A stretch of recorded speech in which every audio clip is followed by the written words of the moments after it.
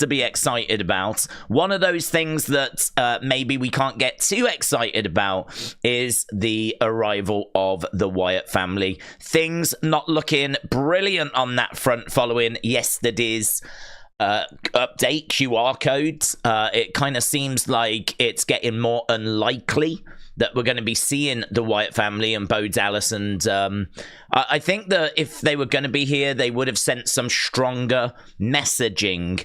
But obviously, there's still hope. Obviously, there's still people out there that are clinging on to the life raft of hope, hoping that we could still get something, maybe Bo on his own. I think there's definitely a chance that we do end up getting a very good chance of QR code. But I think that moment where we're going to get the whole group and they come walking out, I feel like that's starting to look quite unlikely, unfortunately, for this show. But the hope is that if that is the case, are they going to arrive at Clash? And Clash isn't that far away. We're talking about the middle of June. We're talking about a few more weeks of QR codes.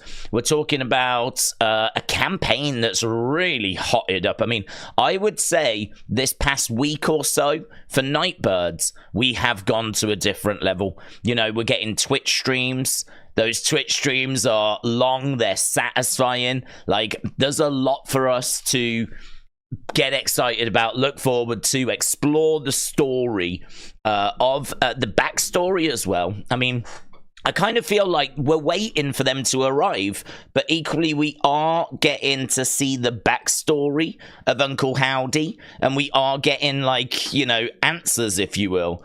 It's one of those where I think if you're waiting for the arrival, I think you're missing out on a few things, in the sense of, I think we're actually getting some stuff we wanted. I thought yesterday's website was really good. Really, really good. I mean, it's basically a journal, isn't it?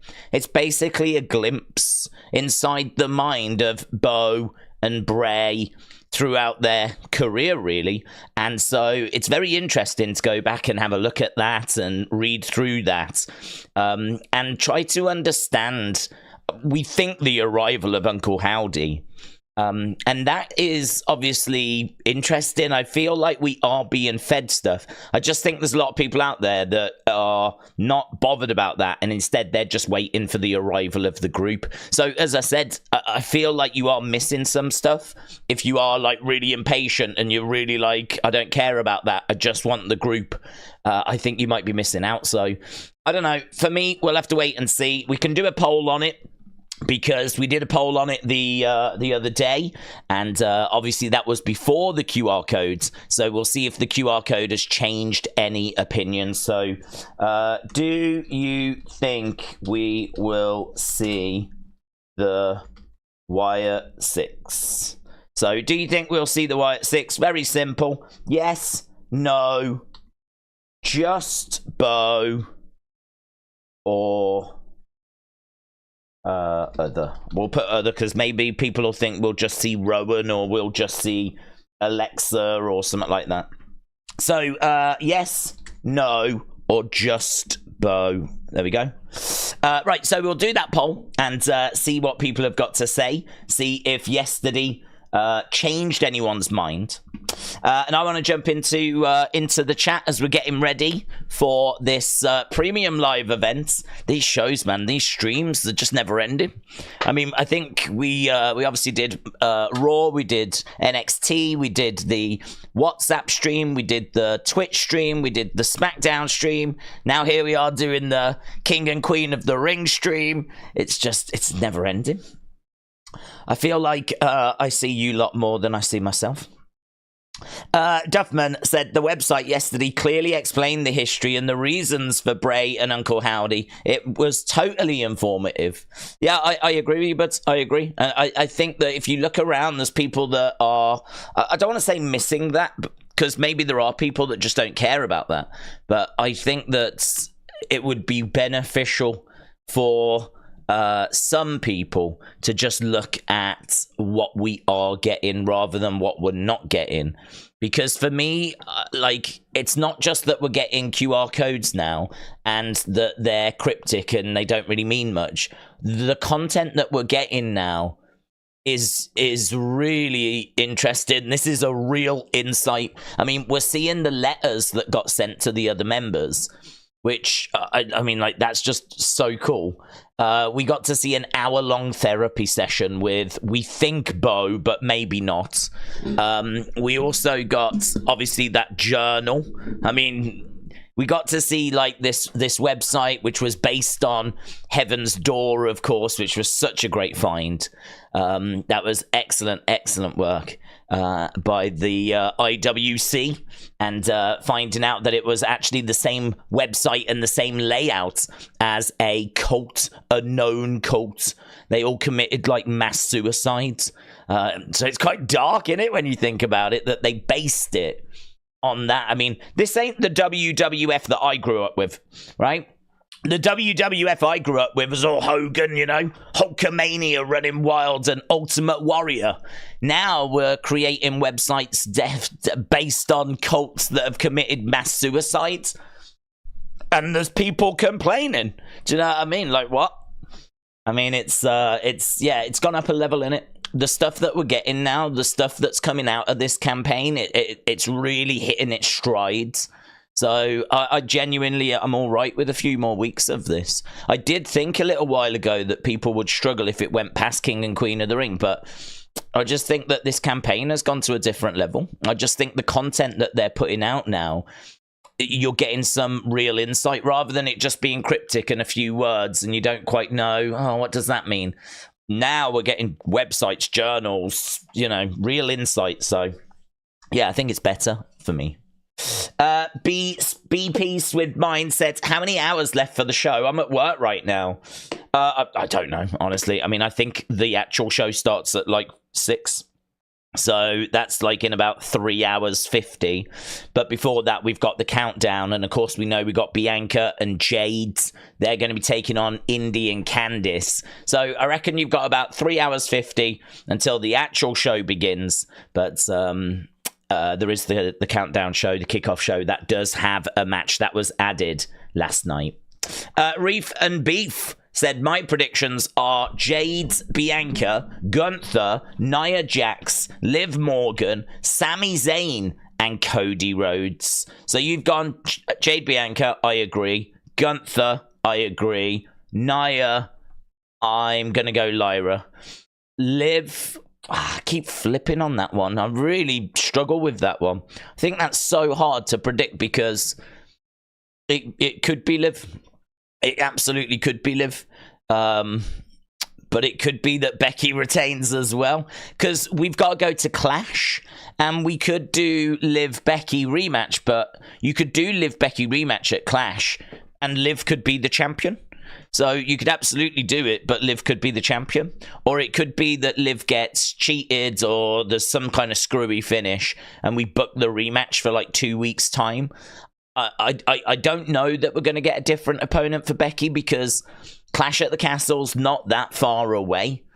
It's the middle of the month. It's not the end of the month. It's the middle of the month. It's like the 15th. So if we had till the end of the month, then, you know, maybe we could start a whole new feud. But, I mean, you saw last night, it feels like they definitely planted the seed for Piper Niven and Bayley. And, you know, Wrestle with Andy made the point, is that where this is going? And I think it is. Yeah, I agree with that. I think that we have planted the seed for those two. And I think it is going to end up with that match. And they did that last night to plant the seed for Clash. Because as we said, it's not that far away. So I'm thinking that we could end up with a Becky-Liv rematch. And just that way, it either could walk out with the title. So I think that one's quite tricky. I'll go...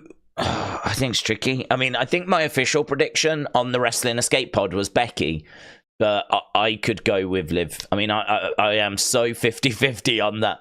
I'm so 50-50 on that one. Sami Zayn, I agree, and Cody Rhodes is the easiest to pick. I agree as well. So, yeah, that's just a bit of a run through the card. Duffman said, I still believe that just Bo appears. Bo, Uncle Howdy. Matthew, shout out to you, said, how many weeks have we had QR codes for Nightbirds? Don't know, but I mean, after WrestleMania is when we first got the song being played. And I don't think that it was long after that. So you're talking, I would say mid-April. Because WrestleMania was what, the 5th, 6th or 6th, 7th? And I don't think there was a QR code that first week because they played just the Nightbird song. But it wasn't long till we got to the QR codes. So it's been guesstimate 6 weeks as a guesstimate. So somewhat along those lines. It's been about a month and a half. Joy Marie said, good day, everyone. WWE PLE changed the start time, or are they in a different country? We're in Saudi Arabia. We're in Saudi Arabia for this one. So, yeah, it is earlier, just like SmackDown was yesterday. It is earlier today. I don't mind these earlier start times. I know that maybe it's not ideal for our American friends because over in America, you know, it's still in the morning, right? Obviously, by the time the show starts, it's going to be lunchtime. I mean, by the time King and Queen of the Ring starts, I think it'll be about 1 Eastern time. And I suppose in a way that does sort of disrupt the day. But I don't mind it. I mean, I think that it's quite good for people all over the world to, well, most places around the world to tune into, you know. Like the kids here in the UK, they can sit down and watch it and enjoy it. It's a Saturday. There's no school. It'll start at 6 p.m., right, in the early evening. And so that's obviously good for them. And in America, it's 1 p.m. It's lunchtime, Eastern time. So that's good for people in America. So I think it kind of hits a little bit of a sweet spot. But obviously, everyone's going to have their own personal opinions. Is it a little bit too early? I don't think anyone would say it's too late. But is it a little bit too early? Could it be a few hours later? You know. But I don't mind it. It's all right. I'm looking forward to it. Looks like a really good show on paper. Matthew said 6 weeks. Wyatt 6. I'm just saying. It all connects. It all connects. David said, the note, week after week, there is another, please give me more time. He's having trouble getting Alexa. We've had 5 confirmed for about 5 weeks. Do you know, there's part of that yesterday, which, well, there's quite a lot of it that I don't understand. I don't 100% know who is writing it and to who. I think the lead-in theory seems to be, but it is not universally agreed on, seems to be that it's Bray talking about Howdy, and then it's Bo and Howdy that takes over, right? After Bray's passing, right? That seems to be the leading theory. Obviously, you've got people saying, could this note be written by someone different? Could this note be written by someone different? There's the odd note that people are saying, oh, this feels like it's a little different. And it's hard to know, to be honest. I mean, if it does completely change, like, to a different person, like, you can make it fit. You can go, I think this is, say, Alexa that's written this one. And it's like, yeah, it could be, but it might not be. Do you know what I mean? Like, they're so loose. There's not enough there to, like, go, oh, it definitely is that. It definitely is this person that's written it, right? I think the general consensus as a result is it's Bray that writes it and then it goes into Bo. I think there's an argument it could be Bo all the way down. I think there's only really one entry that just stops me from really going with that. There's one that really just stops me, and I think it was the one about there was no monster. It was me all along. That does feel very Bray. That feels more Bray than it does Bo, for example. So that one is the one that kind of makes me think, okay, but all the rest of it, I think, fits really well with Bo. So I'm not 100% on that bit. The other bit I'm not 100% on is at the end, right? I wonder if we can, hopefully we do have a little thing we can pop up on screen. It would be nice if we could be having a little look at a few things as we're talking. Let's go here. Let's go. Where do I want to go? Let's go here. Let's go. Do I want it that big? Okay. Let's pop that there for a second. Let's go over here and let's go WWE.com archive recovered. Might as well bring it up on screen. Down here, this bit. So I think, was it establishment? It says, it seems every week there is another. I wish to vanquish them, but I must give them time to repent. Now, who is writing this? And who is it aimed at? I mean, if we stick with what we just said, it's Bray going into Bo, then this would be Bo that is writing it about someone, right? So every week there is another. There is, so it's growing. Whatever it is, it's growing. I wish to vanquish them. So whatever is growing is a problem, right? But I must give them time to repent. I wish I was already there with all of you, but I can't be selfish. A lack of repentance carries a heavy price. Please give me just a little longer. You understand? A lack of repentance carries a heavy price. Difficult, isn't it? I mean, the way it seems to me, I feel like he's spoken about repenting before. And if my memory serves me correct, it was for people that had wronged some of the people he was bringing in. So I feel like he is witnessing people being abused. He is witnessing people being wronged in WWE. Right? He's witnessing, like, maybe he's witnessing Chad abusing Otis. And then he says every week there seems to be another example of someone being mistreated, of someone, like, you know, the way that, because he said earlier in this that he didn't want anyone to feel lonely ever again, right? You might remember that was earlier in this website.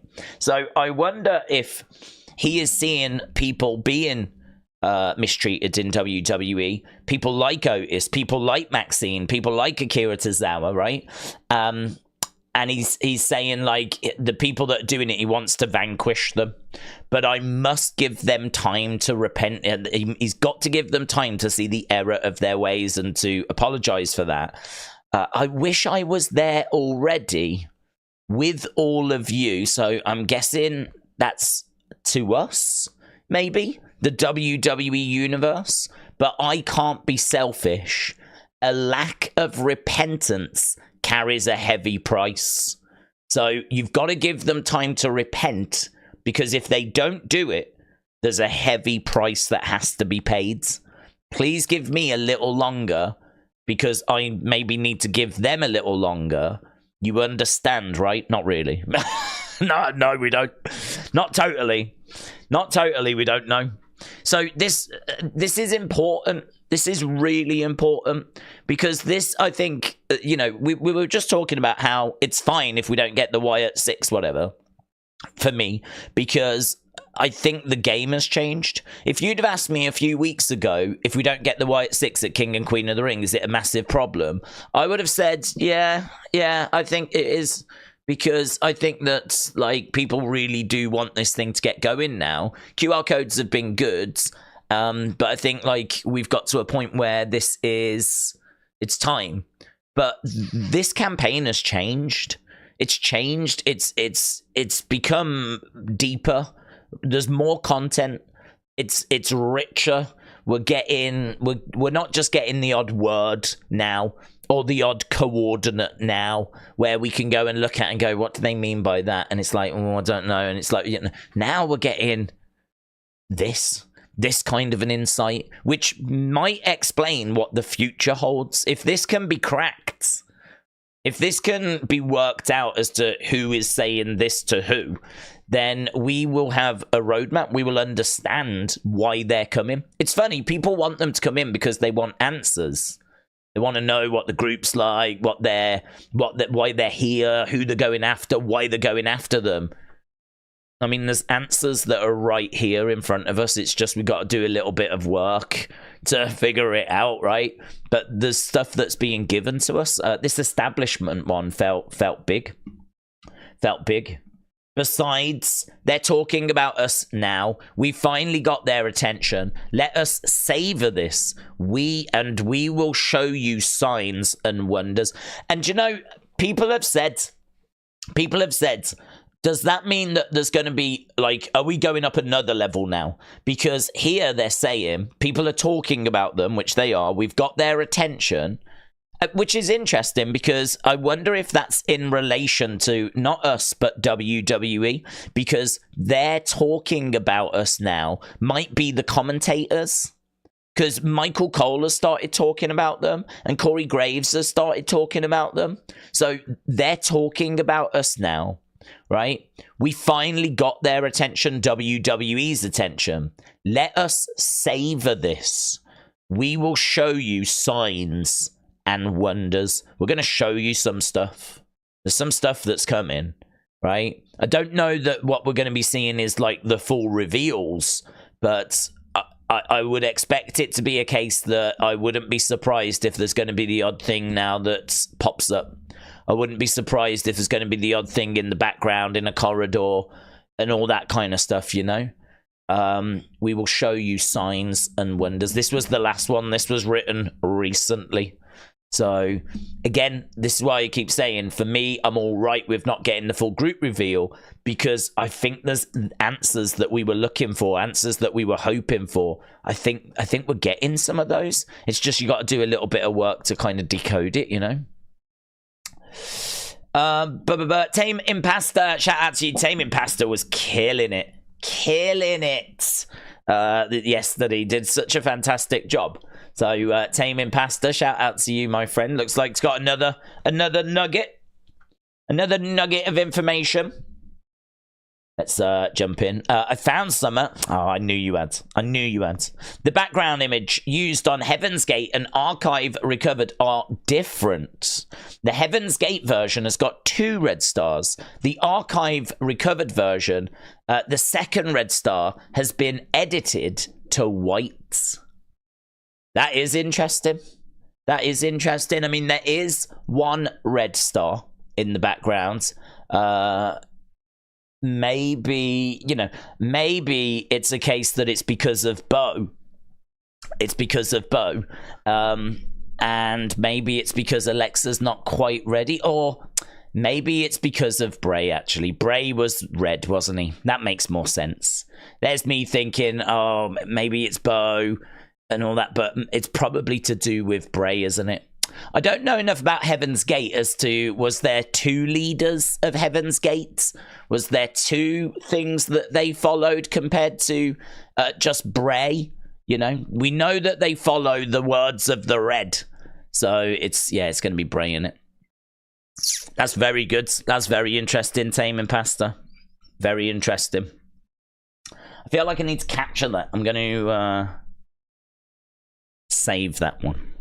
Gonna save that in case we do get a QR code, which I'm sure we will today, to be honest. I know that many of you are expecting a QR code at the very least, if not the full group reveal. And I'm sure we'll end up doing a video on that.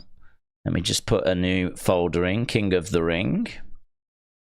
Lovely. I need this anyway for our match scores and whatnot. So, Tame Impasta, I think that's an awesome find.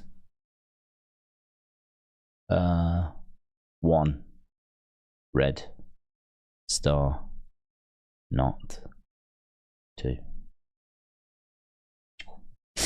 Thomas said, new theory. Bo is telling Howdy's story. Alexa writes the letters. We are seeing speaking for Bray because he is gone. So Bo wrote the website and Alexa wrote the letters. Yes, could be. I mean, we know that person that was writing the letters was left-handed, so very much could be. I think that is a thought that's kind of doing the rounds, but we just haven't been able to like really find that bit of information that just really cracks it, you know, apart from the left-handed thing. But we just haven't found that clue yet that really just goes, no, it definitely was, because look at that, it's undeniable. I think the left-handed thing, people are saying that the person that was writing was doing it like it wasn't like lovely free flowing handwriting. It was all block letters, and there's a suggestion that it could have been Bo channeling Uncle Howdy. So Uncle Howdy had took over Bo, and you know, he was just writing with his left hand. I mean, I think that it would be, I mean, I'm trying to write with my left hand, and it's really difficult. I mean, I feel like you've got to have some degree of experience to be able to do it. If someone said to me, can you write with your left hand, it's going to come out a mess.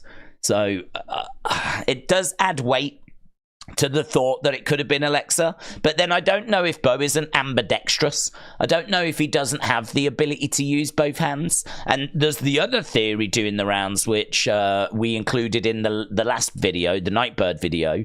That went like an hour. I didn't intend for it to go that long, but obviously we wanted to go through each page and really talk about things. The theory that Jason Baker might be the person that wrote the letters. Jason Baker, of course, the guy in the documentary that makes the masks.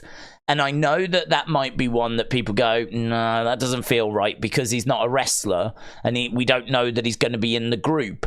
But it really would be no problem for him to be a cameo appearance, you know? It would be no problem for him, because he was a great friend of Bray's. He featured in the documentary. He was the guy that Bo was talking about, saying, we've got to make him proud. We've got to make him proud. Now, the reason why I thought he said we is because Jason's obviously going to be making costumes and masks for this new family, but it really would not be a surprise if we brought him in and gave him a role in this new family. He has been a big player throughout Bray's career, certainly like from the Funhouse times. So yeah, and there was times where he was getting choked up as well in that documentary. He's worked with WWE for a long time. He's left-handed, so there's a theory going around that it might have been him, which I don't mind that theory. I don't mind that theory at all. I think WWE won't mind keeping you guessing as to who these people are, you know. They are loving the speculation. They are loving the conversation, because it is obviously just fueling more and more conversation online, which is fueling more and more interest for them. If they gave you answers, there'd probably be less chatter about it, less thought about it. So if they gave you answers, you know, it might not be as big as what it is. So they are loving the fact that people are speculating all these different names. So yeah, it could have been Alexa, but then it could have been Bo if he's got a degree of being able to write with his left hand. And as we said, we can't totally rule out Jason Baker. I think that's a possibility as well. JPville said, do we think that Bo is going to change his name to Bo Wyatt? No, I don't think so. I wouldn't expect that. I don't know why he would do that. I mean, we know that he is Bray's brother. I think that if anything, if he's going to come back, I think that he is going to want to... I think if he comes back, he's going to want to be, I would think, quite normal, because I really think he is going to want to talk to the fans. I think that he is going to want to thank the fans. He got an opportunity to sort of do it when he inducted his dad. But I think that when he actually gets a chance to stand in a ring with a microphone, I feel like it's going to be very similar to when Bray came back. And even Bray referred to himself as Wyndham. He said, look, this is Wyndham. This is the real me. And I really could see Bo doing something like that. So I would actually say I think there's a greater chance that he comes back under the name of Taylor. and actually comes back under his own name so that he can speak open and honestly to the fans, thank them from the family for all of the support, and talk about like where we're going, basically. Not reveal everything, not like, right, we're going to do this, but just talk about, you know, we're gonna explore what Bray wanted us to explore. We're gonna finish what needs to be finished, right? You can say stuff like that and not give anything away, you know? I could really see him coming back as Taylor, honestly. I could see him coming back as Taylor. I don't think he would take the Wyatt name. I don't see really why he needs to. This whole thing is a tribute to Bray. So I don't think he needs to change his name in tribute to Bray, because this whole thing is a tribute to Bray. This whole Nightbird campaign is a tribute to Bray. This whole group coming together, absolutely everything we're doing is all about Bray. Just like Tame Pastor just said, the background of the website was edited to that 1 red star rather than 2. And, you know, that has to be Bray, doesn't it? Thinking about it, he was the red in a world of black and white. So his presence is absolutely everywhere. It's absolutely everywhere. Hasbo78, shout out to you, my friend. I hope you are well. With a shocked face. And the Witch Master, shout out to you as well. So, right, we are up and running. We're 30-odd minutes in. We've still got an hour and a half till we are going over to the countdown show. So we've still got plenty of opportunity to get our teeth into whatever it is you guys want to talk about. It doesn't have to be Nightbirds. I know there's obviously most people want to talk about Nightbirds. It doesn't have to be Nightbirds. It absolutely can be King and Queen of the Ring. It can be Cody Rhodes. It can be Clash at the Castle. It can be whatever you want it to be. We'll just go wherever the conversation goes. But most people obviously want to talk about Nightbird. So we're going to heavily be talking about that. But if you're sat there going, I don't want to keep talking about this, there's a way of changing the conversation, and that is by pinging in your thoughts. Nita Nitro said, I've sent a picture of Jason Baker's handwriting, which is a massive Bray tribute tattoo on it, which to me points to the fact that it was him.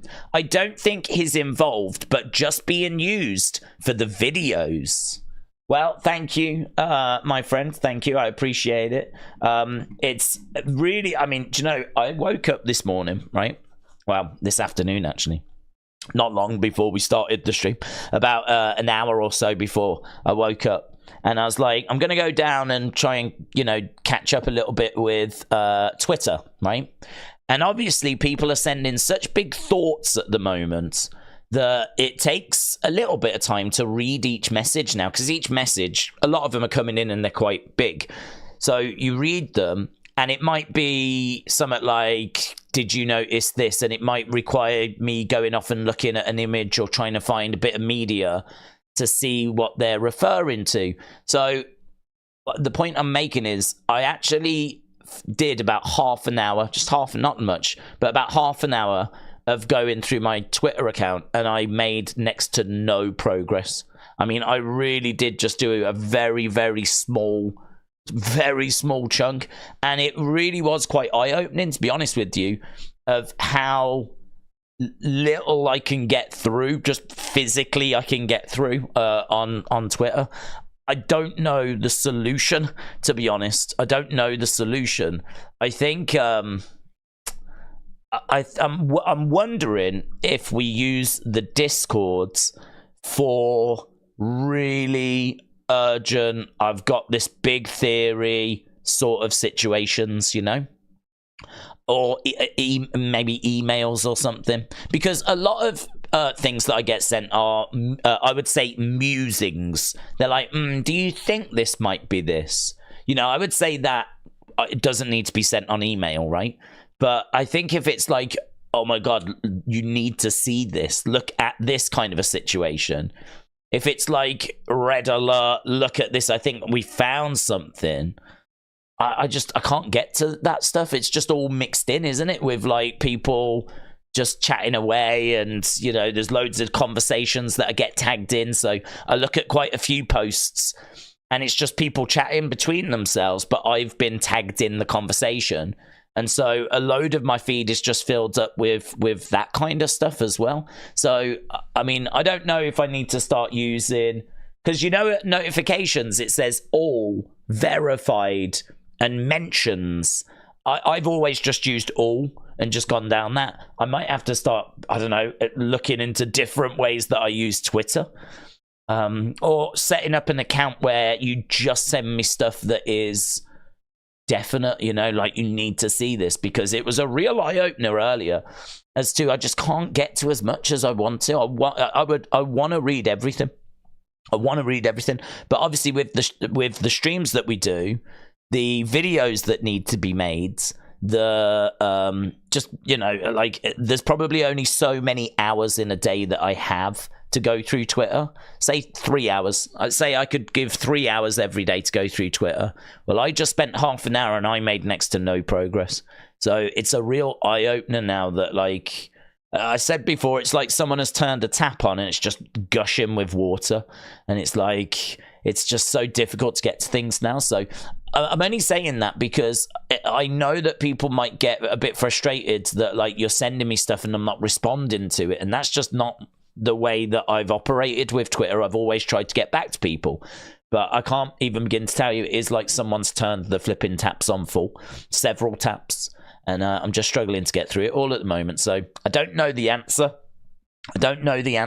I would say if it's red alert, then ping it on an email, and I'll have to try and go that way at wrestlingdays@gmail.com. But really try to not send me stuff if it's just musings.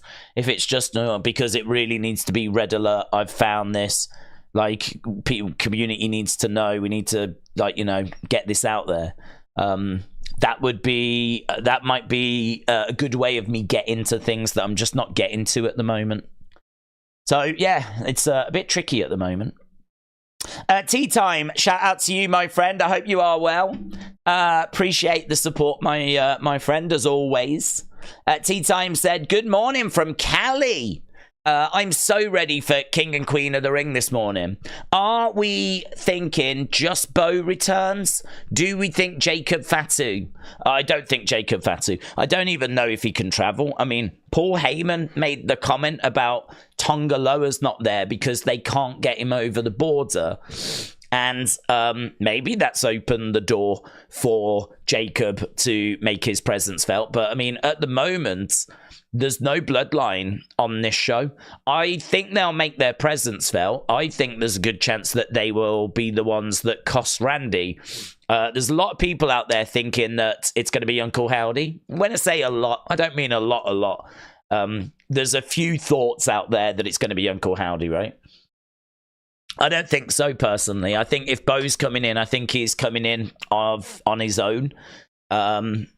Like, if he is coming in today, I think that they'll do a big thing and bring him in. But I don't think that this is about him going after Randy and stuff like that. I don't expect him at all. I think that we get maybe another QR codes and something along those lines. I'm really looking at Clash now, Clash at the Castle, for the arrival of the group. Well, I could be completely wrong, but I said the other day about how it just wasn't screaming King and Queen of the Ring. And then we got that website yesterday, and again, it just didn't scream King and Queen of the Ring. If anything, it said at the bottom, give me more time. You understand, right? So to me, that's them saying, basically, that's them telling you we're not ready. We just need that little bit longer. So, message received for me. So, as unfortunate as it is, sadly not, doesn't mean we won't get anything, though. And just looking at the poll, there's plenty of people thinking that we're still going to be getting them. Because, do you think we'll see the Wyatt 6? 40% have said yes. 40% of people are thinking that we're getting the full group today. 34% have said no, though. So the no's are not far behind. 22% for just Bo on his own, and then 5% for, like, at the moment, yes, 40%. I don't know if that's hope, or if people are genuinely believing that today is the day. But no, not too far behind with 34%, only 6% behind, and just Bo 22%. Uncle Howdy spent too much time on that website, and they've now had to delay the debut, said JB Phil. JP, shout out to you. Yeah, I mean, I think that I can't blame them. I mean, it's his birthday today, right? For starters, happy birthday, Bo. I can't really blame them for not being at King and Queen of the Ring if they're not, because I don't think there was loads that teased they were going to be there, because as we said, I think the little clues that we did get, I think you can explain why they were there. Like 525 was very exciting, but then it was revealed that that is Bo's birthday. The postcode to do with Jeddah is also the date of the last Firefly Funhouse. And I would argue that over the past week or so, they've really scaled down even those mentions. Like, if they were going to do something at Jeddah, just think of the teasers that you could put in. Just think of the things you could do. Think of the coordinates. Think of the words, the different things you could put in the URL. You know, like, this is the Arabic word for soon. You know, what's the Arabic word for soon? That could have been hidden in a source code. Do you know what I mean? Oh my God, it's soon and it's in Arabic.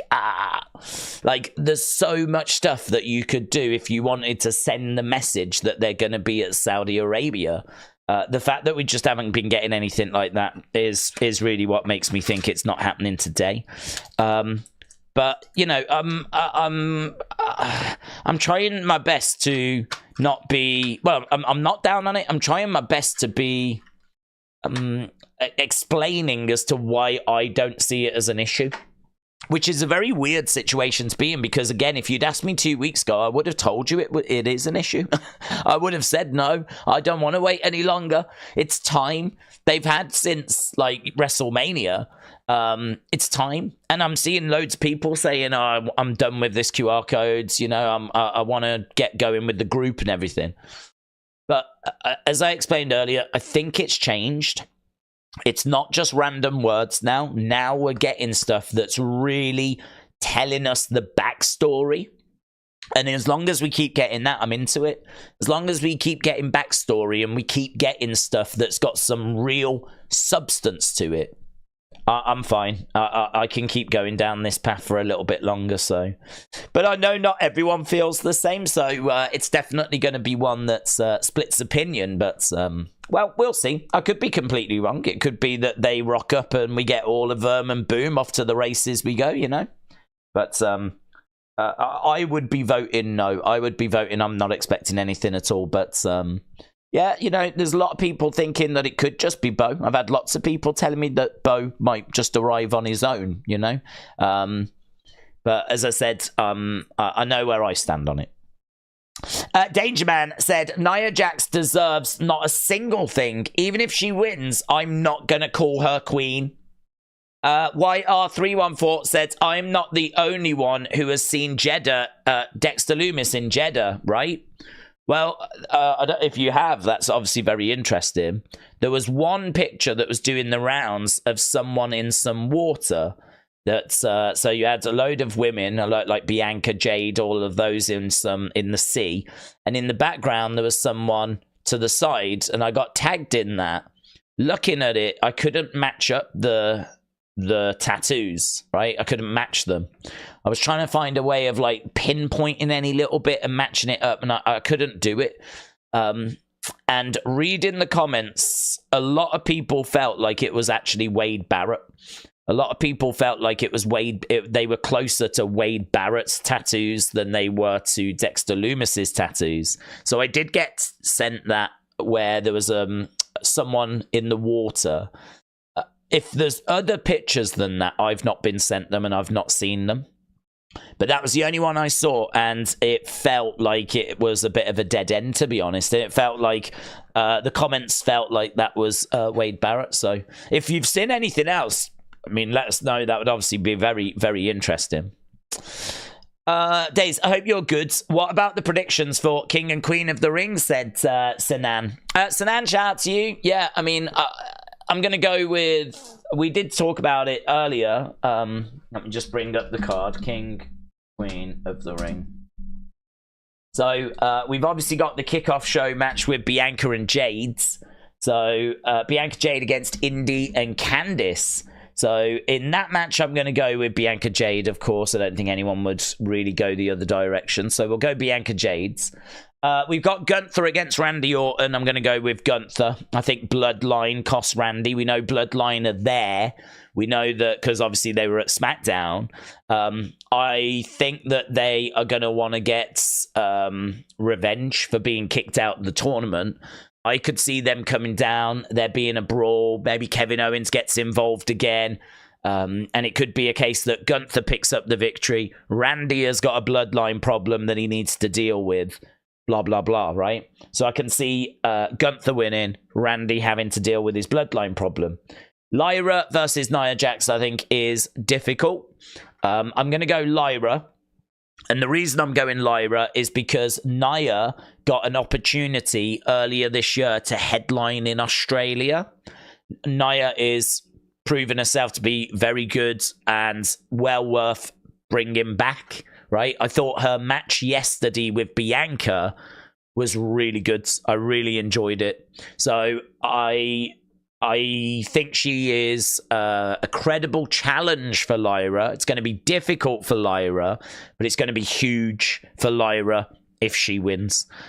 So I'm going to go Lyra on that one. Lyra wins, Queen of the Ring. Big shock. A new female star has arrived, and that is really going to put her on people's radars. So I'm going to go Lyra. I'm going to go Gunther. I'm going to go Bianca and Jade. I'm obviously going Cody Rhodes. Obviously, I think everyone's going Cody Rhodes. Then we got Sami, Chad, Bronson, Reed. Now, I think that Otis is going to turn on Chad. I think he's going to snap. I think he's going to have enough. He's finally going to stand up for himself. So I think that's going to wipe Chad out of the equation. So that's just going to leave Sami and Bronson. Bronson could get it, but I think it's probably more likely that Sami retains. So I'm going to say Sami retains, thanks to Otis finally turning on Chad. And then, of course, we got Becky versus Liv. This, I think, should be probably the closest match. I mean, this, I think, is going to be a really good match because, honestly, close falls and stuff like that, and you just don't know who's going to win it. I could see Becky retaining because she's Becky. She's a big name. She's a big star. But I could equally see Liv winning it. And certainly if Dominic or Finn or people like that are going to make their presence felt, then certainly I think there's a good case for them coming down and helping Liv. So I think that's the hardest one to predict, man. I keep changing my mind on it. I think for my official predictions, I went Becky the other day. But, I mean, it was 51-49. 51-49. That's why I went Becky. There was you had to pick a name, and I could sit here now and pick Liv easily pick Liv. I think I'm gonna go Becky. I might as well just stick with my original prediction, but if I'm wrong, that's the one I feel that I'm wrong on, because we absolutely could get Judgment Day help Liv, and we could get a new champ. So I'm gonna go with Becky on that, but I borderline expect to be wrong on that one. So yeah, those are my thoughts. Feel free to put yours into the chat. Nick said Lyra is winning Queen of the Ring. Geeky Panda said, what if it's not Bo being revealed? What if it's Uncle Howdy standing so that Bo can deny that he is Howdy?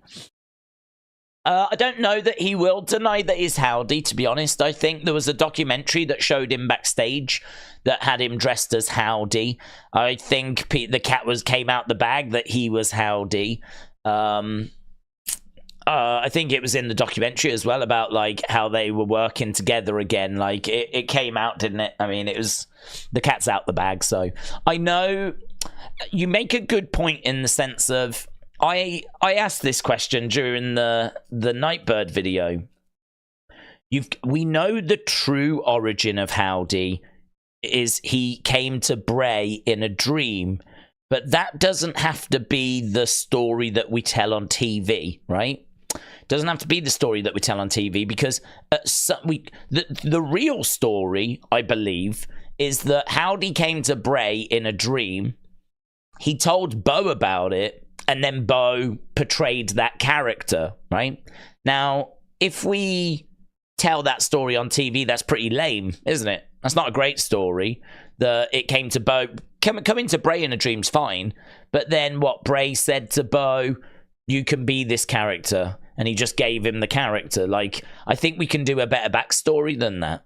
So I think most fans would agree we need to change it a little bit, put a bit of extra flurry. I think we all want Bo to have been possessed by Howdy or whatever, right? We don't want it to just be that Bray gave him the character. So you've got what happened in real life, and then you've got the story that we're going to tell on TV, and the two are not going to marry 100%. It's not going to marry up completely.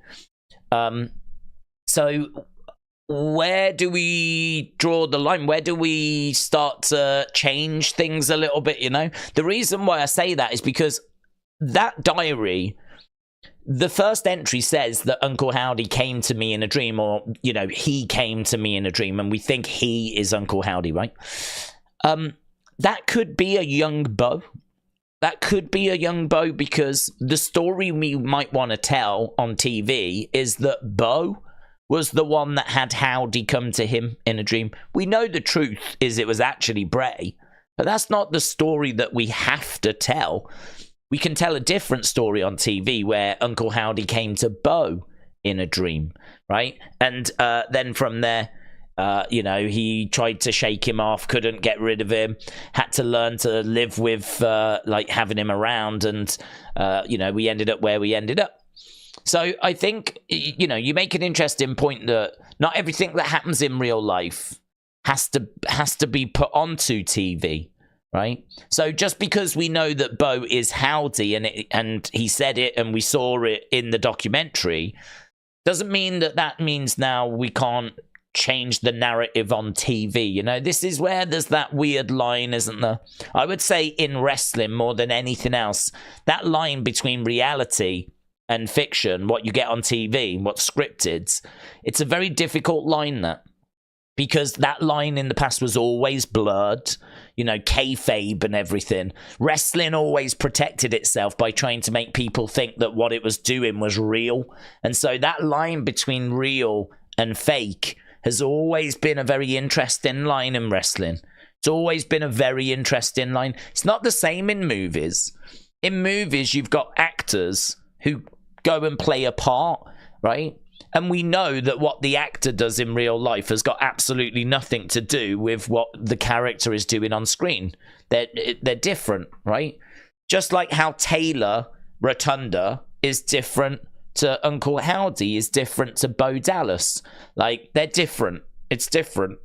But it's so hard to kind of, I don't know, in wrestling, it feels like any clue that you get in a real life documentary should fit into the storyline in real life, but that's not how it works with TV. It's not how it works with films. If we find out a fact about Will Smith, that doesn't mean that in his next movie we can expect that to show itself, you know. But it's a very interesting line between reality and fiction in pro wrestling. So I would say, I mean, I would expect him to come back, and I would expect him to be Uncle Howdy. I think enough people know that he was Uncle Howdy, and I think that's going to be a difficult sell. Let's put it that way. It's going to be a difficult sell to try and convince people that he wasn't Uncle Howdy when there's so much real footage out there showing that he was Uncle Howdy, right? There's a documentary that kind of says and that he was working with his brother and he was Uncle Howdy, right? So I agree that what happens in real life shouldn't have to influence the stories. It shouldn't have to. I think you can change things, but I think something like that is going to be too hard of a sell. I think something like that is going to be too difficult to convince people, because it's, you know, it's going to be a challenge, isn't it? Everyone knows that he is Uncle Howdy, and I think a lot of this campaign, to be honest, has been about Uncle Howdy. So I think to now try and convince people, or Bo try to convince people that he isn't Howdy, I don't know that people are going to be buying that. But maybe that's part of it. Perhaps you want to do it because it's showing that mentally he's, you know, not all there, you know.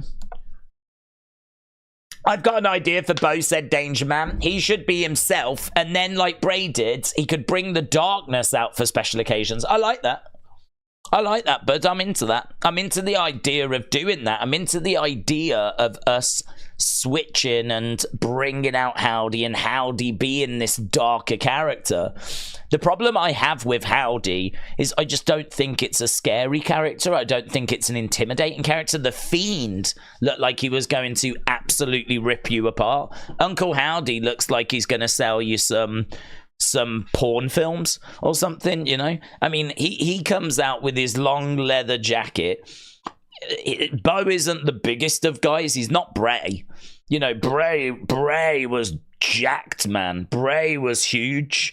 But Bo is not that same size. Bo is much smaller. Leather jacket, just, I don't know. He looks like a ill dude down the pub, Uncle Howdy, to me. I was never crazy about the character. I can't say that I'd made a proper judgment on the character in the sense of I was done with it or anything like that. But I remember, like, seeing the screen, because on the screen it looked like he was smiling as well. The Titantron, when he comes out, it's not this really dark kind of presence. I think on the screen it looked like he was smiling. He was like this, had a little smile, little tilt of the head. I'm Uncle Howdy. Hey, how you doing? I'll watch you, kids. No problem. We need to darken up this character, man. We need to do something with this character. I mean, he tried to sneak attack Bobby Lashley and he got dealt with very, very easily. I mean, if we're going to talk about concerns for this new group, I think the group itself, we've got lots of potential. You know, Dexter Loomis looks like a problem. Eric Rowan has always had a presence. Nikki Cross, obviously, you know, she fits in like a dream. Joe Gacy, we've been waiting for him to kind of find his feet. And I think you could see the potential with Gacy down in NXT. So I think now he's got something to get his teeth into. I think Gacy will thrive in this role. So the group, I don't have a problem with. The affection for Bo, if he's going to portray his real self, you know, we know he's Bray's brother. We know what he's been through. We know how hard and emotional that it's all been. I think, like, that's going to work a treat, right? So all of that's going to be great. My concern is if we make Howdy Bo's Fiend, you better make him scary. You better make him more intimidating. Because, as I said, at the moment, he looks like the guy that you could have a word with and he'll buy cigarettes for underage kids. You know, he'll go in the off license and he'll get them a bottle of something they're not old enough to buy themselves. That's about as intimidating as Uncle Howdy gets. I don't know what we saw from Howdy that was intimidating. I mean, he went off on Bray and called Bray a liar, right? He hit him with a Sister Abigail. I remember him delivering an elbow to LA Knight. But other than that, we never got to see Uncle Howdy. I mean, the sneak attack on Bobby massively backfired. He didn't do anything to Bobby. Bobby just shook him off and Uncle Howdy had to, like, scurry away, you know? I kind of think that there's a lot of work that needs to be done with Uncle Howdy. We've got to make him psychological. We've got to make him darker. We've got to make him more intimidating. We've got to give him an edge. I mean, I would love to see him just like, I think Uncle Howdy just sat at a table with the other members at the table and like him just out of nowhere, just losing it, maybe screaming, you know, just going off and all the other members are just a bit awkward. as Uncle Howdy is just going mental in this room, just like screaming his heart out. And then he just calmly sits back down. And, you know, there's just silence as they all look ahead or something. And, like, you know, that's the end of the vignette. And you're like, Jesus, what did I just watch? But anything that can make Howdy unnerving, anything that can make Howdy, like, a presence, I think we got to do that work, man. We got to do that work. Certainly, if this guy is meant to be the new Fiend, that's a high bar in it. That's hard. That is hard. It's so difficult because the Fiend was so loved. I mean, Bray just nailed it because he had the size. He was so big. The mask was so cool. You know, I mean, he had a presence. Everything about this character, even the pants, which were red with black stripes, the whole thing felt a little clownish, didn't it? I mean, he had that kind of oversized comedy hammer, that mallet that he used to have, the pants with the red and the black. I mean, the mask and everything, it definitely felt like some warped, otherworldly, twisted, evil sort of clown vibe. And it's just cool. It was just cool. I mean, you could see him in a horror film. And the size of Bray definitely added to it. So I agree with you. I think we make Howdy the alter ego, if you will. I think we make Howdy the Fiend of Bo. But we have to be honest in saying there's some serious work that needs to be done, man. Some serious work with getting that character where it was meant to be. But then we just don't know. I mean, I'm not done with the character or anything. I know that I'm blasting him a little bit, but it's only because I care and I so want this to work. That was a concern I had when we had Howdy last time, right? And I think that this time we've got to get it right. We've got to get the tone right. And we've got to do it without Bray, and that's going to be so difficult to actually do it without Bray's guidance. Like, you know, fix this character, if you will. Make this character now the main character. You know, this character, you're right, has to compete with The Fiend. I'm sure we can get The Fiend at some point, right? Because I'm sure that the Fiend character could possess someone else, right? I'm sure that it won't be exactly the same, of course. It'll have to be an altered Fiend, but I'm sure that we can do something. I would be surprised if we never get the Fiend ever again, but it's true. If we get the Fiend, it's probably only going to be once. I can't see it being a recurring character anymore. And so that means that someone like Uncle Howdy is going to have to do a lot of heavy lifting. He's going to have to do a lot of the work. He's going to have to be the twisted alter ego. And I just don't think he was that twisted. I don't think we really saw that much. But to be fair, some of that could be time. Because I know that, like, Bray came back, was it September time? We told this story about how he wasn't reveling in who he was. Then he got reminded who he was. Then he went into the program with LA Knight. Then it was time for WrestleMania. So maybe we just didn't quite get round to doing, like, fleshing out Uncle Howdy. Perhaps we didn't get the chance. But hopefully this time we do. Wow, we have to. Because as you said, he's going to have to do a lot of heavy lifting. That's what she said. Shout out to you, buds.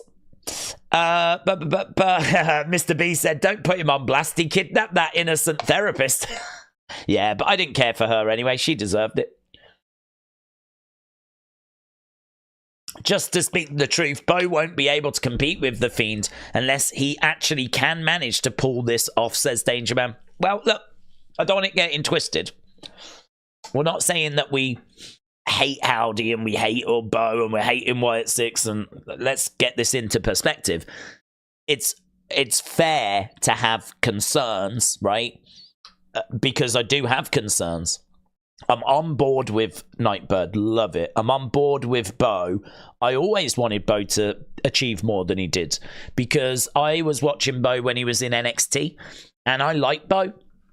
I like him. He comes across as a really nice person, and I thought the way that he was handled on the main roster was really poor. So I always wanted better for Bo, Love Eric Rowan, love Dexter Lumis, love Nikki Cross. I mean, love Joe Gacy, love that group. Love that group, right? So Nightbird killing it. The group they've put together, killing it. People have concerns that obviously, you know, once this group arrives, are they going to be able to live up to the hype, live up to the expectation? I actually think they will. Because I think that the people that they've got are the right people. And I think they will live up to expectation, right? But where my concern comes in is the Uncle Howdy character itself, because we've already seen him, and as we said, I just didn't. It just didn't live up to the Fiend. It just was nowhere near as intimidating as the Fiend or as impressive as the Fiend, and so for me, there's work to be done there. And hopefully they are going to do that work, because this is now going to be a major character. This is now going to have to carry the weight of this. And that is a weight, isn't it? That is a weight. That's not just the weight of Bray, but that's the weight of the Fiend. Because not only do we not have Bray around, but we don't have the Fiend around. So all of a sudden now, like, this Uncle Howdy character, when he's having a match, he's going to have to, you know, do you remember when the Fiend would come down, he had the lantern. He had the lantern, he had his custom championship. He had the song and the fireflies and all of that. Like, we are going to have to try and make Uncle Howdy that big. We're going to have to try and make Uncle Howdy that cool. And that is going to be a job. Someone has got a job on their hands there. But with everything I've seen with Nightbird, I think they can deliver it. With everything that I've seen, with how good Nightbird has gone, I think that they can come through with that. So I'm very excited to see if they will. I don't think we'll see it today. I wish we was seeing it today, but I don't think we'll see it today. But yeah, I'm excited, and we'll see what the future holds. I'm looking forward to whatever today brings, even if it is just a QR code. The idea of Bo carrying on Bray's legacy reminds me of when the MCU had Letitia Wright carry on Chadwick Boseman's legacy in Wakanda Forever. 24K, John. I don't watch Marvel films, so that doesn't really mean much to me, to be honest. But I would imagine that that's an example of someone who was very good being replaced by someone who has potential. I mean, I feel like Bo has got huge potential. It's just, can we maximize that potential? And I think it's okay to have that as a question. Taming Pasta said, just like Sam Raimi's Green Goblin, Bo should be talking to Image or Mask Howdy like he's a separate entity. But the answers come from the voices in his head. He is Bo, but Howdy is deep within him. I agree. Josie, shout out to you, buds. Hope everything works out with Uncle Howdy, said Danger Man. Yep, we can only hope for the best. Absolutely. I think it's good, though, that we can sit and be honest about, well, these are our concerns. You know, this is why we're excited. This is what we're concerned about. This is where we think it's going. These might be the potential problems. These are the opportunities. These are the things that the group can do that's going to, you know, and we've been doing a bit of that, actually, with the opinion videos over on the second channel. And we will definitely continue to do those. So my plan was that when the group arrived, I would do an opinions video where I would ask you guys, what did you think of it? What did you think of the music? What did you think of the presentation? What did you think of the costumes? What did you think of the look? Everything, right? Now, obviously, we don't know that we're getting that, but when we do get that, I will ask you that question. I'll ask it over on Twitter. You can respond, and then you can obviously I'll add that to the opinions video. I don't think we'll be able to do that today because I don't think they're coming today, but we'll still do one of those opinion videos for King and Queen of the Ring. I'll still put that out and ask you, what did you think of this show? And you can give me your thoughts, and I'll read them on a video. And that'll go on the second channel. So my plan for today is, we're obviously here now doing King and Queen of the Ring, right? Chatting away as we always do, having a good old chinwag. Then we will, as soon as this show is done, We will do a review of the show after on the second channel. Obviously, I'm expecting something to do with Nightbirds. If we don't get anything on this show to do with Nightbirds, I will be shocked, right? I'll be stunned, right? I think at the very least we get a QR codes, at the very least. So I would expect something, and I would expect some Nightbird video to be on the channel. So I expect to do a Nightbird video. I expect to do a review video. I will also put a thing out asking for your opinions on Twitter. I will do an opinions video. If I don't think I'll get a chance to do an unseen tonight, because I think by the time I've done all of that, you know, we're probably really pushing quite late by that point. But I don't know. I mean, I'll have a little look of it. If I can get an unseen video out, I will try and do that, because I love unseen videos. I miss them. I miss them. Unseen videos was our roundup of here's everything that's gone on today on social media. Here's all the fun little interactions that the wrestlers have had. Blah, blah, blah, blah, blah. You know, and we were doing that every day, really up until WrestleMania and even after WrestleMania. But boom, then of course I went to Florida, and so they stopped. And since coming back, it's just been a non-stop Nightbird carnival. It's just been a festival of Nightbird stuff. So it's been quite difficult to like really be able to do those. So I'd like to try and do those, but I don't know how possible that'll be. But we'll see. We'll see. But yeah, plenty of opportunity for you guys to be sharing your thoughts across this channel and the second channel. Days, could we get 2 QR codes today, said Colin. One on the kickoff show and then another one later. Just wondering if we should be ready. Well, we could. We absolutely could, right? I think that's... I think we could. I think that we're likely to get one. I think that on the kickoff show, there might be a little summit that just teases. I could see there being a glitch or something that just teases that they're around or that they're going to make their presence felt. I don't know about 2 QR codes. There could be, but if there are 2, I'd imagine the one will be quite simple, just kind of pointing towards later in the show. Just because these QR codes have been so rich, so deep, so full of information, it would be hard to imagine that they would be able to get 2 done for one show, you know? I mean, think of the work that's gone into these. I mean, someone's had to create that whole website, all of those entries, and that comes like a day after a Twitch stream that was like, you know, half an hour long. That comes after the work that went on with the pictures on WhatsApp. And I know, like, some of this stuff is not, like, you know, the craziest stuff in the world, but all of this has had to be planned out. Like, there was 2 pictures on that WhatsApp thing, which seemed to come from the therapy session. You know, we saw the guy rating them, right? So a lot of this does connect.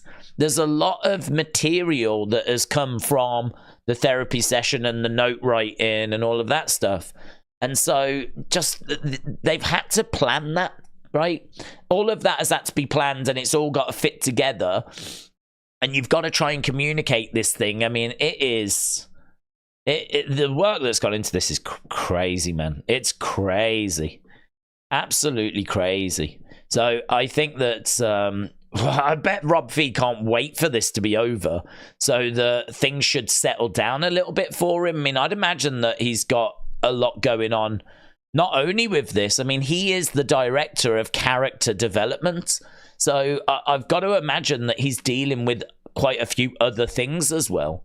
So yeah, he's got his plate full. He has got his plate full. But he's killed this. He's absolutely killed this campaign. So if we do get 2 QR codes, I think the one will only point to the other one later in the show. I can't imagine that they've been able to, you know, give us 2 deep and rich QR codes. But you just never know with them, do you? You never know. Horror King Mayhem said, I don't think we get anything but QR codes. Bo's not there. I've seen somewhere someone has seen him, by the way. Okay. Alex said, I thought Triple H's comment in the documentary was interesting. He was having a hard time connecting the story that Bray wanted to tell and what the fans saw in the ring. I hope that they can work that out. I think Bray was, I mean, what Triple H has said in the past is he was a tornado of ideas. And I think that was at times a bit of a problem in itself. I think that he was so creative. His mind was just constantly firing off with like thoughts and ideas. Yeah, I'm sure that you've had that as well, where you're inspired and you're motivated and you're trying to work towards something, and you're like, oh yeah, I could do this, but then I could do that, and I can do this. And I think that Bray, my understanding is that he had a few mental issues, Bray.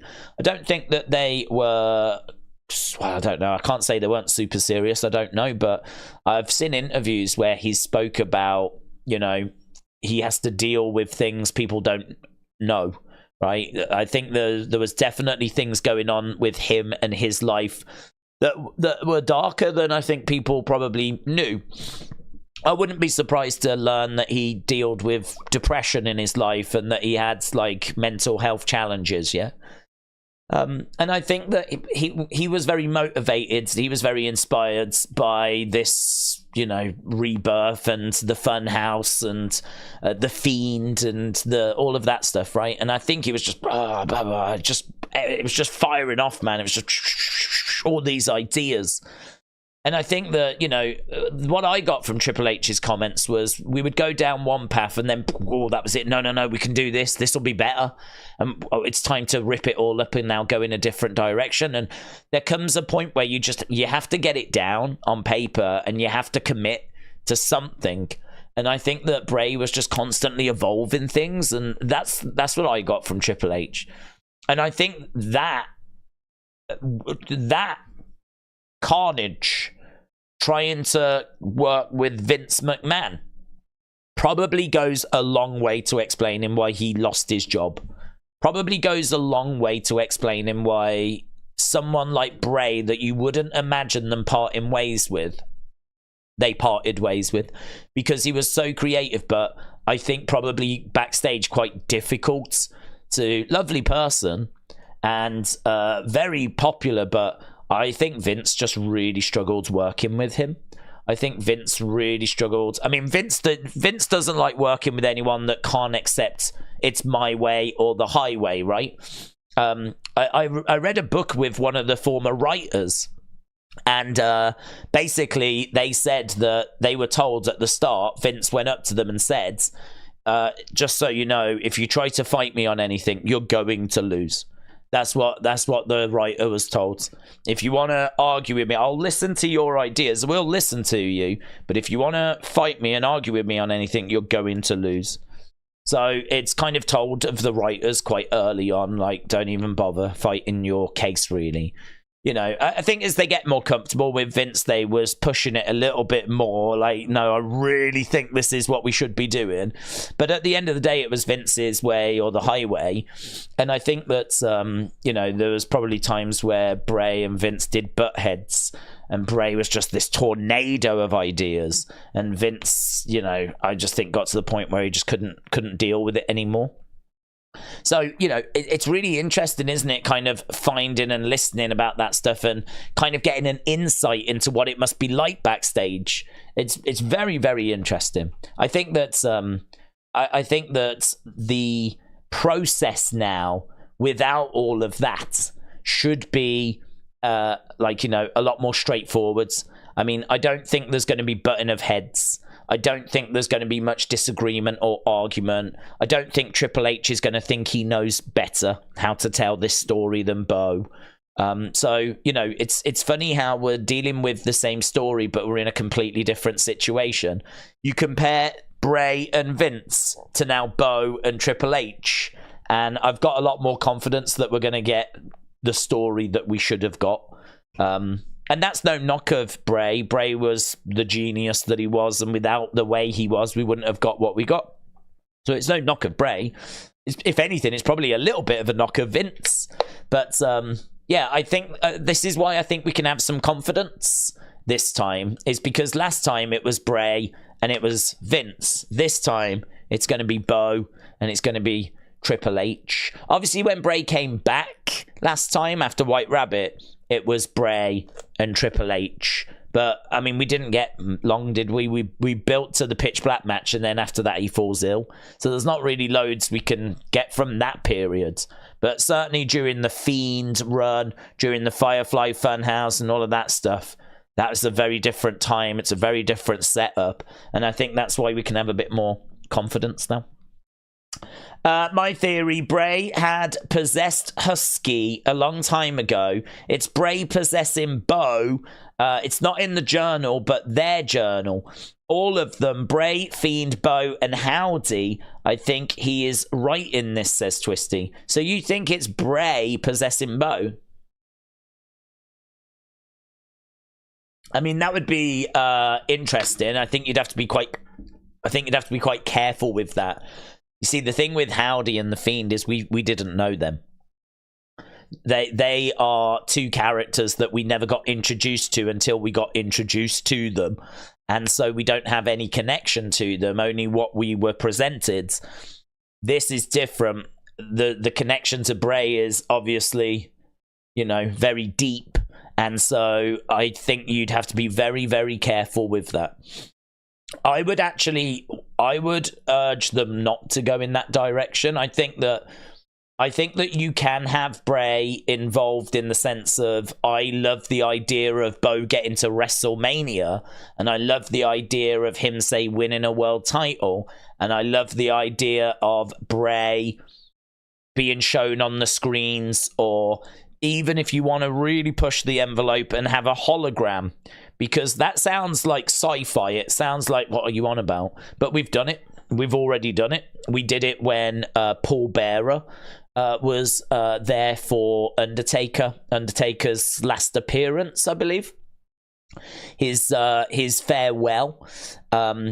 We had Paul Bearer on the edge of the ring. Undertaker went down on his knee, put his hand up, and Paul Bearer was on the edge of the ring with the urn. And we got the oh yes, the Paul Bearer oh yeah. And it was a moment, wasn't it? It was a real moment. It was a lovely way of honouring Paul in that moment and what he meant to the Undertaker character. And it looked good. It looked fine. It was fine. I mean, it was... I don't quite know how they did it. I don't know if it was a screen or... I don't quite know how they do them, to be honest. But I thought it looked pretty good. So I think that you could have Bray's presence in that way, you know? You could feature him in some way like that. Or if you want to just put him on the Titantron and just, like, you know, just have his presence felt in that way. But I think you've got to be real careful if you're going to do anything with Bray, because there's too many people that have got that emotional connection. I think Bo being taken over by Bray and all of that stuff, you do run the risk of it being not received in the way that is intended. So we'll have to see. I don't think they're going to go that way personally. I think that you've got to be real careful with that. But it's a thought, isn't it? I mean, it's a thought. It's something that they could look to explore. But I would just say approach with caution. Approach with caution. You've got to be very careful with stuff like that. Big Migs Gaming said, just want to say I appreciate all these streams and videos. It's been a great escape from reality. You have been the best on YouTube. Much love. Big Migs Gaming, shout out to you, my friends. I mean, I love what we have. I mean, as we've said, this is our little corner. That's how I look at it. This is our little space. We keep ourselves to ourselves, and we just... you know, I just want your thoughts, your theories. I just want to chat with you guys. I mean, we start hours before the show so that we can talk about whatever it is you want to talk about. And it doesn't have to be Nightbirds. It doesn't have to be Bo. It doesn't have to be Bray. It can be Queen of the Ring. It can be King of the Ring. It can be old times. It can be current times. Be whatever you want to talk about, right? And we do that for Raw. We do that for SmackDown. We cover NXT. We'll be doing NXT Battleground. They're going to go to the Apex soon. So we'll be doing that show as well. So, I mean, we're here all the time. And obviously we do the Nightbird videos. We do review videos on the second channel, and we try to do unseen videos and whatnot. So yeah, I think we've got a really good system. I think we've got a really good setup. I think we've got an amazing community, and I'm constantly trying to find ways of like involving people more. I mean, I know that I can only get to so many chats during the live stream. I know I can only get to so many comments on Twitter. I know that I can only read so many comments in an opinions video, whatever. So I'm always trying to think like, what else can we do? How else can we involve people, you know? So I would say if you've got any thoughts, suggestions, video ideas, anything like that, ping them over in an email. I'd say my email is there primarily for urgent stuff, in the sense of, I need you to see this because this is something you need to be aware of, or here's an idea that I think is really good. So I'd say if it's like thoughts, musings, yeah, it could go this way, it might go that way, that kind of stuff, I'd ping that over on Twitter, right? Because I try to go through that. But I think if it's that urgent, no, look, we've just found this, or I think this would be a really good idea for a video, and I've been thinking about it for a while, and blah, blah, blah, then that's what my email is for. But even getting to emails at the moment has been difficult, to be honest. But Big Minx, shout out to you, my friend. I'm so glad that you enjoy the channel, and your support is very much appreciated. That's what she said. Shout out to you, buds. How long we got? We've been live already for an hour and a half. So we've got another... I don't know when the kickoff show is. Kickoff show is 5, is it? Kickoff show at 5. So that means that we've got another hour and a half to go until the kickoff show. Okay, fine. Muse0042 said, Howdy shouldn't wrestle. He should manipulate things from the background. Maybe another Fiend, we don't know about that yet, can emerge. Yeah, no, I agree. I mean, I think there's an argument for all of them having alter egos. I think there's an argument for, you know, a lot of them having like split personalities and having like darker sides. I think that that is something which would be quite fun to explore. I think that the Fiend character was Bray's darkness. It seemed to be something that possessed him. People love the Fiend. They would love to see the Fiend character again, but you do need someone of that size, because trying to have Bo be the Fiend, I think, would be a challenge, because Bo is not the size of Bray. And it's not going to have the same presence. It's not going to feel the same. Maybe that's part of it, though. Maybe you make it very, very clear that, you know, you could do a whole thing where Bo says that the Fiend visited him, you know, and he doesn't want to let the Fiend in. He doesn't want to dig up memories of the past and whatever, and all this kind of stuff. You could maybe explore stuff like that. I mean, that would get people excited. Certainly if it then led to something like SummerSlam, where Bo was going to be taking on Randy Orton, and Bo was going to be the Fiend for the first time, and we were going to see him coming out as because he's let him in, you know? Could do this whole thing about not wanting to let him in, and eventually he does. I think, though, that in that build, Bo would have to make it clear, you know, the Fiend is occupying my vessel. He's going to be occupying me. So it might not be the same Fiend that you've seen before. Like, you might have to just sort of make that clear, because, I don't know, people might be thinking that they're getting, like, I don't know, the Fiend. And that's going to be hard, because that was Bray, and Bray's not with us anymore. So it would have to be Bo. And it's not going to be the same, because he's not the same size. I mean, he could put the work in. I'm sure he would get himself, you know, in great shape for it. But it's never going to be the same. It's never going to be the same. It can never be the same. But people hopefully know that. Because, you know, losing Bray, you know what got lost. A lot got lost. And that absence is obviously an absence that is felt by a lot of people quite severely, and you know, there was a lot of people struggling. the other day when it was Bray's birthday. A lot of people struggling. But I think that we should really focus more on the positives, and we should focus more on the fact that we get to continue this story. We get to continue this journey. Anything involving the Fiend, anything involving Bray is always going to be very sensitive. And they know that. So you've got to be very, very careful with all of that kind of stuff. But I think if I was with them, I would say, take it. Yeah, have an outline as to where you're going. And you're going to have to, because costumes going to need to be made and characters are going to need to be fleshed out. But take it a step at a time and get the feedback of the communities. You know, have a look at what social media is saying. That'll tell you if you're on the right paths or not. You don't listen to it in the sense of just book for social media.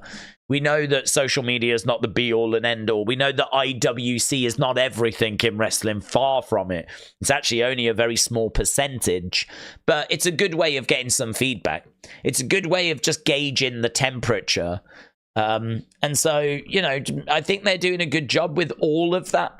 You know, we've seen loads of like little indications that they're aware of people. You know, they've been putting lots of like YouTubers and people that have been coming up with theories, like names in source codes and everything. So they're aware of stuff that gets put on social media. They're aware of the content that gets made. They're aware of what comments people are making.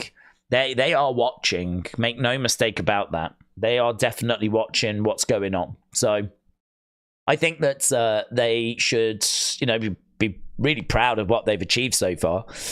Take it a step at a time. Obviously, there's pitfalls and things they need to be careful of. They will know that better than anyone. And hopefully they're just really excited about whatever story it is they want to tell. Hopefully they just can't wait to get going, you know. Because they obviously know where this story is going. They know what characters are coming. And could you imagine that? Could you imagine being them? Knowing of the characters that are on the way. Knowing how exciting this thing is going to be. And like you can't show anyone yet, but it's coming. Like that must be so exciting. It must be so exciting to know what this group looks like, what the new setting is going to be, to know what the new alter egos look like. I'm sure there's new characters. I've no doubt there's new characters. You know, we're talking about The Fiend and Uncle Howdy, but we could be talking about some very different people in a month or two, you know?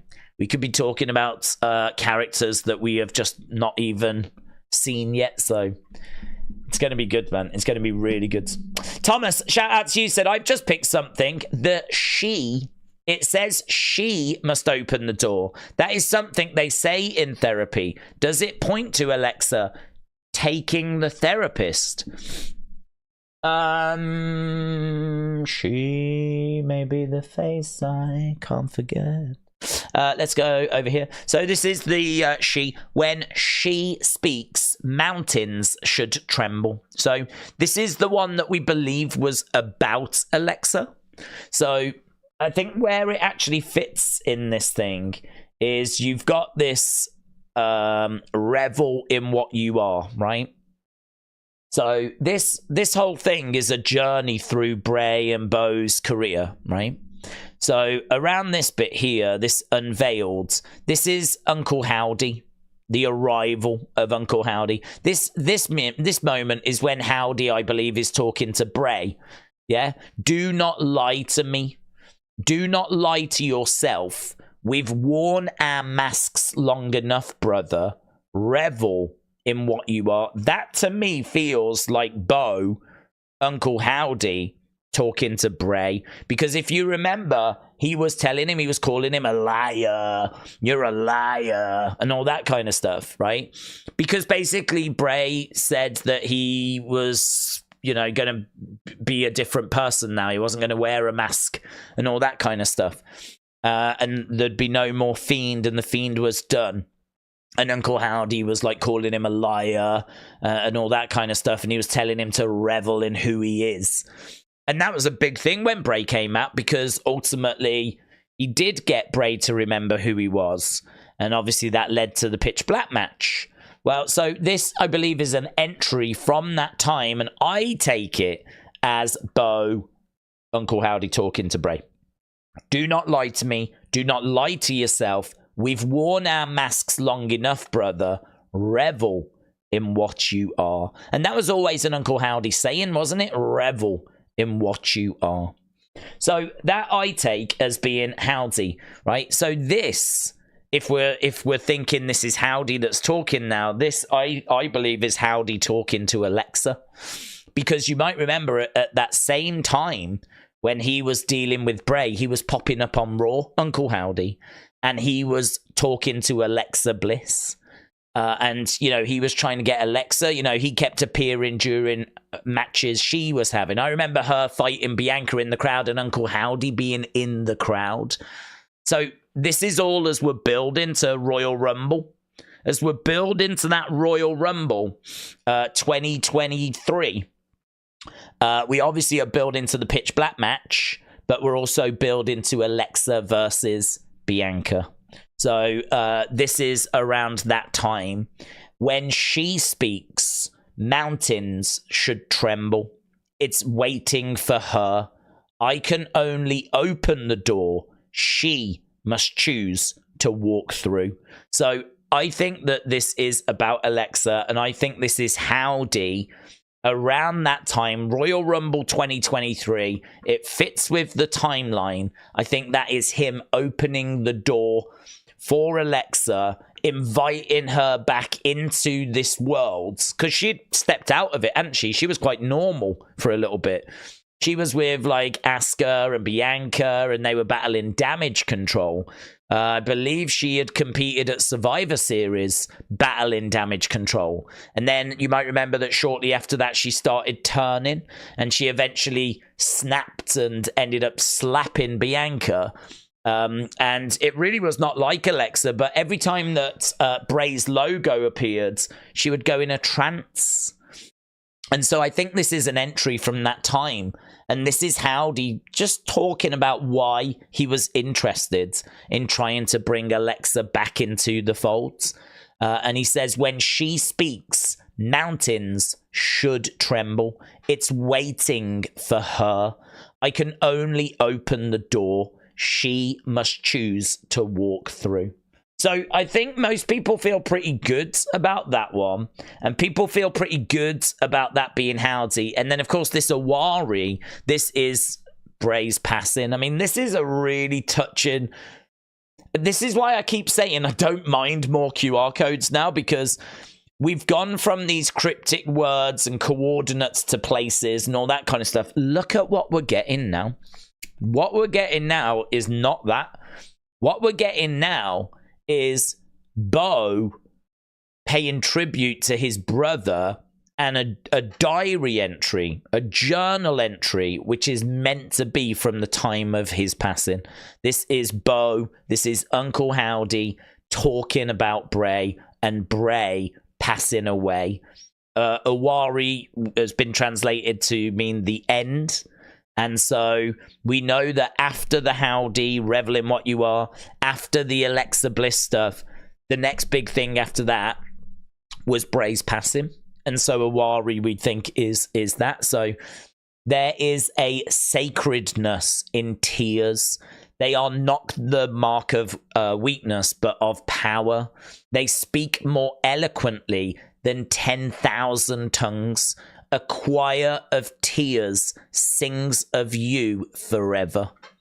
So very, very, a choir of tears sings of you forever. I mean, this is Bo talking about his brother. This is Howdy talk. I feel like it's probably more Bo. It's probably Taylor, actually. But, you know, they are all within the same body, the same person, talking about Bray and the passing of Bray. They are not the mark of weakness, but of power. They speak more eloquently than 10,000 tongues. So it's amazing. This is what I'm saying. It's amazing. So you start with the arrival of We Think Howdy. You go all the way down through the career. It starts in 08. It goes to 2024. We deal with Howdy. We deal with him trying to get Alexa. We deal with the passing of Bray. The next note is all about, well, what's the purpose now? What do I need to do now that Bray is gone? Then he finds that purpose, and it is to bring this new group together. So we've got a note to one of them, a note to another one, a note to another one, a note to another one. Then we've got this one that's called Family. Then we've got one that's quite interesting about empathy, where they really go off on someone, right? Where was your empathy? And we don't know who they're going off on. There's also this one, Establishment. These are really interesting because these point towards why they're angry, who they're targeting. So these two are very interesting. I think all of this is self-explanatory. All of that is straightforward. Nice and easy. You can work that out easy. But this here, this is who they're targeting, why they're going after them, and that's really interesting. And then, of course, this new at the end. This is the latest final post. Again, I mean, look, that is this is so far removed from what we've been getting. You know, what we've been getting is like a video that's got a few clips in it, and you look at it, and there might be a word in the source code, and you might look at the URL, and do you know what I mean? Like, that's what the QR codes have been. What this is just, it's not even next level, it's next realm, right? This is some real content here. This is some real work. This is some real insight. And that's why if we're going to do another couple of weeks of this kind of stuff, I'm down for that, to be honest, because I really feel like we're getting some insight. We're getting answers, the answers that I was hoping to get when they actually arrive. Because what we want to know is, why did they get together? Where have they been? Right? Where have they all been? Where's Dexter Lumis been? Where's he been? Where's Nikki Cross been? Right? What happened with them? Why have they all come together now? Right? Why has Bo come back? What's he trying to achieve? We said one of the first things we want them to establish. Why are you here? What are you trying to achieve? That's one of the first things we want them to address when they actually come back. We want answers on those things because those things are important. We've got to know why you're doing what you're doing. We've got to know what you're trying to achieve so that we can support you in it, you know? We had to know what story Cody was finishing so that when he finished it, we knew it was a big deal, right? We had to know what the story was. Well, we have to know what the story is here as well. The difference is we don't need the group to debut to find the story out. They are communicating it in a different way right now. And that is through these QR codes. These QR codes have got so important now. So important. They're not just things that are like throwaway, wishy-washy, it doesn't matter. Now there's real content to them. There's real meaning to them. There is real storyline significance to them. And if that continues for a few weeks, honestly, when the group arrives, I mean, they could just go after someone because I think the questions that we've got, they're being answered. We're getting the answers to those questions right now. That means when the group arrives, we don't have to wait around. We don't have to mess around. They can set their targets on someone and go after them, and we will know why they're doing it. We will understand why they're doing it because we will already have had the answers. So it's so good. It is so good.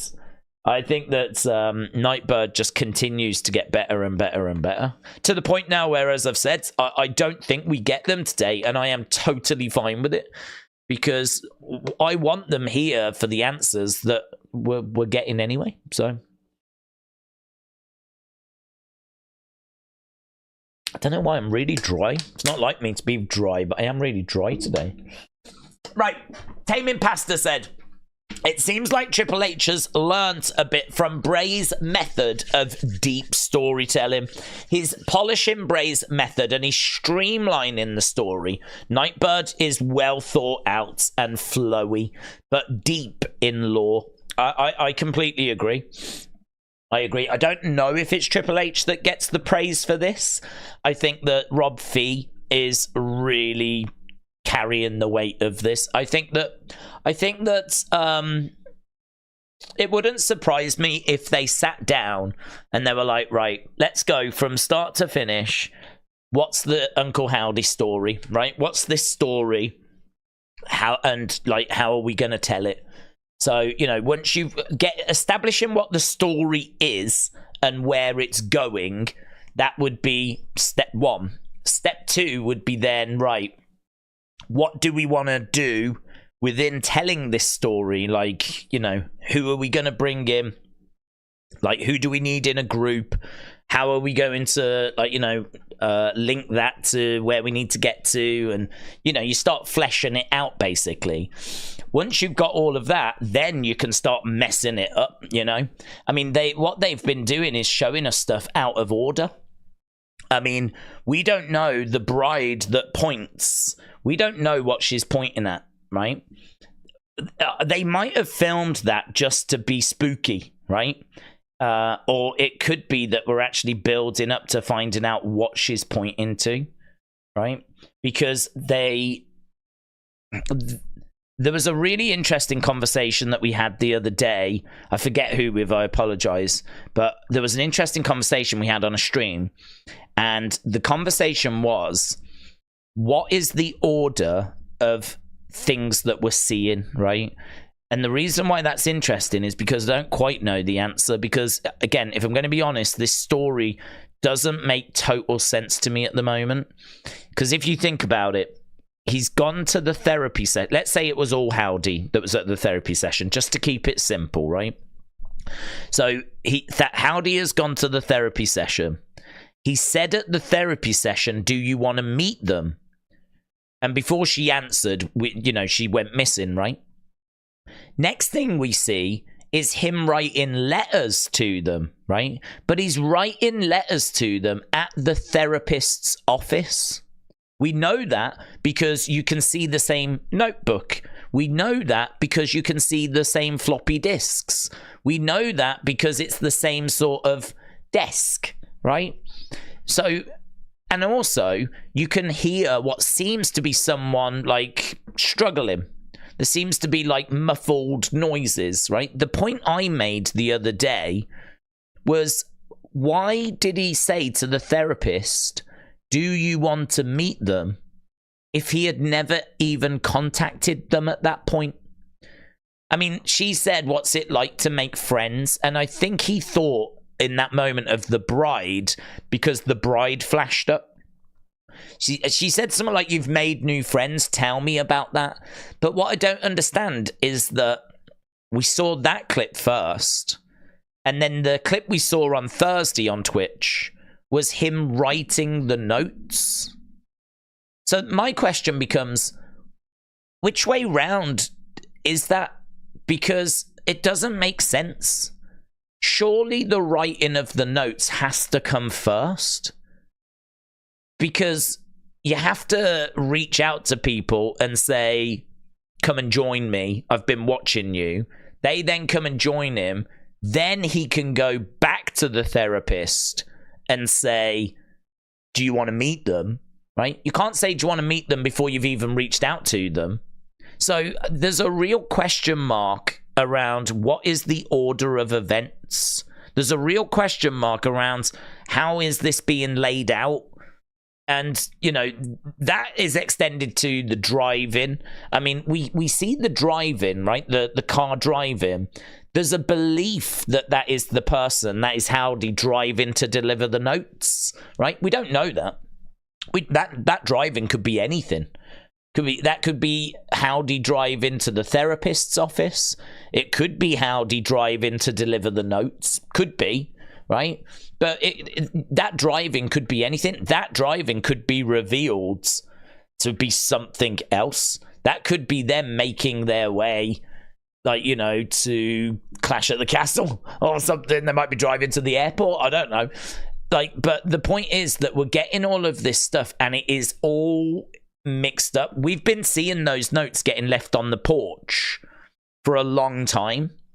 Weeks. We've been seeing those notes be left So, like, that must have happened well in the past. So, what we saw with the notes being written on Thursday, that was not recent. That has to have been a long time ago.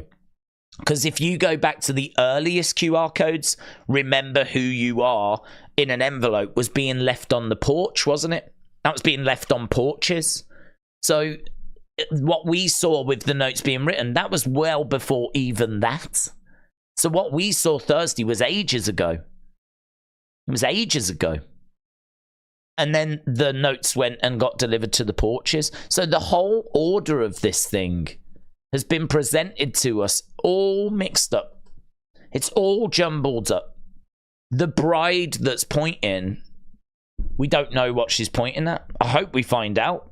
We don't know who she is, how she fits into the story, but we don't know how much more of this story we've got. But I mean, like, who knows? We might be building up to finding out why she's a bride, who she is, what she's pointing at. Like, it's so interesting. It doesn't feel like it needs to end right now, if you know what I mean. If you ended it right now, there would still be so many questions as to what's happening with who's the bride. You know, how does she fit into this? Who was that creature that was teased at the end? How does that fit into this? Who's the blurry face that we see as well? How does that fit into this? What happened to the therapist? You know, we haven't established that and got to that part as to what actually happened to her. So there's this story that's being told at the moment that's all mixed up. And I feel like the more clues we get, the more we can sort of sort it out and move bits around. And eventually, what we're going to end up with is the story, basically, of what has been going on, of like him going to the therapist, writing the letters, sending the letters, meeting the people, going back to the therapist, saying, do you want to meet them, taking her to meet them. How the bride fits into it, I don't know, right? We're going to have to find that out, who the bride is. Obviously, a big theory that's Alexa. And I'll tell you now, if that bride's Alexa, that says to me that not the QR code so much, but this story is potentially running all the way to SummerSlam. Because if Alexa's not coming back till SummerSlam, well, once this group arrives, it's not like we're not going to be seeing the bride anymore, is it? We're going to have to keep teasing the bride if that is Alexa, because we think she's coming back at SummerSlam. So this story is going to keep running, and we might get answers to the bits we're talking about now. You know, maybe we build up to a wedding. Perhaps this bride, we're going to find out why she's a bride, or why she's a sister, or whatever it is that she is. Perhaps we will find out an answer with that. Maybe part of the story is going to lead us to that. But if Alexa comes back at SummerSlam, there's going to be teases of her return. And so that means that we're going to keep telling this story, aren't we? We're going to keep going down this road. So it might not be QR codes. It might be just like flashes on screen. But we are going to have to keep teasing her arrival at SummerSlam. So, yeah, it's very interesting talking about like the order of this. It's very interesting talking about the storytelling, because they will have had to have planned this out, fleshed it out, and then chopped it all up. It's very much like the film, like, I mean, I'm sure there's a few films that have done that, but like, I always think of Memento. Memento was a film that had a brilliant story. It was about, if you've never seen it, you should watch the film, right? But it's about a guy that has only got like a memory that lasts for so long. His long-term memory is gone. He forgets everything. And so he has to put reminders on tattoos on his body, and he just keeps like going round and around trying to figure out who he is. He's trying to figure out who he is. He's trying to figure out what he's trying to achieve, right? Because he doesn't know who he is. He doesn't know where he's going. He doesn't know where he's been. He keeps like every day his memory like resets. And he's tattooed all over his body like these reminders. and you keep getting glimpses of things, but they're not in the right order. I can't remember if the whole show is actually done like backwards. The story we get is like you start with the end and you work back to the beginning. I've only ever seen it like once, but it was a brilliant film. I'll have to rewatch it. I've definitely got it on DVD. I'll lend it you. You'll enjoy it. So yeah, I definitely recommend that film. There are some good films that do split up timelines and like present different things at different points, and then ultimately it leads to like a big moment, a big reveal that's very satisfying. And that's exactly what we're doing here. I mean, this is going to lead to big reveals, obviously, and it's also leading to moments where you can connect things together and you get that, now I see. It's so frustrating when you just get these little bits and you're like, I don't understand this. But as the picture gets made bigger and bigger and bigger, you start to see the bigger picture and you start to see the connections, and it is so satisfying. It is so satisfying. Like there is a really good understanding here of storytelling. There is a really good understanding of like how you execute that storytelling in this way.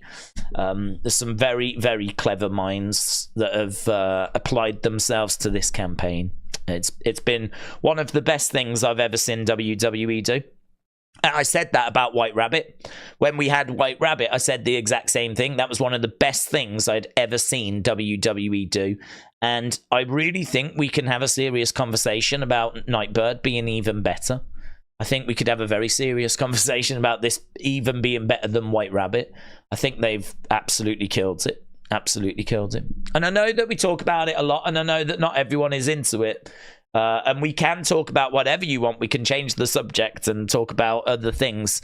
But I think this has really grabbed people's attention. It's funny because I was talking to Big Time Baxter yesterday, and Big Time Baxter was saying like, oh, I'm just not feeling Cody at the moment. It's been a step down since WrestleMania. And it's funny because like I've been so consumed by Nightbirds, and I've been so consumed by the QR codes that like any deficiencies with what's going on in WWE at the moment just haven't felt like a problem. Cody definitely feels like he's just treading water. Definitely feels like he's there, he's got the belt, but, we're not focused on him, really. I know he's in a feud with Logan, but no one expects him to lose. And this feud with Logan, they haven't done anything. I thought their segment on SmackDown was very, very poor. I like Cody's promo. I thought that was good. But the whole brass knucks stuff, I don't even know what that was. I was quite critical of it in the review that I did on the second channel. But to be honest with you, I'm just so consumed with Nightbirds and the QR code stuff. I just don't care. It's fine. Do you know, I mean, they will do something good with Cody for SummerSlam, right? When we get to SummerSlam, Cody is going to be in a big story. He's going to be in a big feud. I've no doubt about it. There's going to be twists and turns, and Cody, there'll be some good stuff. Something good will be there for Cody. I've got full confidence in that. But at the moment, just kind of we're biding our time, aren't we, really? But this is where Nightbird has just come in and just sucked all the air out the room. So, but don't get me wrong, there's some good stuff going on. I like what they're doing with the Liv Revenge tour. I'm not a big Liv fan, but I think that her taking out Rhea, now she's doing a little summit with Dominic. We saw Finn with her getting out of that car. Like, you look at that and you go, oh, there's some good stuff going on there. So I like what they're doing with that. Tag divisions are okay. I can't say they're setting the world on fire for me. They've got some good tag teams and they're putting on some decent matches, but I don't know, tag division again just seems to be plodding along a little bit. I don't know. I don't know what it is about that tag division. I think like Awesome Truth are okay. I think the R-Truth stuff's wearing a little bit thin. Maybe that's part of the problem. Awesome Truth I like Miz. I think he deserves more respect than he gets. Love R-Truth. Who doesn't love R-Truth? Is so funny, but it is a joke that's wearing a bit thin, him getting like confused all the time. So I don't know. It does feel like there needs to be a bit of a, I don't know, there need to be a little turning up of the heat a little bit, shall we say. We need to get a few good stories going. But we've been able to kind of get by with it being so-so because of Nightbird. It's really papered over some of the cracks that have appeared. But King of the Ring's been a brilliant tournament. Queen of the Ring has been a brilliant tournament. I think they've been great successes. Obviously, we did the draft and that shook a few things up, but not as much as people hoped. A lot of people just stayed on the same brands, didn't they? So it didn't shake things up as much as people were hoping for. But there's just so much going on. There's so much we can talk about, as well as Nightbird. But obviously, Nightbird is the main focus. MLW Flash, shout out to you, said your toy hunts are good, they get me laughing. Well, I'm pleased, but I mean, toy hunts on the channel was really what made the channel. I remember when I first started, I would get a few hundred views on videos. We would do like different videos where we would talk about different things to do with wrestling. I mean, to be honest with you, I was at work and I would finish work, I'd come back and I would think to myself, what shall I do today? And I would really think about what's today's topic. And I never thought about trending and all that kind of stuff. You know, I was just thinking like, what do I want to talk about? That's how I used to do it. What do I want to talk about? And so, you know, I did some topics on Indian wrestlers. I did some topics on women's tag titles, because people might not have known that the women's tag titles were around back in the day, the late 80s. They had, well, throughout the 80s, actually, WWE had women's tag belts. And a lot of people think that was just like a recent thing. But so I did a video on that, just doing little bits and bobs, really. And then I was just getting into figures at the time because of Tommy Toy Travels and Grimm's Toy Show. Their channels were always a big inspiration to me. And for the figures, you know, I saw the figures and I saw the detail of the belts. And I was like, God, they're good. I love belts. And I never realized that Mattel figures and the belts were so accurate. I mean, as soon as I saw that, I was hooked. And in my mind, I was like, I know what I'm going to do. I'm going to get all the figures that come with the belts, and I'm going to have all the belts. I'm going to have the Winged Eagle. I'm going to have the Attitude Era belt. I'm going to have the Hardcore belt. I'm going to have the $1 million belt. I'm going to have the Women's Championship, the NXT belt. I'm going to just get the belts. Problem is, when you go down that road, you're going to want a Macho Man, aren't you? Right? A Macho Man didn't come with a belt all the time. Certainly, if you wanted, say, WrestleMania 3 Macho Man, doesn't come with a belt. So, of course, you start going, well, I'll get a Macho Man. You got to get a Macho Man, right? And then you might look and you go, oh, yeah, but I do definitely need a Big Boss Man. I mean, come on. I do definitely need a Big Boss Man. It's a great looking, and I do need a Doink.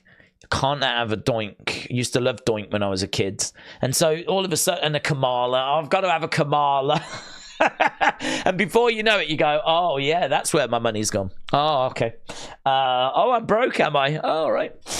So, yeah, it just massively spiraled out of control. But as that figure collection was growing, I did toy hunts. I did a toy hunt where I actually just went to the shops, filmed it to see what they had, and to see, like, guys, come and join me. Let's have a look, see what they've got. And, like, you know, we would grab some figures and be like, oh, I really like, look at this. I could do with that for the collection, blah, blah. Just a little chatty thing. I didn't think anything of it, right? And where I was doing a few hundred views, that got a few thousand views. And it was like, wow, there's clearly a demand for this. There's an appetite for this. And so we started doing more toy hunts, and they got more successful, and the channel got more successful. And really, that's what the channel is built on. I mean, I will forever do toy hunts. They might not be that often, but I will forever do them, because without them, we would not be here. I mean, I don't know that we would be here. I don't know that we would be having this conversation, because without them, the channel would not have got to where it got to. It's they are the most important videos on the channel. So I am forever indebted to WWE figures, action figures, and toy hunt videos, and there's a place in my heart for all of that forever. So that's why I went to America to film some new ones. So there's a new one on the channel, which is, I wouldn't say is funny, because it is so OMG with, like, the place that I go to. It's so amazing, the toy shop I go to. there's not really time for, you know, having banter, whatever, having a bit of fun. It's literally like, look at this, oh my god, look at what they've got there. It's like, it's amazing. The latest toy hunt for like OMG and just the items that they have, I think is probably my favorite. I'm not just saying that. I think it's the best shop I've ever been in. And that was uploaded a couple of weeks ago. But yeah, there's some really fun ones. There's some toy hunts which I really love. There was one that I went to Salisbury, which was, I think, for like 50,000 subscribers, which has got a bit of a soft spot in my heart. I loved going there. And actually, I can't remember, but I went to Salisbury to film a toy hunt, and literally like a month, not even a month, I think it was like 2 weeks later, there was the attack in Salisbury with the nerve agents.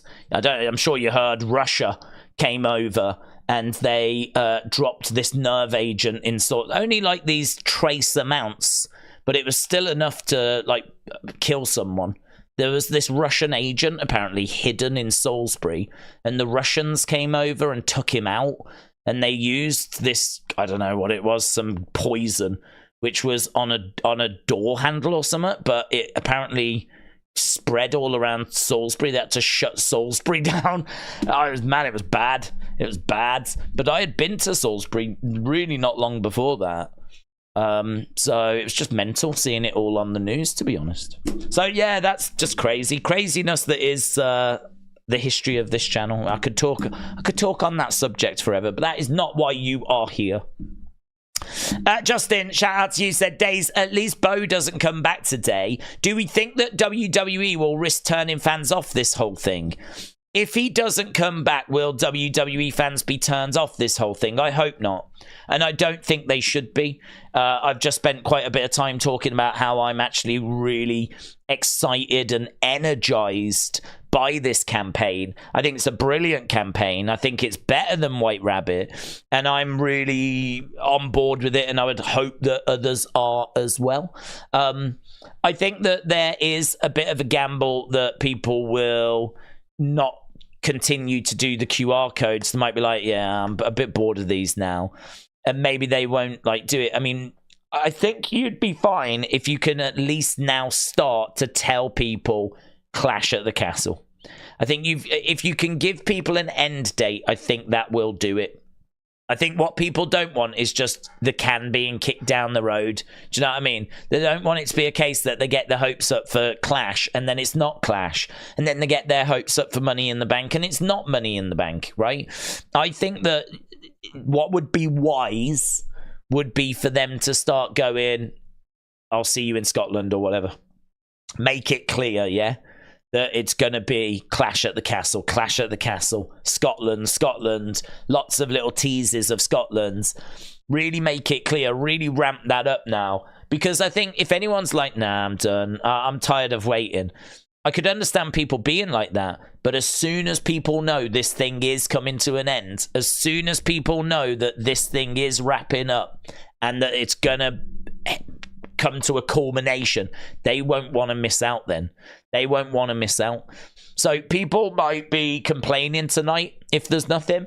People might be like down and like, I can't believe it, this sucks, what's taking them so long, blah, blah, blah, blah, blah. I promise you, if tomorrow there's a QR code, or on Monday there's a QR code on Raw, and we start like banging the drum of when this group's going to debut, people will be fine. It'll be absolutely fine. Because people will be like, you know, they'll be satisfied then. They know when this group's coming. And we can start working towards their arrival, you know. So I think that there is a danger of people turning on it tonight. Definitely. I think that you'll see comments, people saying, I can't believe it, blah, blah, blah, blah, blah. But I'm loving the way they're doing the codes at the moment. I think that they've got a lot more serious. I think they've got a lot more engaging. I think they've got a lot more, it demands your attention more. Like there's a lot more substance, there's a lot more backstory. So I'm loving the QR codes right now, as long as we can continue delivering the quality of what we're delivering, add in the fact that we then start to find out when this group's going to debut, add in the facts, I can wait 2-3 weeks. It's no problem. I can wait 2-3 weeks. And yeah, fine. So it's one of those. I think people will be down. The problem will be if, like, there's nothing that indicates it's going to be Clash.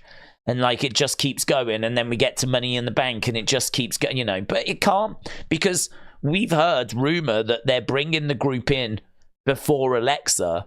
And Alexa's arriving, we think, at SummerSlam. So this group's got to arrive before then. I can't see Nikki not being in Scotland. Can't see that. Can't see Nikki not being in Scotland. You know, Nikki in Scotland, that would get a massive reaction. And I can't see them not having her there. So I think my attention turns to Clash now. I think my attention turns to Clash. But why they felt like not doing it at King and Queen of the Ring, I'm not sure. I don't know. This would have been perfectly fine. I think this crowd would have, you know, been a good crowd for them. I think the crowd showed yesterday they're noisy. They'll make noise. They'll be chanting tonight. There's going to be plenty of excitement. Like, I think this would have been a good crowd for them. So why they didn't do it for this, I really can't answer that. But whatever. As long as we get them sooner than later, right? As long as it's not like we're having to wait till SummerSlam, I can deal with it. The Ring General, shout out to you, my friends. Appreciate the support. Thomas Jadwin said she is the only one in bold letters to either throw us off or point it out. I don't know. I mean, I don't know if the she might stand for something.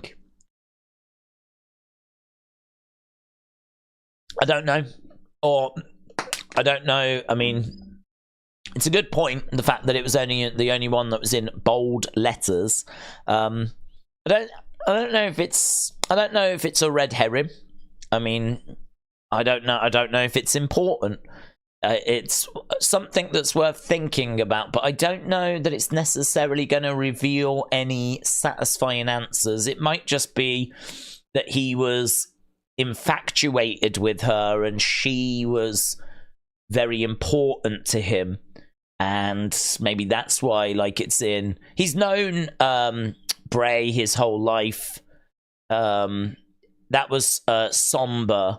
The passing of Bray, that was important, but maybe didn't feel the need to put that into capital letters. But maybe she grabbed his attention, and maybe that felt different as a result. Don't know. It's an interesting one. Or maybe the letters stand for something. S-H-E. So it's she, but it's actually 3 words that begin with an S, a H, and an E. Don't know. I need a bit more on that one. Carlin 1985 Gareth says, have an amazing weekend. Man United 2, Man City 0. When is that? Is that started now, is it? I actually don't know when that is. I mean, to be honest, I don't have high hopes for it. It's Manchester United versus Man City. Oh, no. I thought that it started at 4. I didn't realise that it had already started. No way, man. Well, I don't expect Man United to win that, to be honest. So, Man United are 2-0 up. It was... they scored in the 30th and the 39th minute. It's just coming up to 58. Oh, man, look at me. I am literally the worst Man United fan in the world. I support Man United, and I have done since the early 90s. And honestly, I'm here with you guys. I mean, I love wrestling, of course, but this is also what I do for a living. So for me, this is me at work, really. I know it's a joke, in it, but this is me at work. So I didn't have chance to watch the FA Cup final. Because I knew I was missing this game, I didn't know if it kicked off at 3 or 4. And actually, in my head, I thought it was 4. So in my mind, they'd only played about 14 minutes. But it turns out it was actually 3, and it is Man United 2-0 at the moment. So I'll make no mistake about it. Man U will lose. right? We've got half an hour to concede 5 goals, you know? So 5-2, 6-2, something like that maybe. But the fact we've scored is incredible. Incredible. The fact we've scored more than 1 is incredible.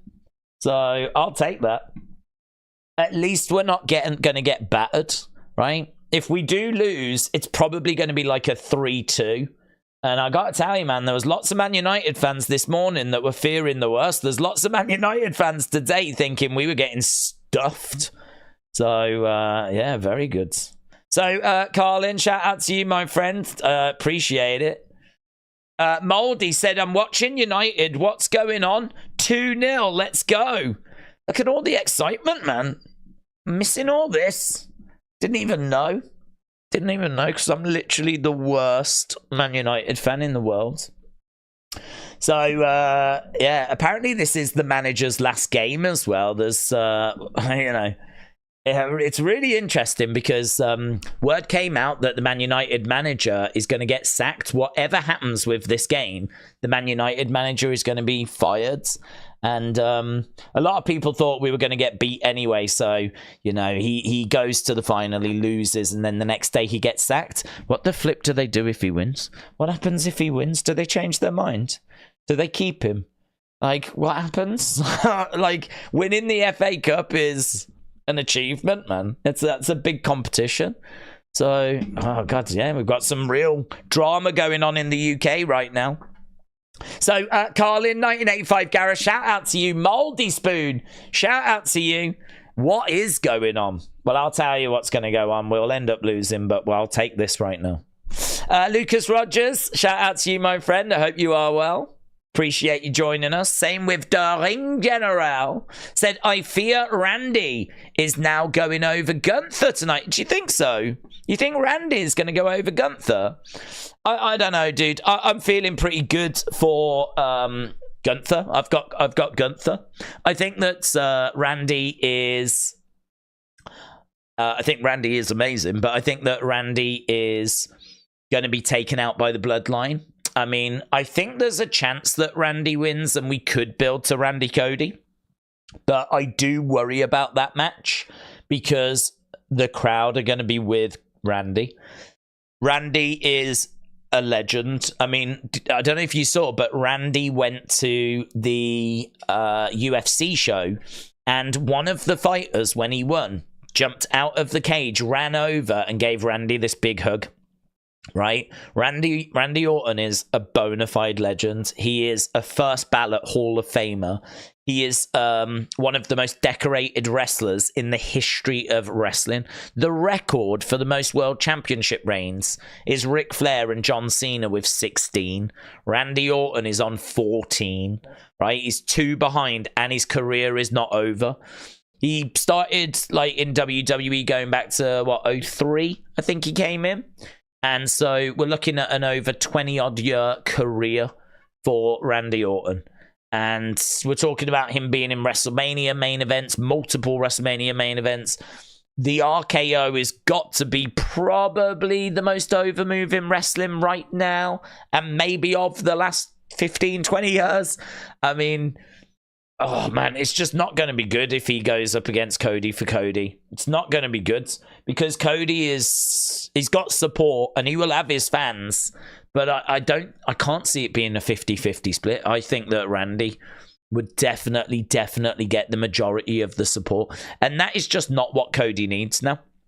Cody needs to really solidify himself as the face of the company. So he needs a monster heel. He needs a monster heel. Like, really, if he hadn't have faced Brock already and Brock was a heel and wasn't going through what he was going, I mean, Brock would be perfect.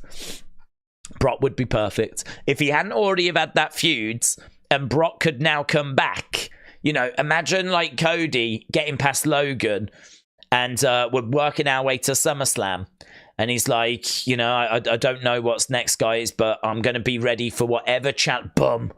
And before he can finish, like, Brock Lesnar's music hits. Like, that place would go bananas. I mean, it would go bananas. Wow, would it go bananas now? with everything that's happened. That's an interesting thought. It would have gone bananas before, but would it go bananas now with everything that's gone down? Don't know. I don't know anymore, but it would have gone bananas. And it feels like that's the sort of feud that Cody needs. He needs a big name, monster heel, someone that's credible that could beat him. And that's the kind of feud I'd be looking for him at SummerSlam. Ideally, The Rock is obviously the feud. But the streets are saying that's WrestleMania next year. I mean, I really thought around WrestleMania the plan would be to do the Rock feud for SummerSlam.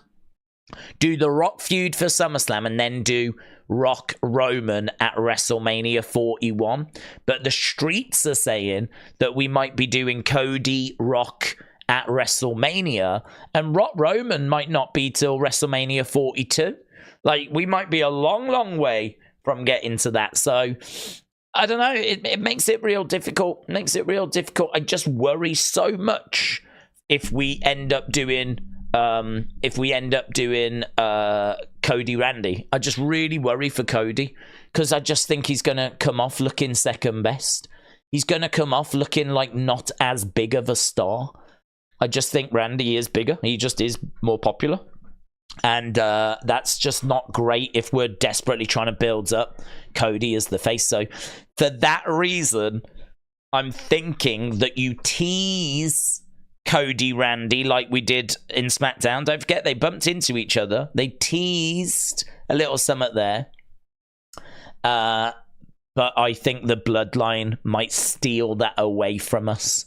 It was teased, but we actually end up getting the bloodline wiping out Randy and Gunther winning. So I've got Gunther winning. If it's Randy, well, bring it on. I mean, Randy versus Cody is one hell of a match. It's a match I want to see. It's a match that I'm totally down for. But if I was booking, I would do it after Randy has turned heel, right? I wouldn't book it with him being a face because I would just be so worried. It would honestly be my concern. I would be so worried about Cody looking second best. And I think that Cody is the face of the company. I think Triple H has kind of said that Cody is the right person for us to strap the rocket on, that can take this company forwards. You know, he loves the fans. He sticks around. He meets the fans. There's kids that dress up as him. Like, Cody will do whatever he can, like, you know, to make a fan's day. You know, he's agreed to he's going to be the best man, isn't he, over the summer for someone's flipping wedding. He's going to a kid's 5-year-old birthday party. Like, all of that stuff. You know, we saw all of that happening. So they really painted the picture of Cody being this lovely, lovely, amazing person. He's absolutely the right person to take this thing forwards. So we've got to find a way of just building him. We've got to find a way of making him just like the biggest babyface. And that's going to be difficult. That is going to be difficult because you need good creative, you need good feuds, and there is a lack of big monster heels. I mean, we've got some heels. It's not like we don't have heels. We've got Shinsuke, you know, we've got Bronson Reed, we've got Austin Theory, Grayson Waller, Karrion Kross. I mean, we have heels, but what we don't have are those big problems. Like, if you do Cody against Bronson Reed, people are going to say, well, Cody will win that. If you're going to do Cody versus Shinsuke, well, we've already seen it and Cody won it. Like, if you do Cody Karrion, that'd be interesting, but I don't think many people would be expecting Karrion to win. You'd have to really build Karrion up, and it would take a long time to kind of build up his he can't even get on TV. So you'd have to really build him up and build his credibility. So, I don't know. It's really, really difficult, isn't it? It's really difficult. I do wonder if we might be planting the seed of doing the AJ rematch, because AJ went in to speak to Nick Aldis, and he pleaded for one more opportunity. And Nick Aldis said, look, personally, I would give it you. Professionally, I can't. And just looking at that, I wonder, are they planting seeds for AJ getting back to the title picture? is he going to have to prove himself over the next few months to try and get back to getting another shot? You know, I mean, that match banged, didn't it? It banged. I don't think there'd be too many complaints if you do the rematch. The problem you've got is he had his opportunity and he fell short. How can you do the rematch and make it like seem plausible that he might actually win? How do you make it seem like AJ Styles could actually win? Don't know. I mean, you could do the Randy thing and turn him heel between now and SummerSlam. You could do that. You could try and run face versus face, but I'm worried about it. I'm just worried that more people would be on Team Randy Orton. Because I think Cody's finished his story, so there's not really much reason to root for him. He's achieved his goal. Orton's goal is to try and get up there with the 16-time world champions, isn't it? So at the moment, he's on 14. If he beats Cody, he'd be on 15. So there is actually a reason why Orton winning makes sense and what you would support. And, you know, that's a problem. That's a problem for Cody.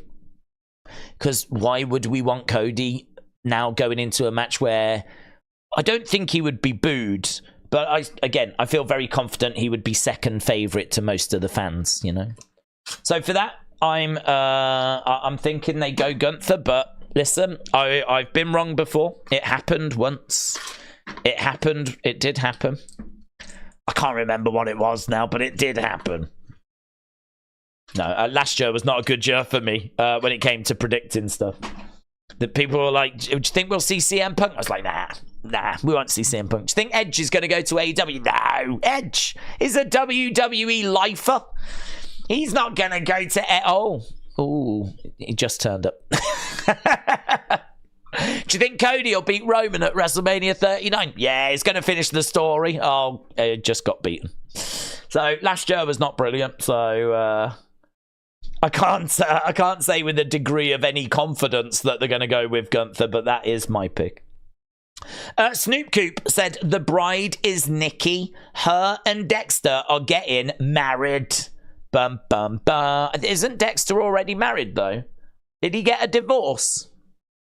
I don't remember hearing that he got a divorce from Indy Hartwell, so there might have to be a bit of explaining there if that's the path that we end up going down.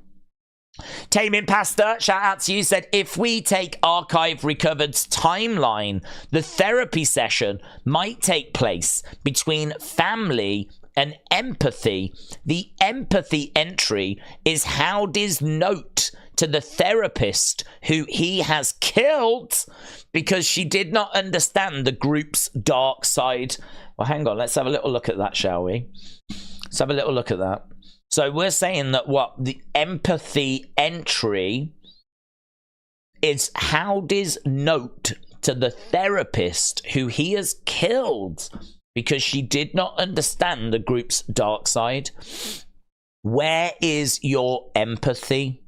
All they want is a chance. You reject them without merit. You pray for their demise. I think this feels a bit too serious, to be honest. I mean, I don't think the therapist would pray for this group's demise. What sadness do you mask? What worm consumed your heart? I hope you find solace. I hope you find peace. Taming Pasta, shout out to you. Taming Pasta, always coming up with really thought-provoking comments. And I'm definitely mulling this one over. I mean, it is very exciting reading this with someone saying, I think it's about this. And you read it and go, okay, where is your empathy? Is that Howdy talking to the therapist? All they want is a chance. You reject them without merit. Like, if it was to end there, I would be on board. I'd be like, yeah, I could see that. And that could be him. He might have shown the therapist the group and she might have been horrified by what she saw, right? So where is your empathy? All they want is a chance. You reject them without merit. Like, if it ended there, I'm with you. But it's this next line. You pray for their demise. I don't think she would. I don't think she would pray for their demise. What sadness do you mask? What worm consumed your heart? Who is praying for whose demise? That feels like a key. Who is desperate for someone to fail in WWE? Who is praying? I mean, there's quite a bit, isn't there, really, if you think about it? It's quite a lot of heels that are desperate for faces to not achieve things. Where is your empathy? All they want is a chance. Who is not giving someone a chance? You reject them without merit. You pray for their demise. What sadness do you mask? What worm consumed your heart? I hope you find solace. I hope you find peace. I think it's really difficult. I think it's really difficult, this one. Really difficult to get your head around as to who this is in relation to. I love the therapist shout because it makes me look at this in a whole different light, because I never thought any of these could be about the therapist. As I said, I think that line just stops it being that for me. But who is this about? These feel like they're quite important, right? Because this empathy and establishment at the bottom, these two feel like keys, don't they? As I said, these ones, I mean, family, and the one to each of the four members, finding a purpose after Bray had passed away. That's about Alexa. That's about Uncle Howdy. We think that's about Luke Harper. Because you can't do this timeline, right? You can't do this without talking about the passing of Brody Lee. You can't do it without talking about the passing of Luke Harper. It was too big of a moment. It was too key of a moment, right? So I feel like one of them has to be for him. And this, the prodigal son, I believe it to be that one, right? So we've got, and timeline-wise, it fits. Timeline-wise, that is where it would be. So just before, like, Howdy's arrival, right? So we've got all of all of that, I think, makes sense. All of that is good. And then you get down to that empathy, where that is a key one, because that is them being upset with, and we've seen this message so many times. Where is your empathy? And we've thought they were talking to us. We thought they were talking to us. Like, you pray for their demise. I remember saying, like, no, I wish them all the best. I don't pray for their demise. I wish them all the best. So we've thought that they were talking to us, but this sort of implies that they're not. They're not talking about us, or at least I don't believe so. I certainly would not be bringing this group in as heels. So I don't think this is addressed to us. Where is your empathy? All they want is a chance, and you reject them without merit. You pray for their demise. We have not prayed for their demise. If this is Bo talking to us about how we rejected Nikki Cross and all of that, I'm struggling with that, because there's so much excitement. There's so many people that are on board. I just don't see that this fitting. This just doesn't seem to fit. It feels to me like it's more aimed at someone, say Chad Gable. You know, where's your empathy, Chad? All they want is a chance. You reject them without merit. You pray for their demise. What sadness do you mask? What worm consumed your heart? I hope you find solace. I hope you find peace. Like, Chad, you're on my radar. Stop being a douche. So, I don't know. I don't know who it's aimed at. That feels important, though, and so does this one, of course. It seems every week there is another. I wish to vanquish them, but I must give them time to repent. I wish I was already there with all of you, but I can't be selfish. A lack of repentance carries a heavy price. So, Chads, You better repent for what you've been doing and the way you've treated Otis and the way you've treated Maxine and the way you've treated... I don't think it is Chad, by the way, but I'm using that as an example. But you've wronged these people. Where's your empathy? Why are you doing that? I'm going to give you time to repent.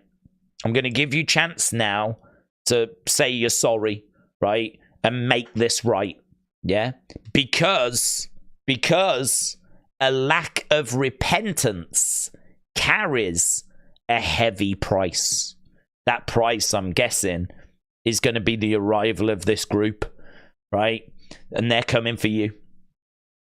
Chad Gable, right? Please give me just a little longer. You understand, right? Not really, a little bit. But like, who are they talking about? Who are they giving time to repent?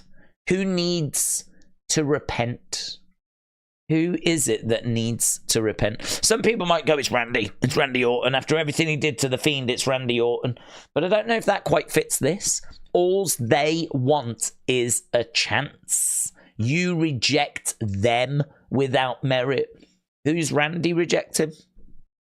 Who's Randy rejecting? It that Randy doesn't quite fit. So these are really important, these two. These two feel really... Empathy and establishment. If we can work them two out, they feel like the ones to me. And then the last one is this besides. They're talking about us now. We finally got their attention, which I think could be Michael Cole and WWE. So they're talking about us now. We finally got their attention. Let us savor this. We will show you signs and wonders. And that's quite exciting because that suggests that things are on the way. Signs and wonders are coming. So, yeah, lots to get our teeth into, man. Mr. Burt Wayne, shout out to you. So, Taming Pasta, shout out to you, but always drop in such thought-provoking stuff. Mr. Burt Wayne said, in the Nightbird history video, you asked who rejected them. I mentioned the other night that WWE did. They're opposing the establishment, WWE. So you're saying that it's WWE. So, but how does that show itself? How does it show itself? How does that show itself? That WWE need to repent. Who is it that needs to repent? If Vince McMahon was around, then I would be able to understand that. If Vince was around, but I can't understand it without Vince, really. I mean, Triple H hasn't really done anything wrong, so I don't really understand how he can repent. If anything, he's actually been really supportive. So I don't quite get it. I don't quite understand how we... I don't quite get it. I don't quite get how we can get our teeth into that whole repenting thing, you know, with it being WWE. I mean, maybe they're going to target Nick Aldis. Maybe they're going to target... maybe they're going to target Nick Aldis. Maybe they're going to target Adam Pearce. I don't know. It's difficult. I do like the idea of it being WWE, but I think it has to be a little more specific than that. But I do like the idea of it being WWE. Mr. Burt Wayne said, no space is safe. Mr. Burt Wayne, shout out to you. We've got Danny Barr now saying, ultimately, I don't think they're going to show up. Meat for CFC said, WWE deleted a message on WhatsApp. Could that have been howdy? Is that a new message that got deleted on WhatsApp? I know they deleted one the other day, but I don't know if they've deleted another one. That's interesting. There was one that was deleted just before Countdown to King and Queen of the Ring. Let me just have a look, see if anyone's talking about that.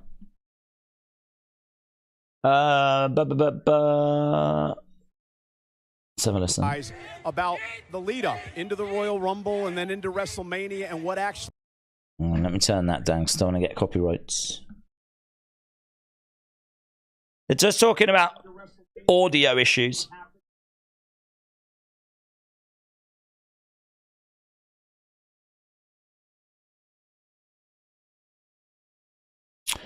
It is interesting. So during the kickoff show, there's just a little audio glitch, right? So there's a little audio glitch which happens. I think that they said we will send you signs and wonders. So I wonder if these are just some of the signs that they were talking about. I wonder if they are sending us signs, right? And I wonder if, like, some of these audio glitches, because there was people pointed out that during Randy's music, one of the words kind of like dipped down in its pitch. It's quite strange. I mean, if you're going to have a glitch, it seems a weird glitch to get, you know?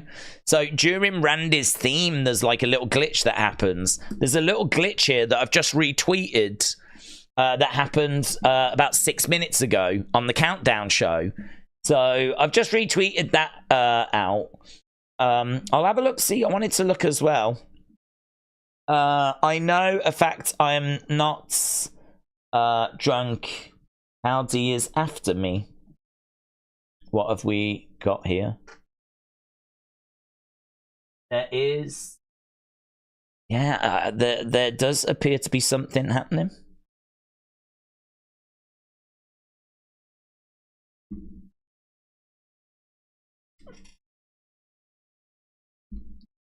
So there's been a little audio glitch. Now we've had a little glitch. Let's go over... Let me bring this up on screen. So here, look, we've got... This is Crimson, right? We hit play on here. I'll take the sound off in case. There, look at the glitch on that graphic. Are you ready? The card is stacked. What did that say? Are you ready? The card is stacked. I mean, I don't know what that bit is at the bottom. That might just be a generic message. But here, look, we've got a glitchy graphic. That, I think, is what was deleted. So, Meet for CFC, shout out to you, buds. WWE deleted a message on WhatsApp. Howdy, maybe. Well, Crimson's certainly thinking that it looks like it could be, so... Crimson, shout out to you. Crimson doing some excellent work during this whole campaign. Oh, here we go. Looks like David has got that. So that Are You Ready? The card is stacked was for the one before. That update was deleted. Is that one there? I wish I could see these other graphics, but I think it might be that one that Crimson just found. So I think there might have been one that got uploaded that then got deleted. Yeah, this is the audio glitch. I think this is a breakthrough. The site is almost a replica of Heaven's Gate. Yes, it is. It is. People tagging in that audio. Yeah, there we go. Look. Brett Lee. Quickly deleted by WWE's WhatsApp. So there, that was a graphic that got put up. So there are a couple of things that have shown themselves during the Countdown show. Message being deleted and a little audio glitch. I mean, I wouldn't get too excited in the sense of this hasn't changed my mind that they're coming. I think if we go back to what they said in the very last thing here, this was the last entry. We will show you signs and wonders. I mean, there's every chance that we do get a little summit in the crowds, a little summit in the backgrounds. I mean, there's absolutely a chance that we could get stuff like that. So I don't know that this means that they're coming in and, you know, they're on the way and whatever. But definitely something that we need to be keeping an eye on. Amy said the kickoff show started. Amy, shout out to you. I hope you're well. We haven't had the match, have we? We're still talking at the moment, but plenty of signs and things. This is a good-looking crowd. They have got signs and they seem to be very engaged, very dialed in. They were chanting away the other day, so I don't think this is a crowd that are going to be... oh, what's that? Jeddah needs... CM Punk. There's a sign that says Jeddah needs CM Punk. Yeah, there is a bit of a misconception that these fans don't care or don't know the product, but I think this is a crowd that's dialed in. I think this is a crowd that is aware of what's happening, and I expect them to make some noise on this show. Right, Tom said, is it too late for Man City to make a comeback? No, it's the 90th minute. And it's they have scored. It's 2-1 now, live from Wembley, 2-1. And Man United are still holding on. We've gone into added on time. I would imagine it's all Man City just throwing everything forward right now. I'd imagine that Man United are just defending for their lives. So, and there's probably going to be like 20 minutes added on. So, no, there's still plenty of time for Man United to lose 5-0. Well, 5-2. Here is the thing, said Onana made a mistake to let in that goal. 2-1 with minutes plus time to go, says here is the thing. Fans are okay, said Tom. They're better than the American fans, but they're worse than Australian fans. Brony said, who have you got, Gunther or Randy? We spoke about that, but I'm heavily leaning towards Gunther. I think that I feel good about a few things on the cards, but I think Becky Liv is the one that I really struggle with. I think that Lyra Nia could go a few different ways. I also think there's a good chance that Randy could win as well. I mean, I wouldn't say he's got like no chance. I think there's a really good chance. I'm probably 60-40 for Gunther. Let's go that way. I'm 60-40. But honestly, Becky and Liv, I'm like, I'm literally 50-50. I'm literally 50-50.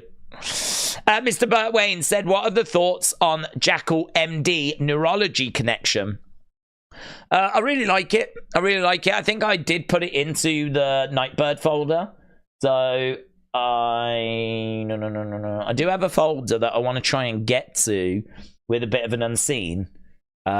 It's this one here. So Dave Shaw said, Jackal MD. I did some research into jackals. Two things stood out. There's a type of jackal called a golden jackal. And also this, we've seen themes of loneliness and abandonment, right?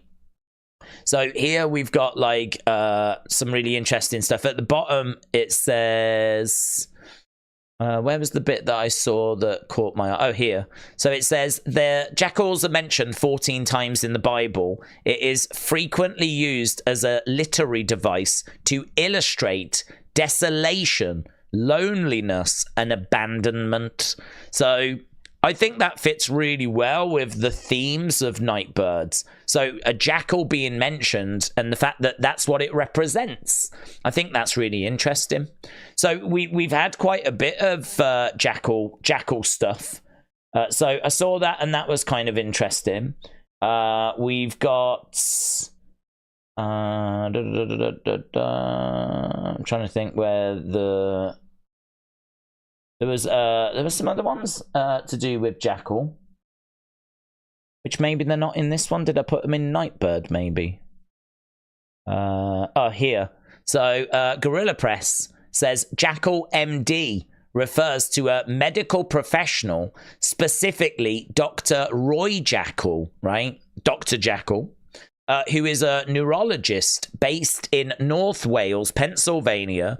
Dr. Jackal has 43 years of experience and is a board certified, having graduated from Pittsburgh. So apparently Jackal MD is a neurologist, which is all to do with the brain, all to do with that. So that's quite interesting. I mean, this Jackal MD, I mean, it's really tricky to know exactly what we're talking about and exactly what it is referencing. So any kind of thoughts on Jackal MD, I'm really interested in. There was another one as well up here, which I liked, which was Richard. Jackal MD could be Doc Jackal. So MD is a doctor of medicine. So Dr. Jackal. And apparently there is someone on Reddit called Doc Jackal that has made comments about Nightbirds. So I haven't looked yet as to what Doc Jackal has actually been writing on Reddit, But I would be very interested to look into that as well. So I think there's some really good suggestions. I think there's some really good thoughts when it comes to Jackal MD. I don't know that we've found the answer yet, though. Still, I don't know that we've come across like, oh, that's it. That is the one, you know, but there is a Dr. Jackal who's a neurologist, and obviously we're dealing with like split personalities, so I think that's excellent. So yeah, I really like that. There's also been like, you know, that Doc Jackal on Reddit. I want to look into that. I think the Bible references to do with loneliness and isolation. I think, you know, that's been themes of Nightbird, so I really like that. But I'm still waiting for that moment where you go, that's the one. I'm still waiting for that moment where you go, that's it. That is it. So I don't think we've quite found that yet. But lots of really good thoughts, really good theory. So, Mr. Burt Wayne, shout out to you. Taming Pasta's got a thought. Jackal MD, a reference to Doc Jackal, who is a popular Reddit on the Squared Circle subreddit. So you're thinking that it is the Doc Jackal. Well, do we know what Doc Jackal has actually said? Because I don't know what Doc Jackal has said, to be honest. If we go on to Reddit, that's something I'll have to have a little look at. We're just seeing the arrival of Indy and Candice. They are arriving. So has that now been moved to the actual show? Because it no longer says that it's going to be on the countdown. It did say it was on the countdown show before, but I don't know if that's now been moved. So they've got a Cody Rhodes exclusive interview coming up next. So, don't know. Right, I was going on to Reddit and I was going to search Doc Jackal. Doc Jackal, 55,000 comments. What's this? They've got a comment here.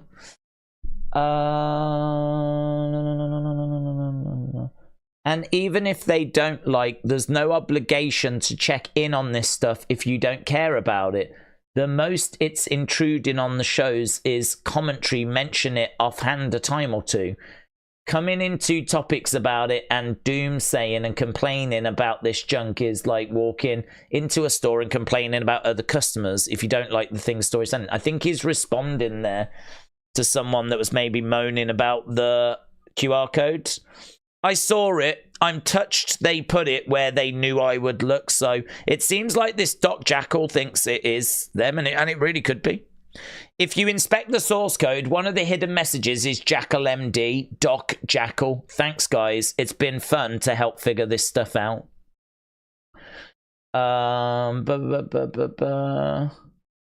They talking about Dreadmare on that one. Some YouTube channel that was doing something similar to T's Uncle Howdy's return, but using AI and voices with no actual tie-in to any of this. Yeah, so I think they're talking about Dreadmare. Don't know. That's interesting. I could see it being them. I could see it being them. I could see it being Doc Jackal. Right, let's go back over to the chat. Could Jackal MD be the surname of the psychiatrist? Oh, God, that's such a good thought, you know. That's such a good thought. I'd feel sorry for that Reddit person if it was. I'd feel sorry for them, because if they are big supporters of this and they've been like doing theories on this and everything, that would be a shame. Although it could be both. It could be that they're paying tribute to them by using the Doc Jackal name, you know? So, but that would be moody, wouldn't it? You think it's like for you, and then it turns out it's just the name of the therapist. But you could kill two birds with one stone, couldn't you? You could have it be her name, and you could also have it pay reference to that person on Reddit. So, yeah, Meat for CFC, shout out to you. Shiloh Caudle says, are you familiar with Dreadmare on YouTube? Apparently it's tied in. Well, how funny that we just spoke about that. It's not tied in. So we know the history of it. We know the history, and basically it's someone that ran another channel, right? So they ran a channel called It Begins Again. They used to make fan videos on there for Bray, where they would make similar content. I think people, you know, paid it attention. I think it did fairly well, but they decided to now start a new channel and kind of make it seem a little bit more like it's Bo Dallas, and you know, kind of make it seem like it's connected. They use like AI voices and all that stuff, and there's people that are saying, oh, they've, you know, there's been a few things mentioned that seem pretty good. It's like, could you imagine what this community could do? Could you imagine the kind of predictions we could be making? Could you imagine the little teases that we could be coming up with? Like, I think if you follow this story, you know, we could have been teasing Nikki Cross, Dexter Lumis. We could have been teasing that weeks and weeks and weeks ago when the news first broke. If you're a casual fan that doesn't really follow the news that closely, if you're a casual fan and so you go there and you see something get teased and then it comes true, I can totally understand as to why you would believe that that channel has got some, like, you know, connection. But to be honest, a lot of the stuff that's being teased is stuff that's known, that's out there. And there's a degree of speculation as well. I think in one of their videos, they tease the SummerSlam date. And it's like, of course, something's going to happen at SummerSlam. We've known for quite a while that Alexa's meant to arrive at SummerSlam. So they can tease that date. And then when we get to SummerSlam, Alexa will arrive. And, you know, then they can gloat about the fact that they were right. And they can gloat about the fact that they put that date in. But anyone knows that Alexa's coming at SummerSlam. And anyone knows that SummerSlam's a massive show and something's going to happen. So it's not connected. I've seen Rob Fee reach out to the person that runs it and say, can you take the links down so that people don't think that you are actually connected? And if you go to their bio, you can actually see in the bio of the channel, they say we are not connected to WWE. We're not connected to Bo Dallas or Taylor Wyndham. Like, we're not connected to the family, yeah? Do you know what? What makes me laugh was someone said, look, you're not connected to them. You've not had any communication with them. And to prove that person wrong, they actually issued an email that showed them contacting Bo and Bo replying. But Bo replied with, like, thank you for reaching out. We're not interested. Like, basically the reply was Bo turning them down. Was Taylor saying, no, I'm not interested at this time? And they used that as a way of proving that they had been in touch with him. But the whole email was basically Bo saying, no, I'm not interested, thank you. From, like, 2 years ago. So, like, it's a sham. It's a mockery wrapped in a sham, wrapped in a mockery, wrapped in a disgrace, in a car called the Con Vehicle. It's a flipping mess. So I am aware of it, and I do everything I can to stay away from it. So it is very well known. I mean, the videos are done well. You've got to give them credit for that. They editing wise, they do a good job. I think the voice, because it's AI, sounds very flat. I've listened to some of the videos, and to me, it sounds very flat, very monotonous. Like, there's not much inflection in the voice, and I think that's a bit of a downside with AI voices, is that it can't really express emotion because there is no emotion behind the voice. You know, you can't really deliver anything with punch. You can't really emphasize anything. You can't really, you know, dig into the words. You can't really get that message across. You can't have those pauses. You can't take your time with how you deliver the words. You can't deliver that message the way that you might want to deliver that message. Instead, it's all, listen to it, it's all a string of text, it's all very monotonous, because that's what AI voices are. There's no emotion that can be put behind them, you know, because it's just a computer that's just saying some words. So yeah, we speak about it every now and again.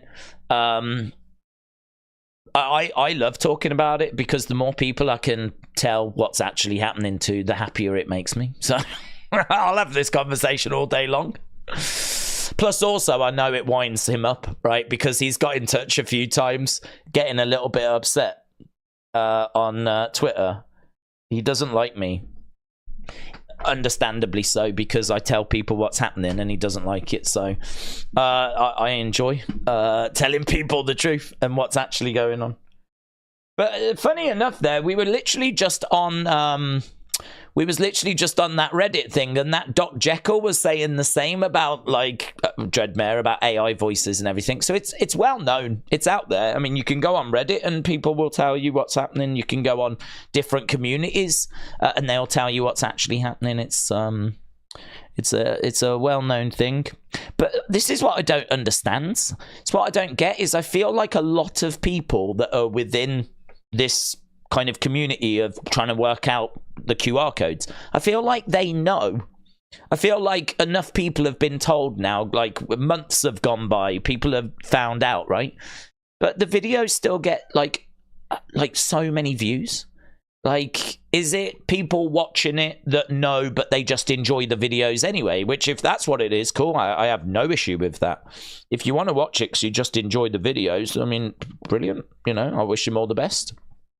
But if it's people that are being fooled, and if you look at the comments, that's what it suggests. If you look at the comments, it's people saying, I can't wait for you to arrive. Who do these people think they're talking to? They think they're talking to Bo. All right, I can't wait for you to arrive. I love what you're doing at the moment. Can you bring the Fiend back? Who do you think you're talking to? You think you're talking to Taylor, to Bo, to the Wyndham family? Like, it's just wrong. It's just wrong. You're conning people. People think they're actually talking to Bo and they're actually communicating, and it's just wrong. So I don't know. I don't know how that message has not reached those people, unless those people just go on watch Dreadmare videos and then just avoid anything else, you know. But I don't know. Eventually, it'll get found out. It'll have to. I mean, it's funny because if you watch the Dreadmare channel, if you've been watching for a while, they heavily teased those cryptic clues in NXT. You know, about the masks and all of that was happening in NXT at the start of the year. Heavily teased that was connected. I've sent the first person back to WWE. They're going to arrive in NXT and all this stuff. And all these cryptic clues were meant to connect. That turned out to be Sean Spears. And I think Dreadmare even did videos talking about how Sean Spears was the first disciple or something, right? I really don't watch that many of their videos, but I just got sent. I get sent all of them. And I ended up watching a couple. And it's funny how that's gone a bit quiet now, isn't it? It's funny how all of a sudden Sean Spears is no longer a disciple. Because all of a sudden it doesn't fit the story anymore. It's so, you know, you watch it long enough and you'll start seeing the cracks. You'll start seeing the fact that it doesn't add up. I'll tell you something else as well. I had someone argue with me about, no, it definitely is, right? And they told me about a video, and I went to watch it. I was like, right, I'll watch it. Yeah, I'll watch it for you. And I'll tell you why it's wrong, right? But I'll watch it. I went to watch it. They'd deleted it. It wasn't on the channel anymore. So anything that doesn't fit the narrative, anything that doesn't fit what they want you to watch is getting deleted. That videos are being removed from that channel when they no longer fit the narrative. So this person was arguing, saying, no, look at this video. This proves everything. I went to watch it and they had deleted it themselves. So it's, you know, it's a flipping disgrace. We've spoke about it loads, but I love talking about it. It's my favorite topic. When I first found out about that Dreadmare page, I thought it was Taylor. Not until someone told me it was BS, and then they put the disclaimer up. That's true. They didn't even have the disclaimer until they had the big falling out with WWE. But WWE got in touch and said, take down Taylor's contact info, because if you went on their bio, the Twitter took you to Taylor's actual Twitter, the Facebook took you to his Facebook, right? And WWE, Rob Fee actually said, can you take them down? Because people think that you are linking to his accounts and it's making people think you are him. And so they had to take those links down. So they took the links down and then they put the disclaimer up as well. There's some people that are just adamant. I mean, there's some people that are just, do you know what I mean? They've drunk the Kool-Aid. Like, they're going down with that ship. They're just absolutely adamant it is, and you're just not going to change their mind. So, you know, I don't, whatever. It doesn't matter. I mean, I just want people to know the truth. I just don't want people, like, thinking that that is something that it is not, you know? Because I just think it's really bad to take Bray's creative and to come up with all these new characters and everything, and for people to think that it is coming from Bray's actual brother, and for people to think this is actually going to be part of the stories. I just think it's really, really bad. I don't get why you can't put the disclaimer at the start to say this is not connected, this is a fan channel, everything you're about to see is just theory and fan thought, right? You could easily do that at the start of every video to make it nice and clear. But of course they're not going to do that because they're worried about losing views. And so, you know, round and round we go. I'm the one that suffers because I'm the one that keeps getting sent flipping links to their channel going, have you seen this? Have you seen this? I'm like, yes, I have. And it sucks. I'm so happy that whoever from this community set me straight. Thank you for whoever told me about Gem Mess said Wicked Dust. Yeah, I mean it's one of them, innit? It's just one of them. I just want people to know the truth of what's actually happening there, and then if people want to keep watching it after they know the truth, I have no issue with that. I've said I think they do a good job with the video editing side, and so if people watch it for entertainment purposes, brilliant. I don't wish that channel any ill will as long as they were telling people what the truth was. Right, we've got Liv Morgan.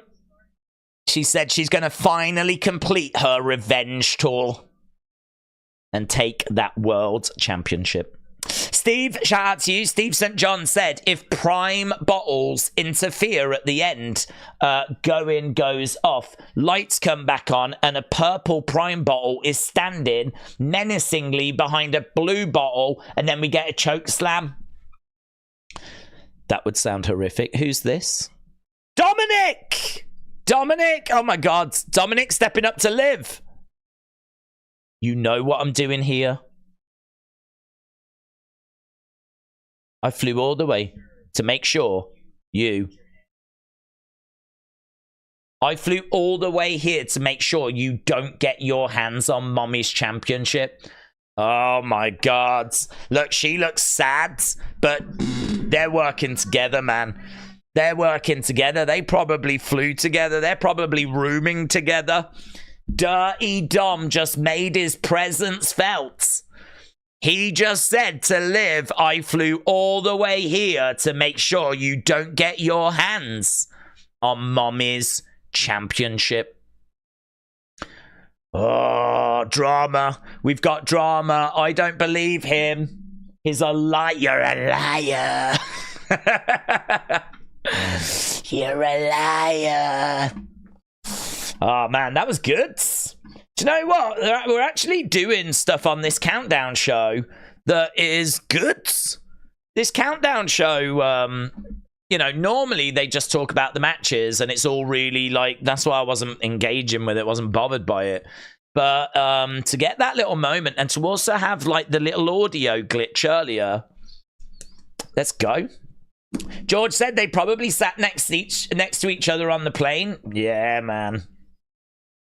I don't believe Dirty Dom. I don't believe Dirty Dom is helping her win that women's title tonight.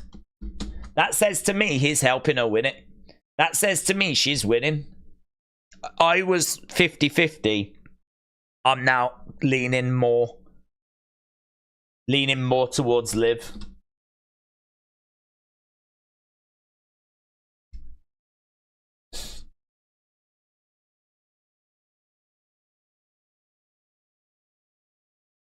Oh, I was tempted to put a few crying faces on there because I'm not the biggest Liv fan, but I thought, nah.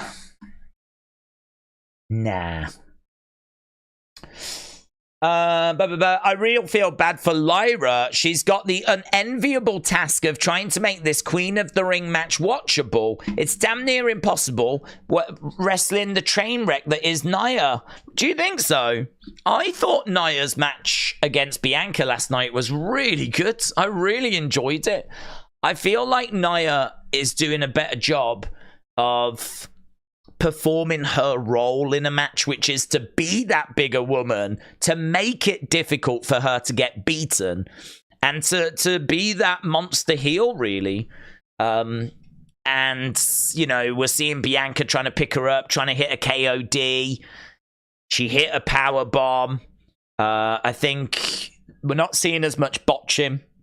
You know, that match against Rhea, the main event, was fairly well received. The match yesterday I thought was pretty good. Well, I thought it was really good. I actually thought it was better than the main event, but I don't know. I mean, like, I give her another look. I'd give her another look. I think there's a bit of praise going around for Nia at the moment. I think there's a little bit of praise.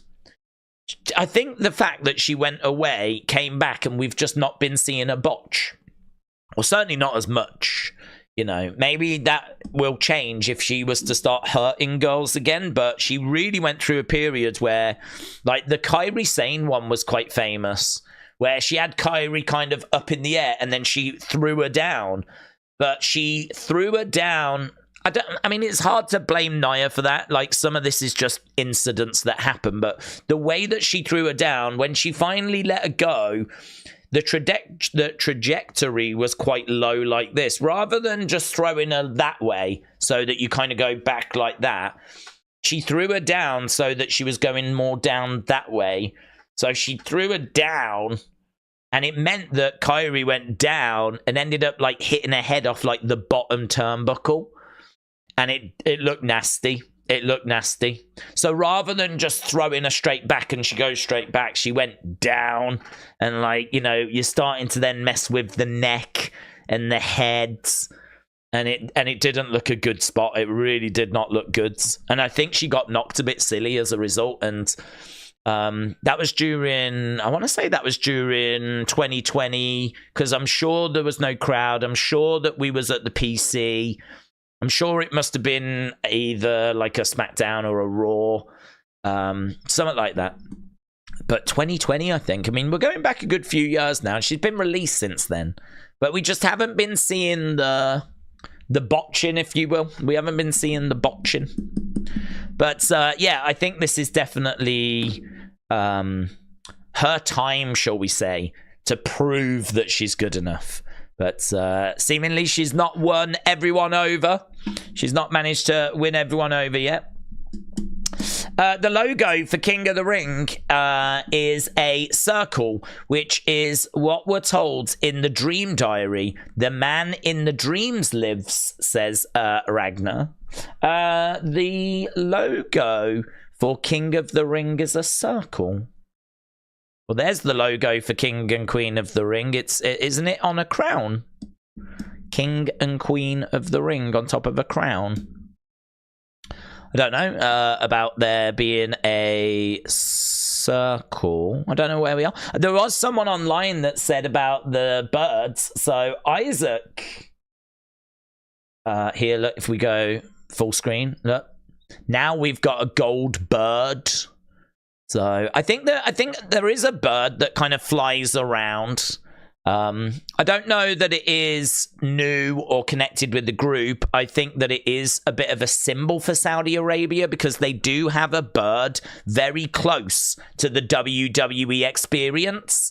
So I think it's just a bit of a symbol for Riyadh and for Jeddah because there is that big bird statue. So I don't know that is anything to do with the group, but people are looking. People are looking. People are trying to find whatever clues they can. And obviously, we've already had the audio glitch. And we've already had potentially a little glitch with an image on WhatsApp. So, listen, we're going to get some today. I don't think it's going to be the reveal. But, you know, I wouldn't be surprised if it was like, you know, a QR code and still some sort of talking point, you know. Audio glitches, camera glitches, music glitches, maybe a little something in the background. They've used that before, where we do backstage interviews and there's like something in the background. I mean, honestly, you might start seeing the puppets popping up again. You know, we might start getting stuff like that. But I feel like that's more likely than obviously the group arriving.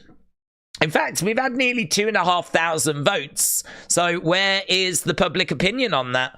So 2,500 votes. I don't know if, again, this is people hoping or if this is people genuinely believing. But yes, 44%. No, 31%. Just Bo, 20%. And other, 6%. So, yes, 44%, no, 31%, just Bo, 20%, other, 6%. So, that's where we are at the moment in regards to what people are expecting. PJ93 said, I just got here. Will we see anything Wyatt 6 related?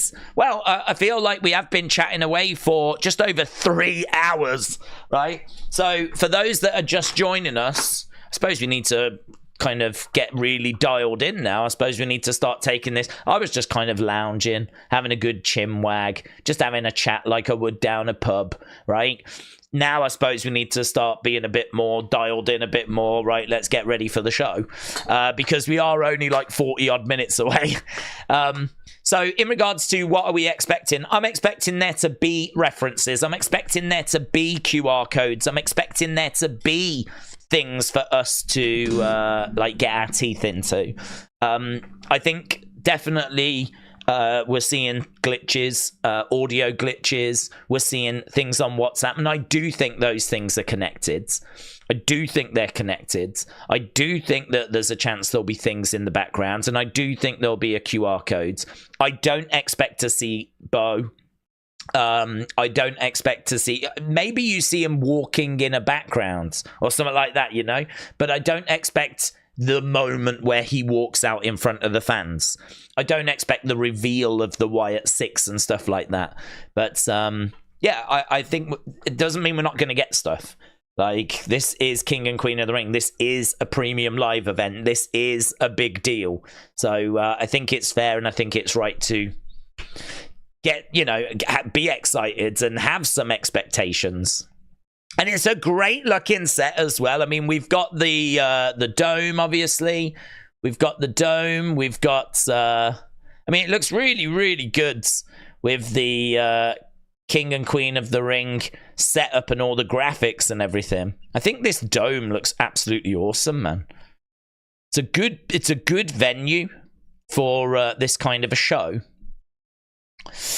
The good thing about them saving Wyatt 6 debut for Clash at the Castle is that we don't have to wait as long for Alexa to become part of the story, says Trent. Trent, shout out to you. I hope you're well. Mitchell said, if there is a QR code, can we wait until the show to get into it? I think that might be a struggle, to be honest, Mitchell. I know, Mitchell, that you're one of those hatey haters, aren't you? Hey, one of them hatey haters, not massively feeling all the QR code stuff. But no, I think that it is definitely, it's definitely something that does kind of distract from the shows. If we do get a QR code, and I think we will try to balance it the best that we can. But yeah, there's no way we can just leave it and all agree we won't get to it until after. That's going to be a little bit too much of a challenge, I think. But I do understand. James said, we've won 2-1 and now we've qualified for the Europa League. Well, to be honest, James, it was never in doubt. If you joined the stream earlier, you would have heard me saying, we definitely got this. Man City are beatable. They are vulnerable. We can definitely pick up the victory against them. They're not as good as people say.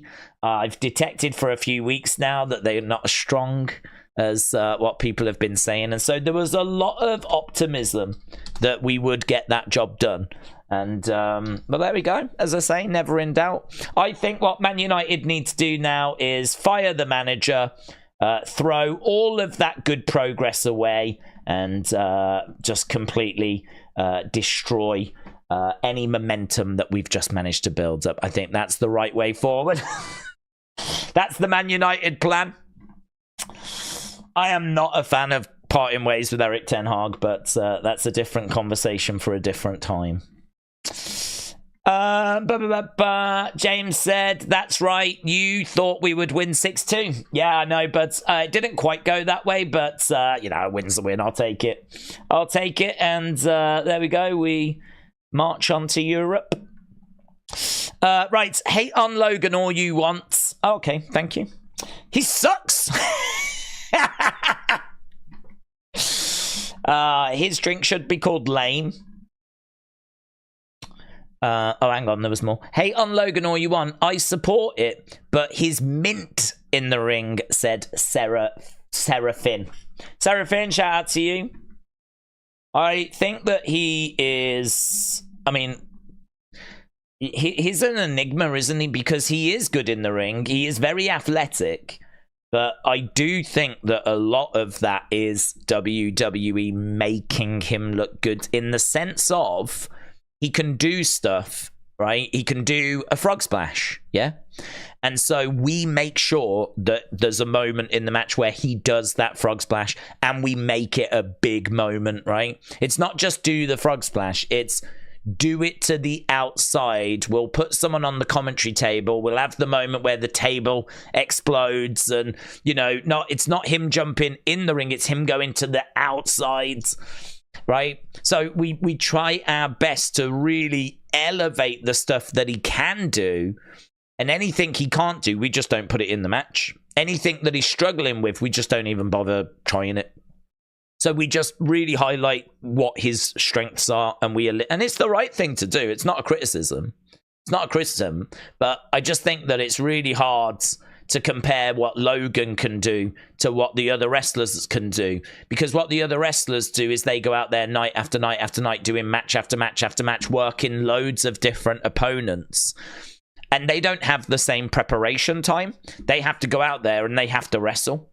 So the years of work that they've put in to learn how to actually do a match, how to actually wrestle, it's just not comparable to what you see from Logan. What you see from Logan, the end result is amazing, but the process is very different, and he is treated different. He's a big star who is very athletic and can really do some stuff, and I think that WWE have used him the best way they can.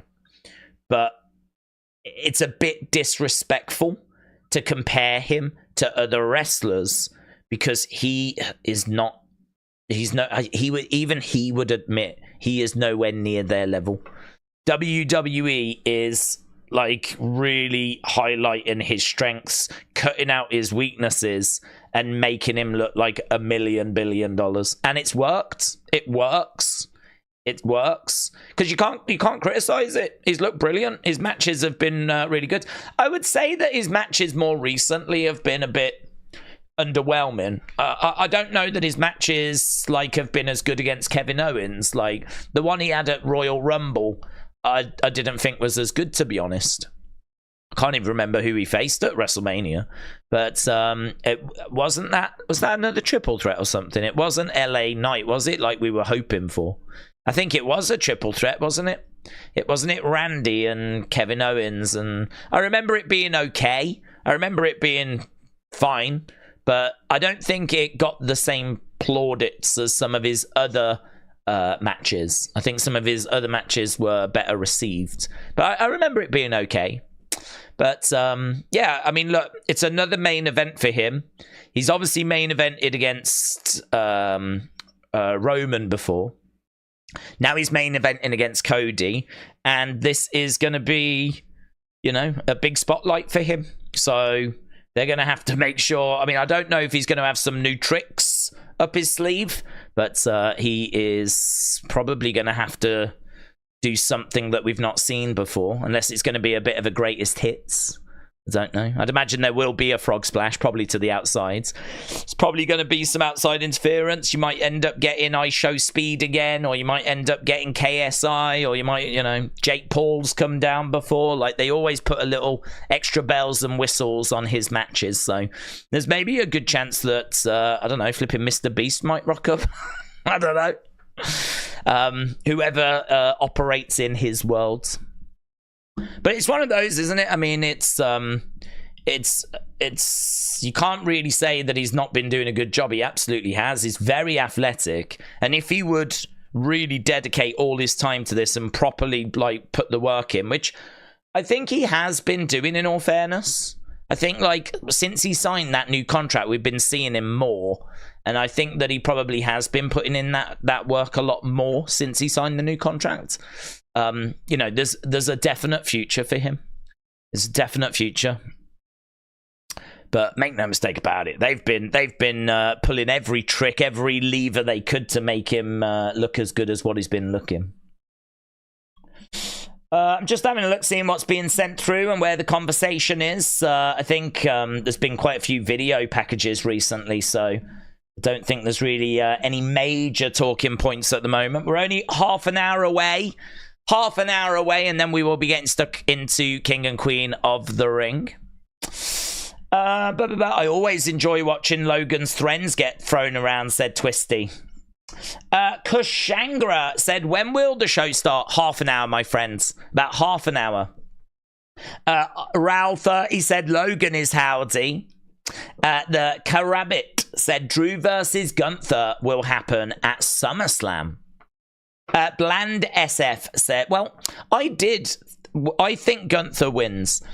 And Drew versus Gunther would be interesting. But I don't know if we don't do Drew CM Punk.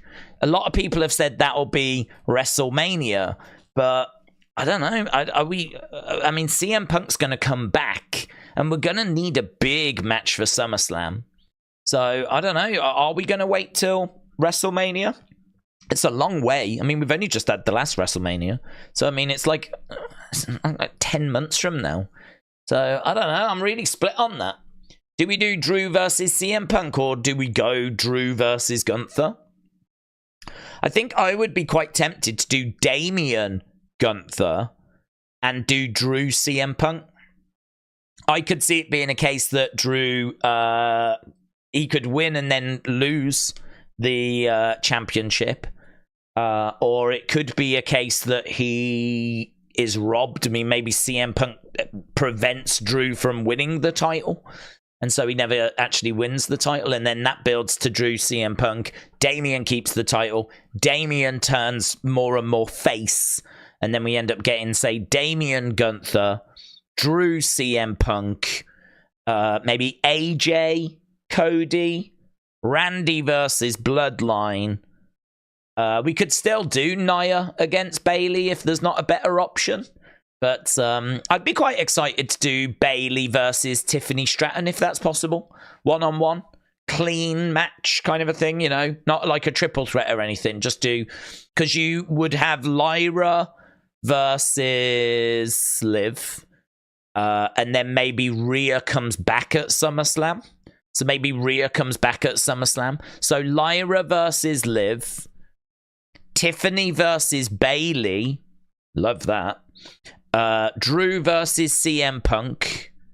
Damian as a face taking on Gunther. Cody, AJ, Randy. It might be Randy and someone versus Bloodline. I feel like there's a lot, maybe you do Randy and Usos. Randy and the Usos versus Solo and Gorillas of Destiny. Oh, I don't mind that. I don't mind that at all. Randy and the Usos versus Solo and the Gorillas of Destiny. I don't mind that. Don't know. That's kind of my thoughts as to where we could be going, but I don't know. Could they end up doing Drew versus Gunther? Yeah. It's just Drew's character is really interesting, isn't it? 'Cause it's sort of a heel, but it's not like a full blown hit. He's kind of a little bit like just out on his own, isn't he? Really? I do think Gunther wins King of the Ring, said Wicked Dust. I'm expecting a Sheamus level banger. Should be a great match. He is a bit of a tweener, said I Am Your Father. That is true. He is a bit of a tweener. I mean, that match feels like it could work to do Gunther versus Drew. It doesn't feel like that would be a big problem. Because he is that little bit of a tweener, isn't he? And we've seen it, and it's a banger as well. Do we think Randy Orton should beat the record of Ric Flair, said Kushangra? Should it be 17, 18, 19, 20 time world champion? I think if he beats the record, it should be 17 time and no more. Do I think he's the right person to do it? Yes, I do. And the reason why is because I think that we all love Randy. And I think there is... I think Randy doesn't get the respect he deserves because he could have, and he said this, he could have gone to Hollywood. He has had offers to go to Hollywood and he's turned them offers down. He's turned those offers down because he is a wrestler. It's in his blood. He doesn't want to do anything else. He wants to do this whilst he can. He wants to get everything out of this career of his, right? He is someone that has... He's kind of been like to the side, really, in the sense of he's not the face of the company. He's not the John Cena. He's not the Roman Reigns. But he's always been there, hasn't he? He's always just been just over to the sides. You know, you've got John Cena as the face of the company. Well, he needs a big foe, someone that he can fight with. And probably his biggest foe was Randy Orton. And, you know, Orton has tried to help others come through, like when he teamed up with Riddle and RK Bro. But he's always been around. He's always been a good opponent for people. He's always, you know, understood wrestling, the art of selling. He's, you know, when he sells, it's so interesting to watch. Like, he really makes you feel like he's struggling. And then, like, out of nowhere, he can hit probably the most exciting move. I mean, whenever he hits an RKO out of nowhere, people pop. People get really excited. I mean, he just... When he's gone, we're going to really miss him. I think we missed him when he was gone for like that year and a half. I think he was really missed. So he's on 14 right now. I would love for him to be the one. I think Ric Flair and John Cena would both have no problem with him going on to be the one that gets that records. I don't think they would mind it at all. And it's not about them. I think that he is someone that's given his life to wrestling. And I think that he would be very deserving of it as well. So he hasn't left us. He hasn't gone to Hollywood. He's stuck around. He's wrestled as much as he can. I think that for him to be the one that gets that honor, yeah. But I wouldn't go 18, 19, 20. Because eventually you're going to want someone else to beat his records. And this was the point I was making about Gunther as well. Why keep going just for the sake of keep going? He's already broken Honky Tonk Man's records. All you're doing now is making it harder for the next person to break Gunther's records. Now someone's got to go ages before they can beat even Gunther's records.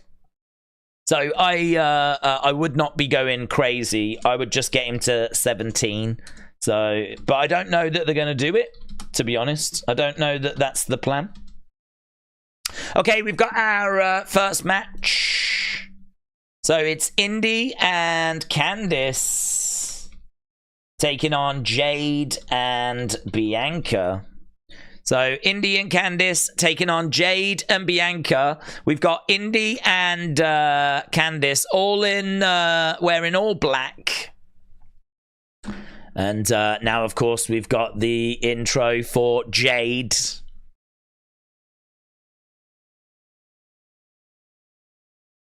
So, first match. This is on the Countdown Show. We got 24 minutes to go until we get over to the main cards.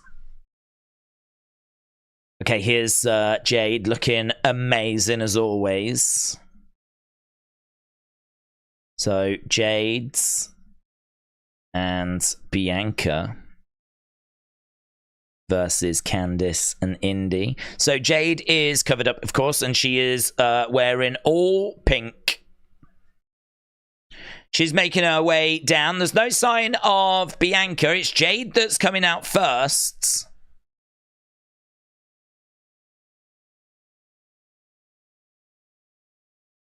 Let's go.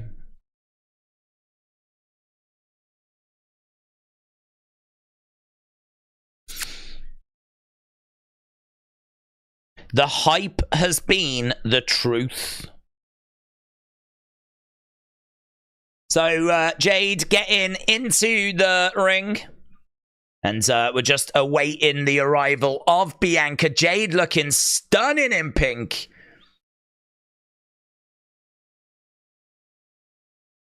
Boom. I love the guitar in Jade's theme, said Trent. It's good, isn't it? It's good. Separate entrances for Bianca and Jade, said Wicked Dust, yeah. I don't think this thing is about the matches. I mean, I don't think we're in much doubt as to who's winning this. So I don't think it's so much about the match. It's really about showing these women off to the crowd. Like, here's Jade, here's Bianca, you know, here's the entrances. And now here's Bianca's entrance. Take her a few minutes to come down. 5-minute match. Thanks a lot. So here's Bianca Belair. Don't watch you fall down. So Bianca is making her way down to the ring. She is also wearing pink. Swinging her hair around, dancing, skipping her way down to the ring.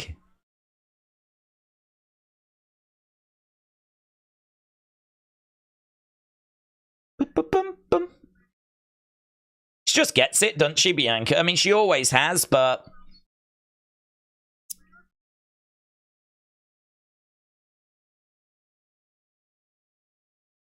Right, Bianca and Jade are going to win this. I was watching the FA Cup final. What have I missed? I've only put it on now, said Football Maniac. You haven't missed loads. I mean, the kickoff show has just been a lot of video packages as usual. This is our first match that is just about to begin. It's Jade and Bianca taking on Indy and Candice. So this is our first match. We have had Dominic go up to Liv, saying that he was there to stop her winning the title, but no one believes him. And we also had a glitch, an audio glitch that Michael Cole suffered. Jessica Carr is there. Jessica Carr is in the ring, holding up those Women's Tag Team Championships. This is for the Women's Tag Team Championships. And as we said, this is going to be our first match. I don't think this is going to take too long. Should still be fun, though, as these two go at a decent pace. And I'd imagine there'll be quite a few power moves. Jade is in there with Indy. Indy looking frustrated as she gets chucked down. She looks over at Candice. Candice tells her it's okay. Indy goes over, it's a gut wrench. Indy lands on her feet, goes over by the ropes. Over the other side, back elbow, misses by Jade. Jade catches Indy. Catches Indy, looking for a fall-away slam. And she gets it, and Indy sells. Bianca on the outside of the ring, trying to get the crowd all fired up. Jade shoulder tackle as Indy goes down, and a tag is made. Very comfortable tag is made. Jade grabs Indy, scoops her up, plants her down. I thought Bianca was going to go up top there because we have been seeing Bianca really going quite aerial recently. She's been channeling her inner high flyer. And there we go. Look, we got Bianca, we got Jade flexing together. Indy has been dealt with very comfortably. That brings in Candice LeRae. Candice charging over. She goes against the ropes. Round the houses. No. Lands on her feet. Oh, lovely. Gutbuster there by Bianca, who's just selling that knee injury a little bit. Shoulder tackle there by Bianca. She's driving Candice, really driving Candice into the corner. She grabs her, reversal. Candice goes hard into the corner. Bianca charges over, big boot there by Candice. Bianca down in the middle, getting back up to her feet. She smashes Candice in the side of the face. Grabs Candice, she's got her up in the air. Look at that. Press slam at the moment, but Candice manages to get back down, tags in Indy. But Candice gets thrown. Bianca comes over, forearm strike. And now she's grabbing Indy, but chop block, Bianca goes down. We're going to do the work now of setting up the hot tag. So now we've got Bianca down. The heels are in control. Indy gets in between Bianca and Jade so that the tag can't be made. And we have a little countdown clock that is counting down to the start of King and Queen of the Ring. And we are less than 18 minutes away.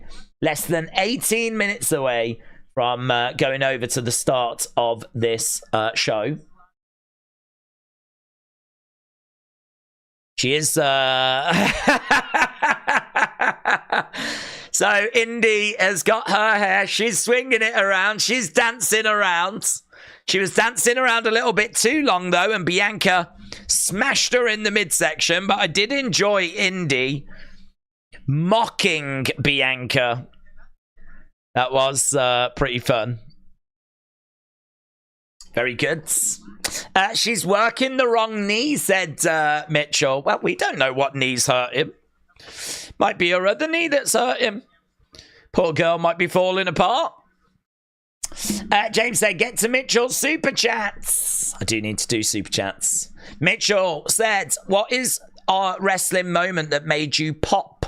For me, it was Stone Cold showing up to help Mankind win. That was great. AJ's Rumble debut and Sting at Survivor Series. Well, we can throw that out to the chat. I think that's a good question for the chat, Mitchell.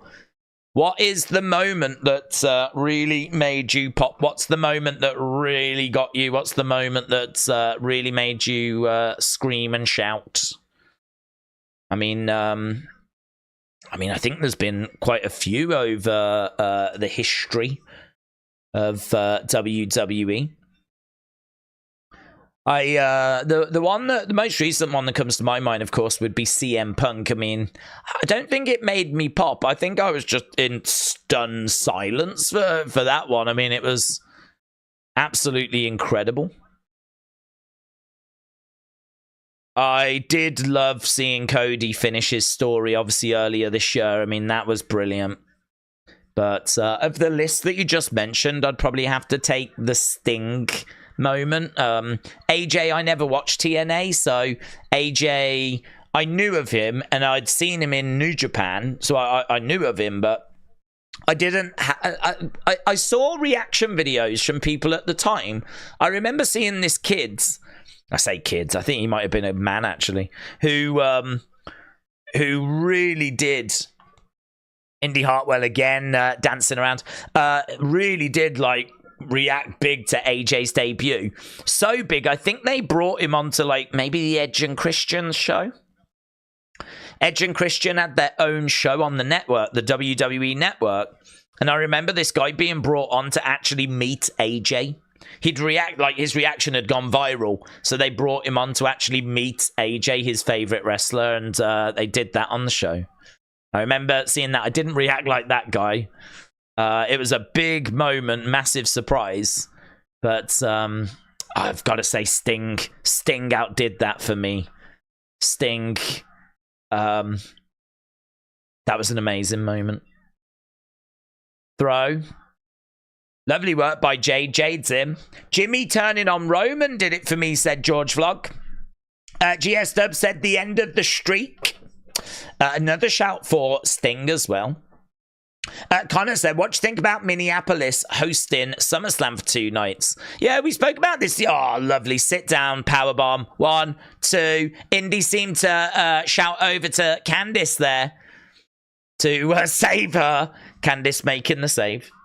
I don't have a problem with it. My preference is always to do one night and make it the best you can. For me, the best show is going to be 3.5 hours. It's going to be 6 matches, 7 matches. Every single one of them matters. Every single one of them has been built up. Every single one of them you care about. Ooh! Candice did a springboard moonsault where she tried to land onto Jade, but she didn't quite get it. Well, she got it, but she sort of connected with her head more than with her body. So that was pretty brutal, man.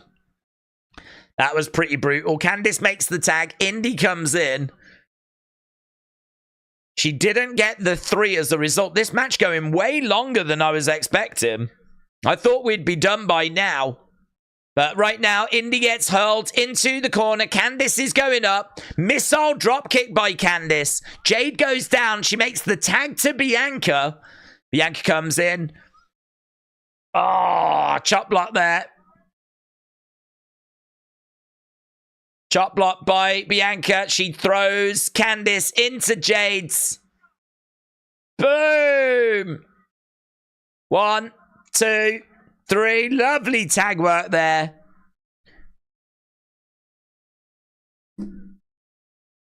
Right. So, get in your scores. We need to end this poll. So, yeah, thoughts on it are my preference is to do 1 day, but I don't have a problem with 2 days. And, you know, if anything, that's works better for the channel because we'll have 2 streams to do. We'll have more content to talk about. So it's more, you know, it's just more. So for the channel, it's good. For me personally, as a fan, I'm much more into quality over quantity. And I think that 1 day stacked is what I would look for. But I have no problem with 2 days. Right, let's get match scores. I think they've shown with the WrestleManias that they can put on 2 days and that they can put on really, really solid days. What we have found, though, with WrestleMania is you tend to get 1 good day, 1 bad day. I feel like WrestleMania this year was a bit of an exception. We didn't quite get the bad day. This year was better. But previous WrestleManias, like day 1 has been amazing, day 2 has been not as good. Because we've done watch-alongs where like day 1 of WrestleMania is like 8.5, 8.75. We're like, oh my god, this was amazing. And then next day it's like 6.5, and you're like, oh. But this year's WrestleMania was a bit different. Obviously, the second day was dominated by Cody finishing his story, wasn't it? I can't remember how we scored it, to be honest. I can't remember the scores of the 2 days. I'd have to go back and have a look. But, yeah, no, look, they've shown that they can put on 2 solid days, and hopefully we can start getting a bit more consistent with those being 2 good days as well. Where we're getting, like, both days 7.5 or above. I mean, imagine if both days were, like, 8 out of 10. That'd be amazing. That'd be amazing. I think 2 days for the major Fort PLEs would make it more stacked, says Karabit. That was an okay match for me, said Mitchell. I enjoyed it. I thought that they did a decent job. We knew who was going to win, of course. I mean, there wasn't really anything riding. Well, there was the women's tag belts, but we never thought they would change hands. Pretty simple, solid, basic stuff, really. A solid offering. For me, the Austin beer truck, said James, and TNA Elix Skipper walking the steel cage into a Frankensteiner, and of course Bray's Extreme Rules return, and Hogan being the third man. I think that's some excellent shouts there, James. What's the latest on Ten Hag? Are people still saying that he's done and he's gone? I mean, where's the I'm missing all of that. What's the latest conversation? I would like to see the series being more of a brand versus brand, with the winners getting to main event at WrestleMania, says Karabit. Right, Odin's son says, go in a bit back with this one, but follow the buzzards. So, Odin's son, shout out to you, my friends. Any old Bray references or catchphrases are always welcome. So, it's honestly, the campaign has been brilliant. Nightbirds, I really think there's an argument that it's better than White Rabbit. I really think there's an argument that this thing has really overachieved. And as I said, for me, it's just getting better and better. I thought that the website thing we got yesterday was so revealing. I mean, there was so much stuff in that I just found so captivating. You know, to read an entry which is based on Bray's passing, you know, just incredible, just amazing. If we're going to keep getting a few more weeks of that, I'm fine. I'm all right with it. But I do expect something tonight. Not an arrival, but a QR code or glitches. Probably more than just glitches, to be honest. Maybe a little something in the background, backstage, or something like that, you know? They did say that they're going to send signs and wonders. So I wonder what wonders means. Signs and wonders. It was on this, for those that don't know what we're on about. If we look here in the Kintsugi website, yeah, the very last entry said, they're talking about us now. We finally got their attention. Let us savor this, and we will show you signs and wonders. So I take that Michael Cole, Corey Graves, basically WWE, they're talking about us now because they weren't before. We finally got their attention. So let us savor this, and we will show you signs and wonders. That's the last entry. So that doesn't say to me that they're coming, but it does say to me that they're going to be doing something, sending signs, and whatever a wonder is. I don't know. Right, we're backstage with Logan. Logan,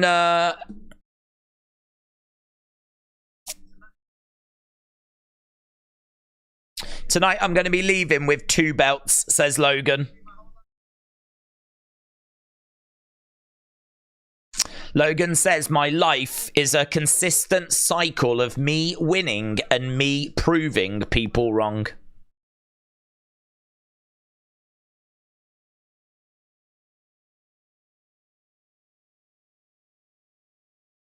We will find out if Logan Paul belongs on top, says Byron. So there we go. That is a quick little chat with Logan. He's going to be in the main event taking on Cody Rhodes. And we do now have a little video package just looking at how this match came to be. Moldy Spoon said, I won 80 quid on United. 10 hog in. Moldy Spoon, shout out to you. Many congratulations, my friends. Yeah, I'm Ten Hag in. I've been Ten Hag in all along, though. I've not been about parting ways with him. I think that there was mitigating circumstances for why we had such a bad season. I think that, just to touch on it briefly, I think he made a big mistake in being as adamant that we went and got Anthony. I think Anthony could actually be what proves to be his downfall, because we spent a lot of money, more money than we should have, getting a player that has just absolutely bombed. But, you know, Anana's been okay, right? Anana's been okay. I don't think we've seen the best of him. Martinez at the back when he's been fit has been good. So you look at those and you go, they've been good. Mason Mount obviously has been injured for a lot of the season. It's Anthony that's been the big problem. I don't think you can do much about the injuries that he's had this year. I just don't think you can do much about that. So I think, like, for me, I understand why this season's been bad, but it shows that we need more depth. And hopefully we're going to get some players in this summer that's going to give us that depth. And honestly, I've got hopes with Ineos being in, but I do just worry if we get rid of him and we just chuck it all away, because it would be like judging Klopp on that bad season that Liverpool had last year. Was it last year that Liverpool had a really bad year and it just like everything just went wrong? Like, it can happen. It happened to Klopp, and they love Klopp over at Liverpool. You know, it can happen. You know, this season was not good, but it still ended up with an FA Cup, didn't we? And now we're going to get rid of the manager. So, yeah, it's bonkers, man. Ten Hag is gone. You can't lose 14 games. That's the worst in United's history. Yeah, but there's mitigating circumstances for it, isn't there? I've been a United fan since the early 90s. I'm fully aware that you can't lose 14 games in a season, but I think that Rashford was good last year. He's been nowhere near as good this year. You know, this is Rashford that's not going to be going to the Euros because he's not earned it. He's not been good enough. And for whatever reason, he can't turn it around. There's a time where the manager can only do so much.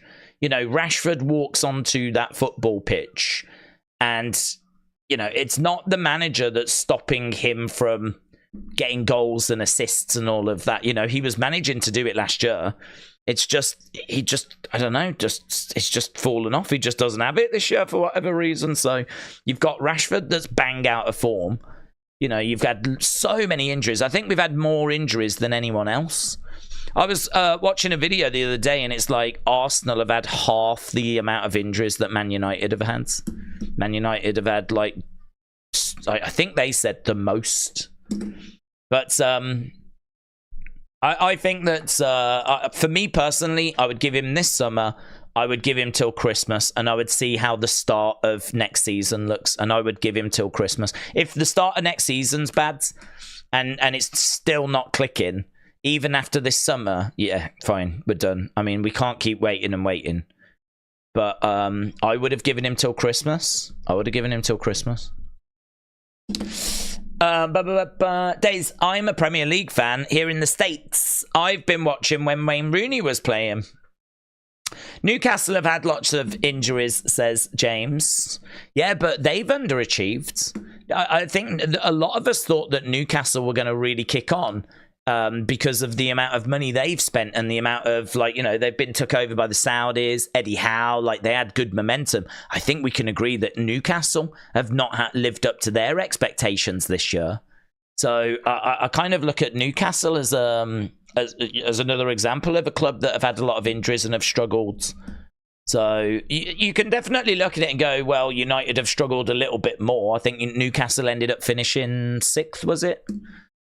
Finished a couple of places above us, but I don't know. I mean, we're not talking that Newcastle had loads of injuries and they won the Premier League or they finished second or whatever. I mean, they finished a few places above us, so I feel like that's a similar example, you know. They had lots of injuries and they also underperformed against what I think a lot of us expected them to achieve. They had better give us LA Knight Logan at SummerSlam, said Brony. Tom said, I did think that Candice and Indy would have won and then targeted Bianca's leg, but I did go with Jade and Bianca. Moldy said, I've never wavered from him. I think he's a great manager. Yeah, the show is starting. We are underway. It is time to dial back in again, as King and Queen of the Ring is kicking off. So I don't know what the first match is. I think they just showed Becky, so I think they're suggesting that this first match is going to be Becky versus Liv. So, which would make sense, actually. I mean, clearly Logan Cody is closing the show. So Becky Liv opening the show would make sense. We've got the intro. Then, now, forever. Got to keep an eye out for the QR codes and little glitches. Bum, bum, bum. Okay, that opening match got a good rating. So, good 95. So, they're just talking about Jeddah. They're just talking about Saudi Arabia. Days, how about we get rid of Anthony and we bring in Elise? Oh, I'd love it. Sign me up, mate. I just don't know how easy it's going to be to get rid of some of these players, that's all. But I would love, love, love that. Sign me up for that.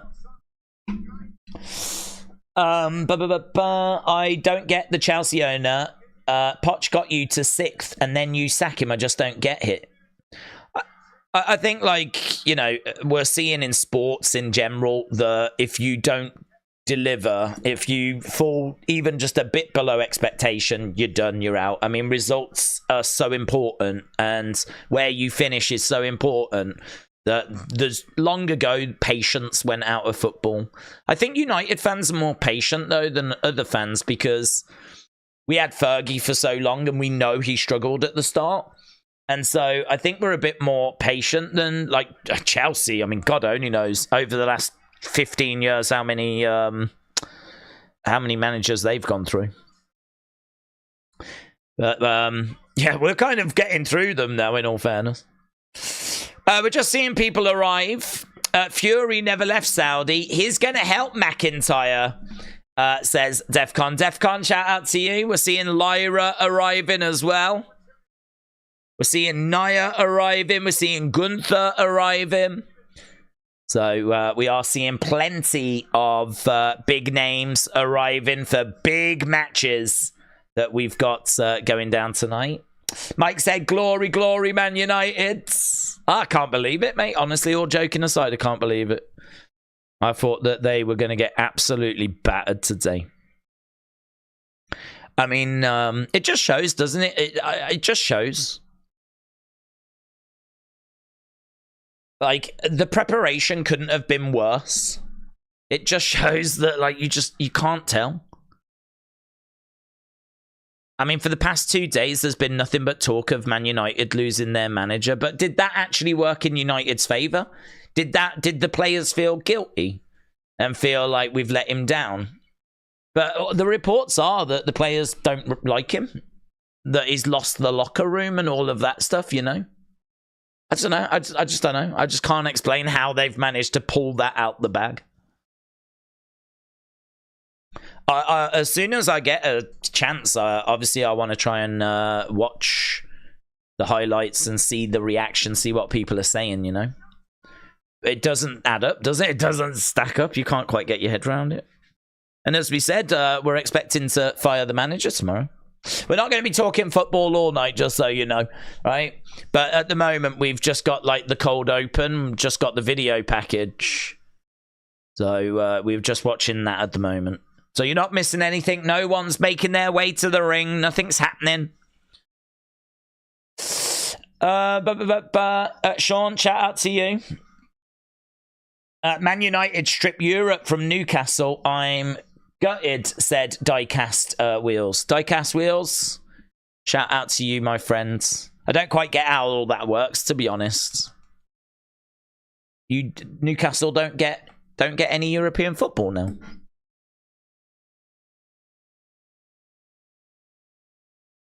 Right, there we go. That is the open done. Should be going over to the Dome live. Let's go, baby. If Liv loses, I think she wins Money in the Bank, said D. Yeah, I agree with you on that. I read reports that Rashford and Sancho are impossible to sell because of wages, said. I can believe that, yes. I can believe that. That's United's problem. Like, trying to shift these people on. Like, we pay wages so high above, like, other clubs that moving these players on is a real... But we've had to do that to bring these players in. Because why would they come to us when we're, like, you know, just not even competitive? Jeddah. Oh, there's the Jeddah needs CM Punk sign. So lots of signs in the crowds. Right, here's the man. Here's Big Time. Becky Lynch making her way down to the ring. So Becky versus Liv. who is winning this. Becky looks great. She's wearing like a suit. She's got it's a proper suit and like a flat cap on, but like a nice black flat cap. But she's got like a tux and a suit. I mean, is she gonna or is she wrestling in that? She's got a shirt. Becky making her way down to the ring. I mean, I've got to think that's Velcro all down the side. So she's touching hands. She climbs up into the ring. Big time. So Becky is here. She looks great.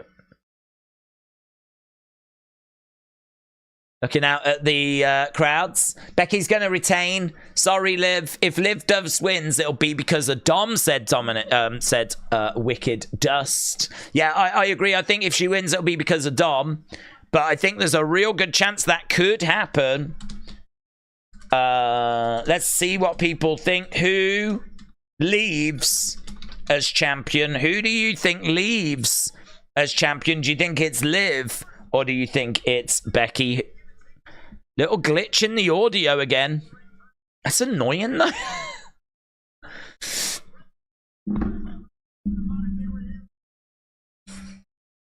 There was glitches yesterday in the audio, and it's just little, like, it doesn't happen all the time. It's just the odd moment. But backstage was terrible during SmackDown. I mean, I actually think that there are some glitches that are actual glitches. But I don't know about the Randy bit interrupting his song. Like, that was interesting for last night. And there was one earlier with Michael Cole. Okay, here's Liv. Liv coming out. She's wearing all red, similar to... I think she's wore something like this before, channeling her inner Britney Spears. So Liv is making her way down to the ring. Obviously, the women have to wear different attires to what they would normally be wearing. They have to be covered, and Liv is covered. We've come a long way. Do you remember? It wasn't that long ago. The women weren't allowed to compete at all. Come a long way since then. Progress has been made.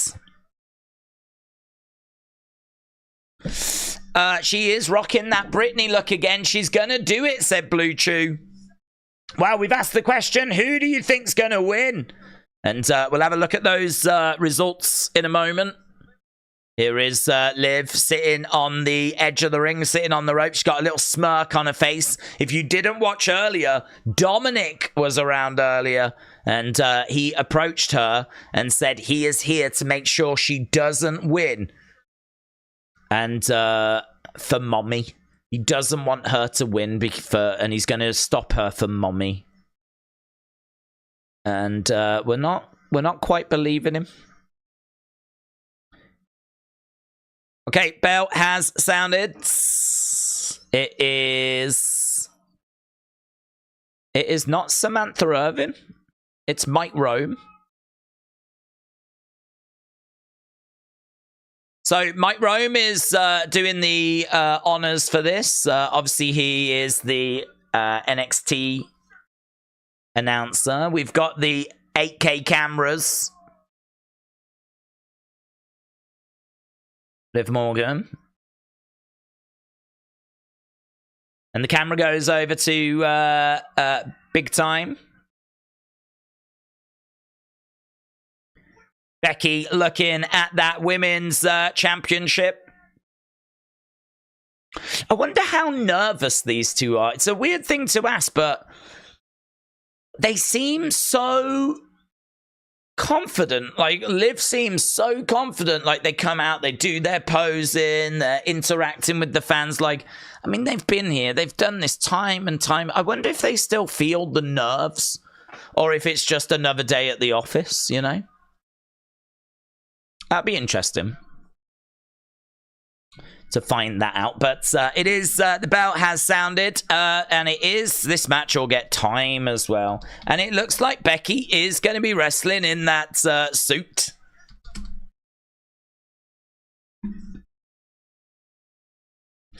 So Becky is in black. She's wearing this like tux suit. It's such an interesting look. I can see Mattel looking at that going, let's go. We're definitely making that as a figure. These two pushing each other back and forth as referee comes in. It looks a bit weird, doesn't it? Becky in that suit. It does look strange. I really thought she was wearing Velcro and she was going to be whipping it off.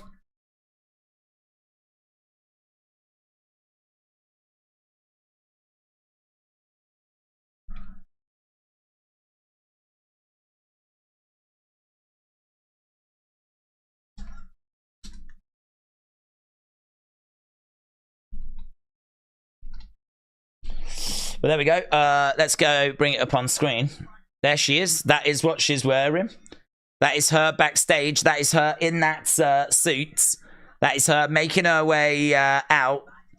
That is what she is wearing. It's very strange, but it's a very distinctive look, isn't it?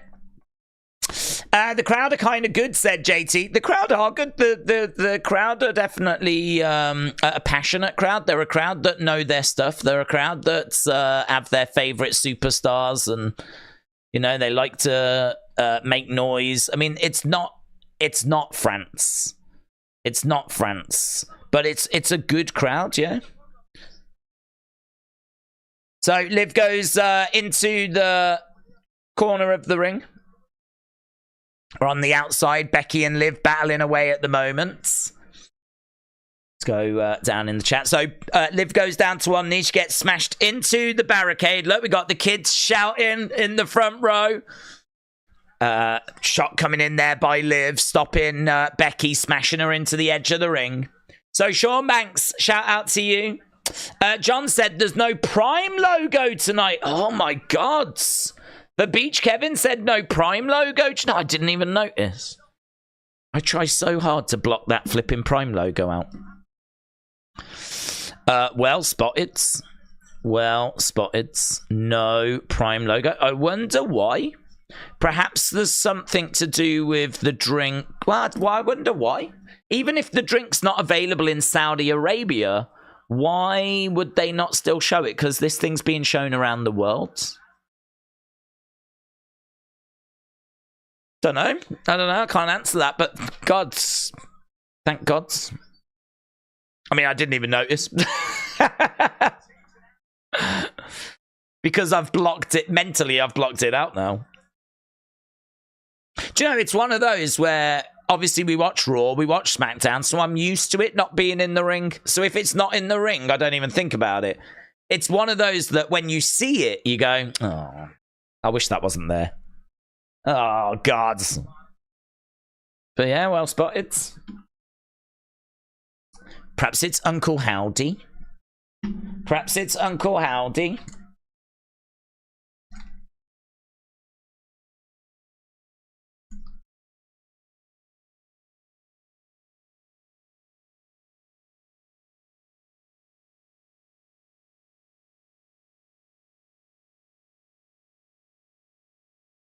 Right, cover there by Liv. But kick out by Becky.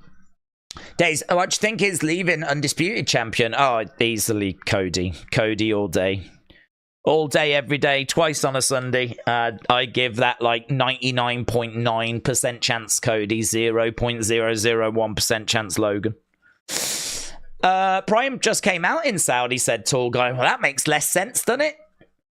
I will give you $500 US to not mention Howdy until they actually debut. Not mention Howdy. I think I've already ruined it. I wouldn't take that deal anyway, to be honest. Oh, Becky goes face first into that top turnbuckle. Britney Spears versus a Pinky Blinder. A Peaky Blinder. Now, she did come out with the flat cap, didn't she? Britney Spears versus a Peaky Blinder. It looks a bit more like Britney Spears versus, like, a waiter? It's like Britney Spears has not received the order that she actually placed and she's going off on the waiter. That's how it looks to me. Hit me baby one more time, said Justice. Did you see the eye on Liv, said Casey. I did, yeah. She's got that catchphrase, hasn't she, of watch me.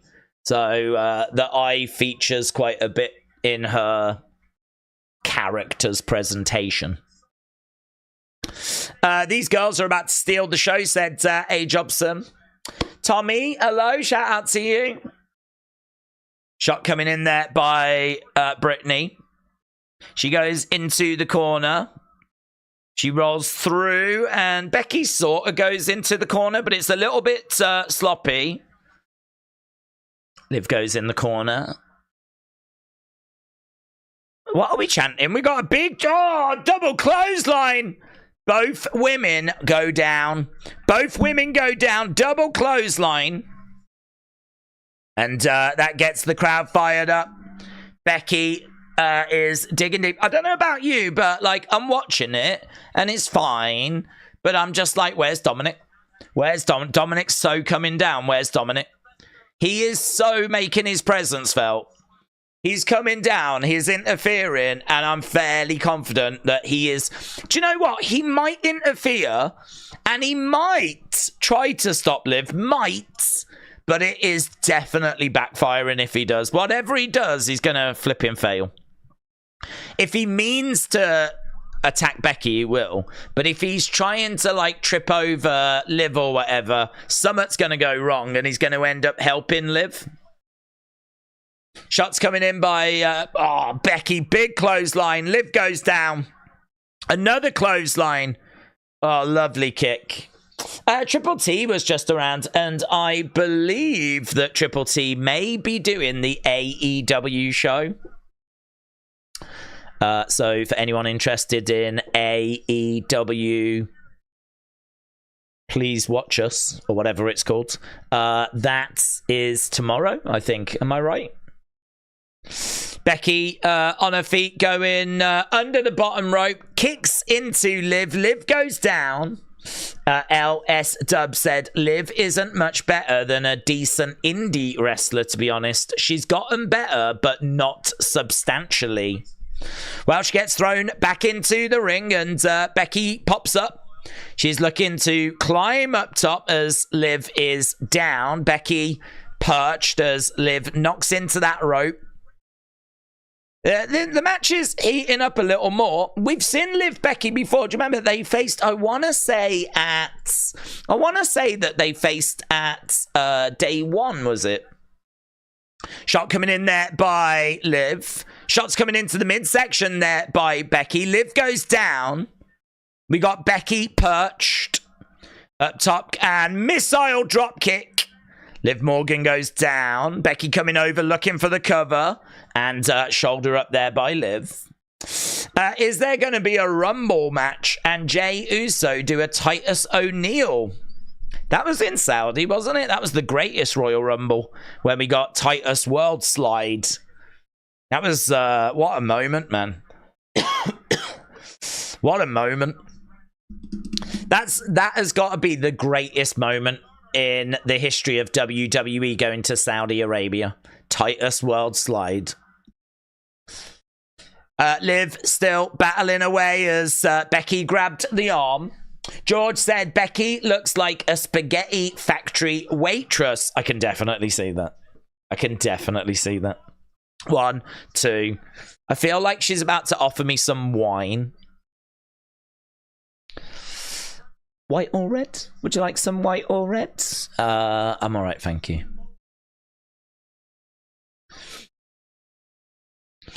Right, we've got Liv looking over, smiling away. Big Time said, WWE, the hottest they've been, but the ratings are not reflecting that. People will say cord cutting, which is true, but WWE have got the tools to grow. Well, I just think that it's... they are in a boom period. I think they're still in that boom period, but I just think that at the moment they are focused on kind of building towards SummerSlam. So there is a come down after WrestleMania. I mean, could there have been a way of maintaining that? Maybe, but I think that without CM Punk and without missile dropkick there by Liv, without CM Punk and without Roman and without Rock, and with so many big hitters being away, it's been a challenge. It's we're trying to build some new stars so that we can be even stronger, bring through Lyra, build up Gunther. We've clearly put some extra focus on Liv. We've brought up Elia. We got Bron Breakker that we're investing in. So, we're trying to add even more stars for the future at the moment. Nice pin attempt there by Becky and kick out by Liv. This match is actually pretty good, said Mitchell. 537H said, I'm hoping the Wyatt 6 appear because I woke up at 2 a.m. for Backlash and there wasn't anything. Now it's 3 a.m. in Australia and I won't be happy if I've woke up for nothing. Well, we're not expecting them, to be honest. We're not expecting them. Well, I'm not expecting them. But I think you will still get something. To reversal there by Becky. Kick out by Liv. Becky charges over, goes for a big boot. Liv with a kick. Becky goes down and she sells. Liv comes over, going for the cover too. Oh, kick out by Becky. Kick out by Becky. So the crowd are chanting away. The crowd are making noise. Liv digging deep. So Corey Graves said he has never been world champion. He doesn't know what it feels like. But this is what Liv Morgan is battling to try and achieve. She's laughing as she kicks out at Becky. Becky with a big shot. Dominic said he wanted to stop Liv from becoming champion. Well, she's come close on a couple of occasions here, so I don't know what his flipping plan is. But there's been a couple of times here where Becky has been close to putting Liv away. Like now, look. Now, I mean, look, she's got this armbar in. That could have been a real problem for Liv. So I don't know what Dominic's playing at. Nice reversal, though, by Liv Morgan. She's got a submission hold that is in. Pulling back on the arm here of Becky. And Becky reverses. She tries for a pin. Lovely. Elbows coming in there by Liv. Yeah, it's a good match. Good opening match. This match has been good so far, said Dro. Disarmer is in by Becky. Disarmer is in. Becky is pulling back there on the arm. Liv definitely struggling. She's trying to get over to the ropes. Here he is. Here he is. You didn't. So Dominic is here.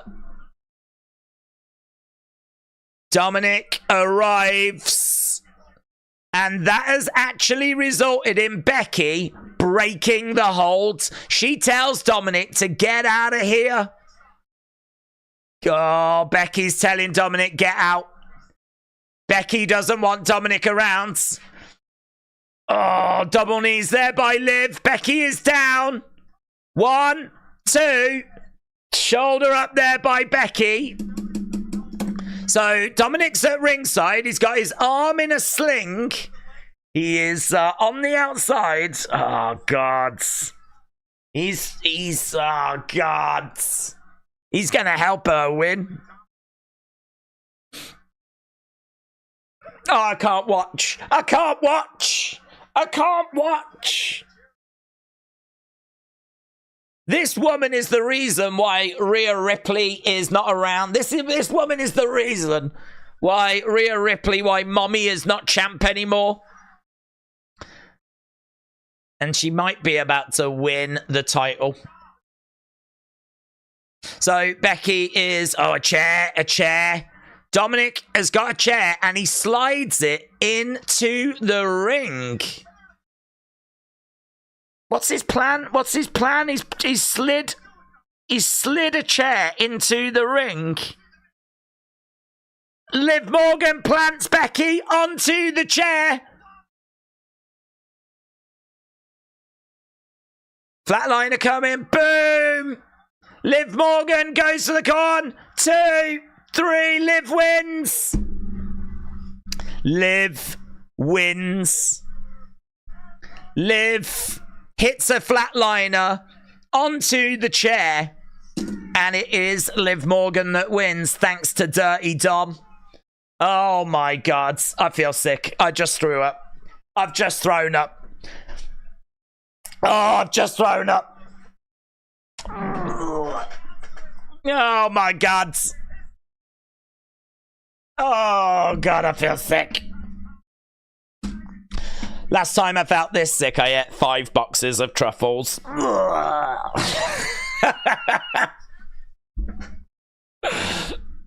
Liv Morgan is the new women's champion. How do you feel? How do you feel? Mr. B is throwing up. Justice for mommy. Justice for mommy. God, he's useless. If he really was trying to help, he is flipping useless. No wonder Rey Mysterio hates him and kicked him out the family. Look at him. Sliding a chair in. They've done it so that you don't know if he actually helped Liv or if he helped Becky. The chair was slid in between the two of them. So you didn't know who he was helping.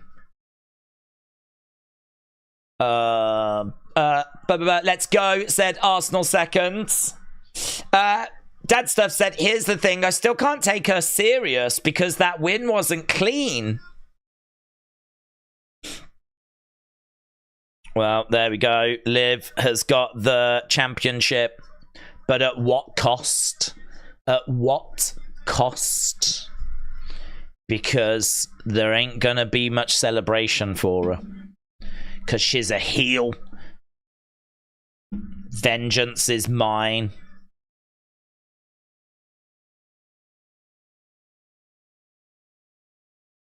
Well, there we go. There's not much celebrating from the crowd, is there? I knew it.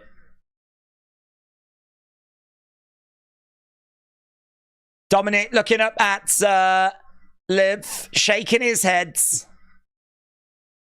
She blows a kiss. That's how we reward criminals. Is it? That's how we reward criminals. People that break the law. Eh? Drug dealers.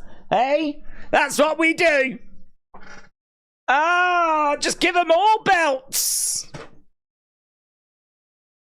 Would you like to buy some heroin? No, but would you like to be a WWE champion?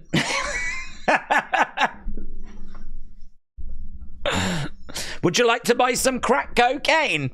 No, I wouldn't, thank you. But would you like to be tag team champion?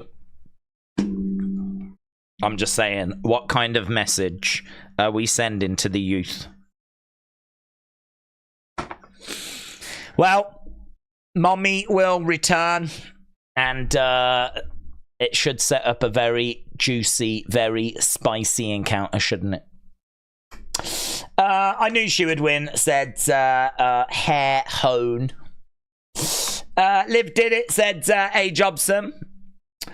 What's the deal with Dom, said El Leon. Well, he's just useless, isn't he? That's what we've learned. He's just useless. Oh, we got an advert for that WWE experience. I still really like the look of that place, but it's a long way away. Riyadh, Saudi Arabia. I wonder how many visitors they get that actually go to that. So, big news if you are joining us. Dominic arrives. He throws a chair into the ring. And Liv hits a flatliner. And becomes the new champ. Right, we are just seeing scenes of Saudi Arabia at the moment as we'll be moving on to our second match. And our second match of this main card is going to be Sami versus Chad versus Big Bronson Reed. So, Intercontinental Championship up for grabs. And I think we've gone with Sami on this one, to be honest. I think Sami retaining. I think we might see Otis standing up for himself here.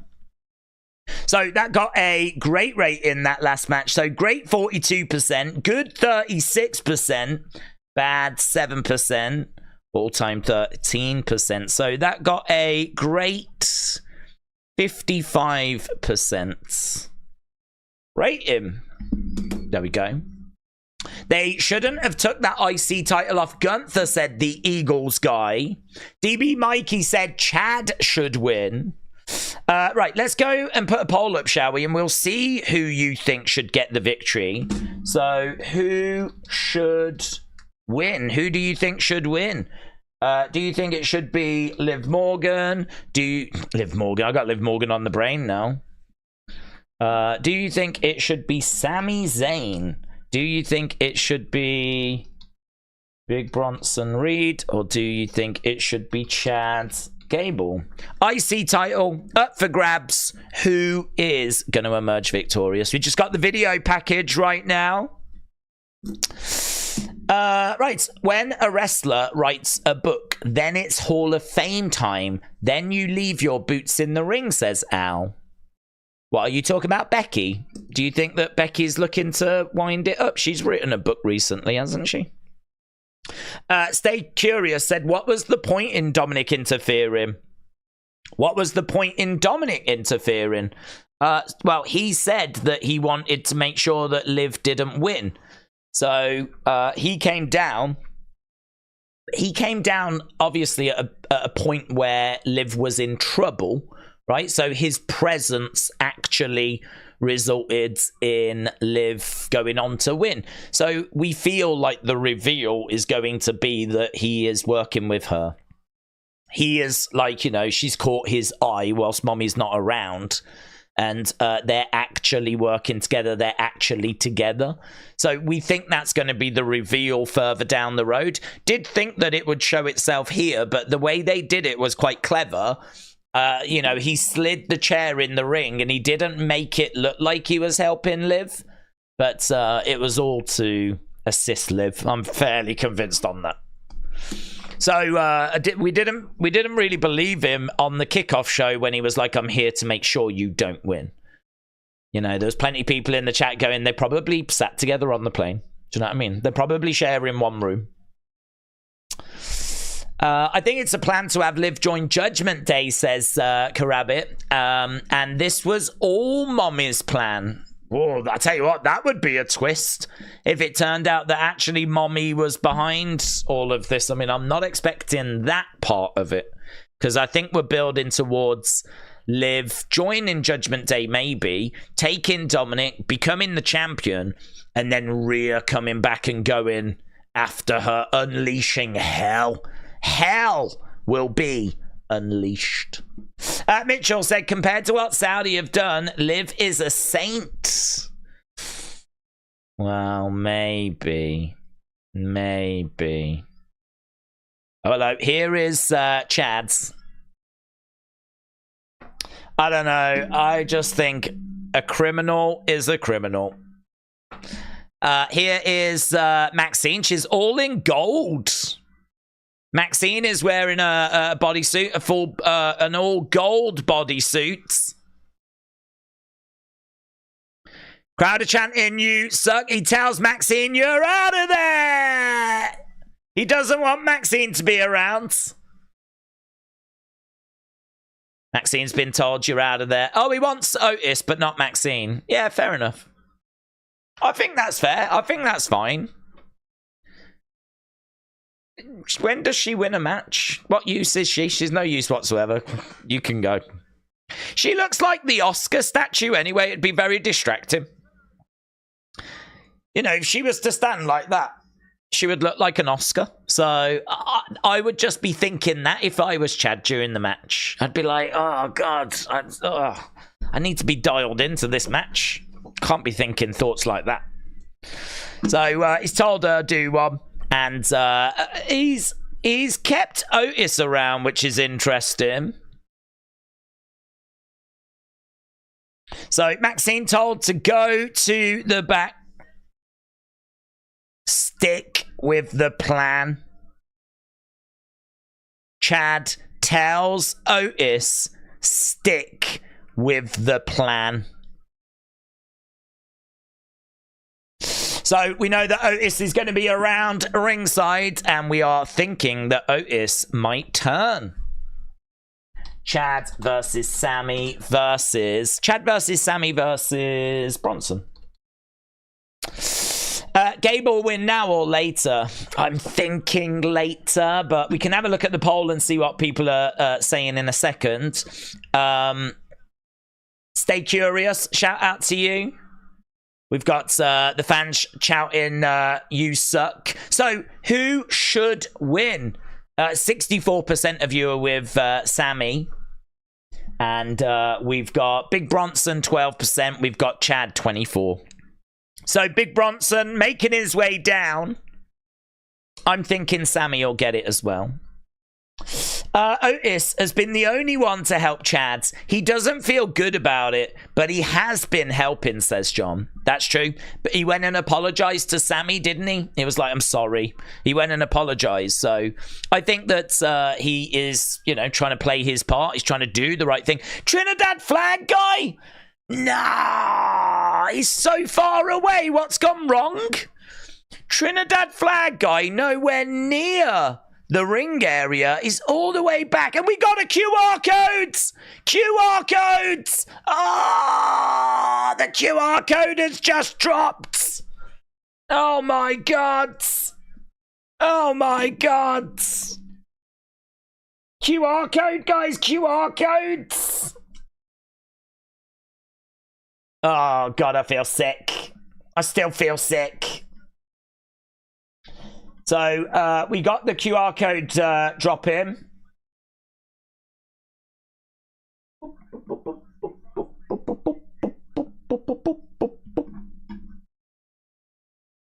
Okay, let's have a look and see what we've got. Here's, a video package for Sami. I was going to say, here's Sami, but I think that's actually a picture of him before.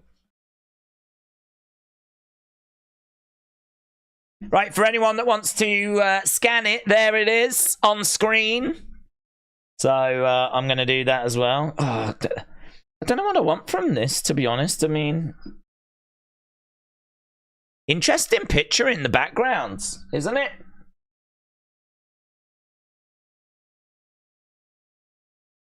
I'm going to put that, actually. Interesting picture behind the latest QR codes. It looks a little bit like Joe Gacy, doesn't it? Could it be Gacy?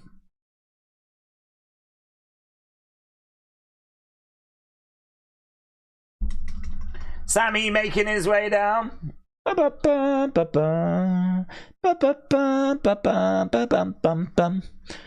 Sami is heading to the ring. Okay, oh, Rainerius. So it was Rainerius. QR codes, URL, Rainerius. Now, for those that have not been following the whole Rainerius thing, that was the first letter from each of the places, all those coordinates that we got on the QR code. That is the patron saint of Pisa. It's the patron saint of travelers. The feast day is June 17th. So June 17th is a big, big date when it comes to Rainerius. We're seeing people jumping around for joy as they... Oh, it goes down as well. Have we got... Oh, it's one of them guys. I see you found my journal. Well, yeah, you put it in a QR code. Douche. I mean, you put it in a QR. It was in a website on a QR code that you left for us. I mean, It's one of those where we've got the bird at the bottom. We've got the I see you found my journal, which is probably something, isn't it? I mean, if you click it, does anything happen? Oh, yes. Yes, it takes you to that website. So if you click that I see you found my journal, it takes you to that website. Has it been updated or anything? It wasn't earlier. No, still all the same over there. I see you found my journal. So we have that one. And then at the top, we've got a video message. Video game. How long is it?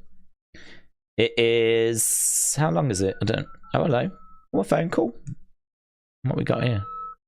Got a phone call? We all remember that noise, eh? OGs. The dial-up tone. Oh, Jesus. That's kicking off. Ooh. I love this game. What's that footage?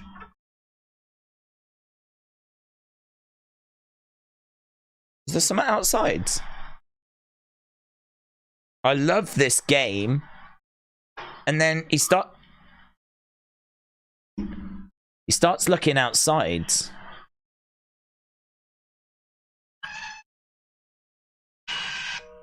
Connection lost.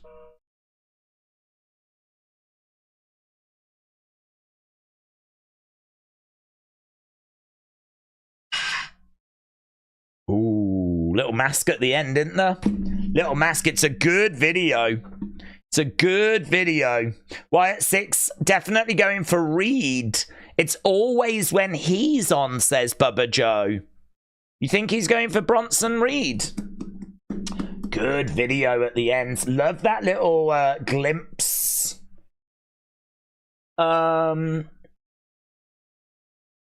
So apparently we've got a few talking points in the source code. We got Mother of Exiles arrived in New York Harbor.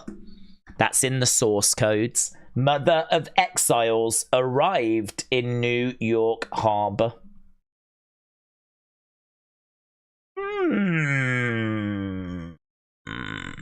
Okay, Sami is in the ring with Big Bronson Reed. Good video.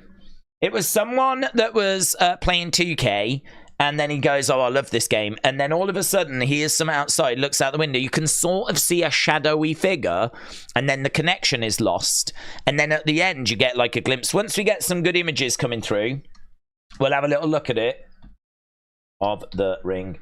King and Queen of the Ring. Big Bronson Reed. Doing well, dealing with Chad and Sami at the moment. Honestly, there it is. Thank you. That's the one I wanted. That's the one I wanted. That's the one I wanted. There, this image here, look. That is quite an interesting look, isn't it? It's something that could be on the way. Looks like you can see the mouth, and it looks a bit of like it's a mask that goes above the nose and the eyes. So it looks like it doesn't cover the full face. I don't know. I mean, that looking at that, I don't see Gacy. I don't see Bo. I mean, that must be like Rowan or Dexter if we're doing this for someone. I've got to think that's Rowan or Dexter. I mean, it could just be concept art, but I've got to think that it's something more along those lines. Oh, hello. The binary code just says hello. So the binary code when put in says hello. Sami comes crashing down onto Big Bronson Reed and onto Chad Gable. The source code, Mother of Exiles, arrived in New York Harbor. Isn't that the Statue of Liberty? Isn't that something to do with immigration and all of that? The mother of exiles. I get Statue of Liberty stuff from that. Renarius is the name of the link of the QR codes.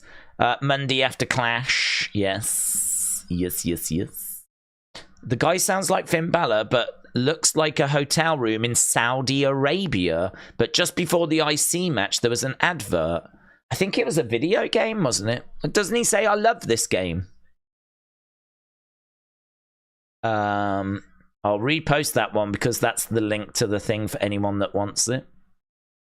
Lovely. Same picture as we saw, both smiling, just inverted. Oh, is that what that is? That's Bo smiling. Is it? It's the same picture, but just inverted. Is it? I really thought it was a half mask. You're 100% on that, but... okay. It's interesting. Do I follow Niji? Yeah, good. Okay, well, that's a bit more context, isn't it? The day the Statue of Liberty, the Mother of Exiles, arrived. So June 17th, that's when the Statue of Liberty arrived. Really? Really? The Statue of Liberty arrived on June 17th as well. Oh, well, it's probably not looking great, is it, for them arriving on this show? Bronson Reed is grabbing Chad. Chad has got Sami. Big powerbomb suplex. Bronson Reed battling away. 47 minutes into the show. If you are joining us, Liv Morgan is the new women's champion. Are we going to crown a new Intercontinental champion? Right now, we got Bronson Reed going up top. We got Otis on the outside. Bronson looking for a big moonsault as Sami moves out of the way. Chad Gable hits a moonsault on Bronson too. Sami makes the save. Sami makes the save. I went down the rabbit hole, was scrolling through Taylor's Twitter. I found this picture of him with The Rock as a child. This is definitely Taylor. The hair and the smile probably about the same age. I mean, it does look very similar, but I don't know. Don't know. If you click the sentence, it takes you to the site. It does. It does. It does. Ooh, connection lost. Is that what we get to see? Is that from the thing, bud? Oh, I lost it. Where did it go? Yeah, it is. It is. So Ronnie has cleaned it up. That looks sick, doesn't it? Oh, this looks sick. That looks awesome. I'm definitely Ronnie. I'm definitely putting that in the thing. So he's just increased the brightness, but like I don't know, man. Is that Howdy? Definitely getting Howdy, but it looks a bit bigger than I thought. Bit more of a presence, you know. That looks sick. That looks sick. Let's go. You're a liar. Let's go. One of the past QR codes mentioned today's date. They've got a debut, someone said TBH. Yeah, but today's date's also Bo's birthday. Oh, come on, Sami. 1, 2. Oh, kick out by Big Bronson Reed. Kick out by Big Bronson Reed. Crowd again making some noise. Blue Thunderbomb. That's the Fiend, says Al Leon. Maybe. I'll tell you what makes me think it's not the Fiend, and that's what looks to be like it looks like a jacket. Can you see like where the legs are? It feels like a jacket kind of that goes down. Well, I suppose, did the Fiend wear a jacket? I think he wore like... Yeah, he did have a jacket, didn't he, during his entrance? You think that's the Fiend? I'm getting Howdy vibes, but it could be the Fiend. Yeah, can't rule it out. Oh, Bronson's got Sami and Chad's. And he drops both of them. Tell you what, this match is good. It's getting good. This match is, we're getting some big action here. Bronson Reed looking over to the ropes. Bronson goes against the ropes, through the ropes, lands on Chad, lands on Sami. Both of them go down. Does the QR code say something? Well, the QR code is a video. There is something in the source codes. We haven't looked into the bird picture at the bottom, but I'm sure that will reveal something. I'd have no doubt that if we were to like save the files and all of that, that there'll be something in the file name. There's probably a hidden word in there as well, because of the fact that like it's one of those where you've got the video and then you have to scroll down. So there's loads of opportunity for something to be hidden in there. Massive German by Chads. But people are investigating. People are exploring at the moment as Chad continues to hit these German suplexes. Back elbow there by Sami, and again. Everything now leads to June 17th, says Caleb. Days the chick on the Nightbird takes you to Twitch showing the bump, says Tox. Tox, shout out to you if you click on the Nightbird. So if you actually click on the bird, it takes you to the Twitch channel.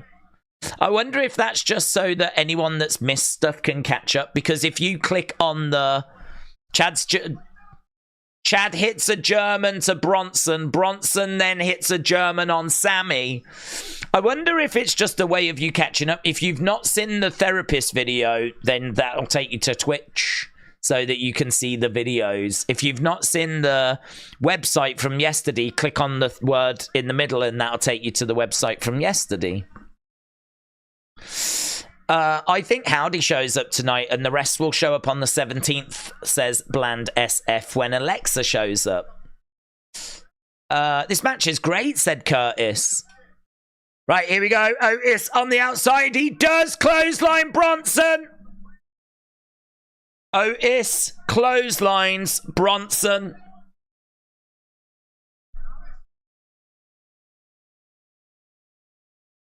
So Otis hits a clothesline on Bronson.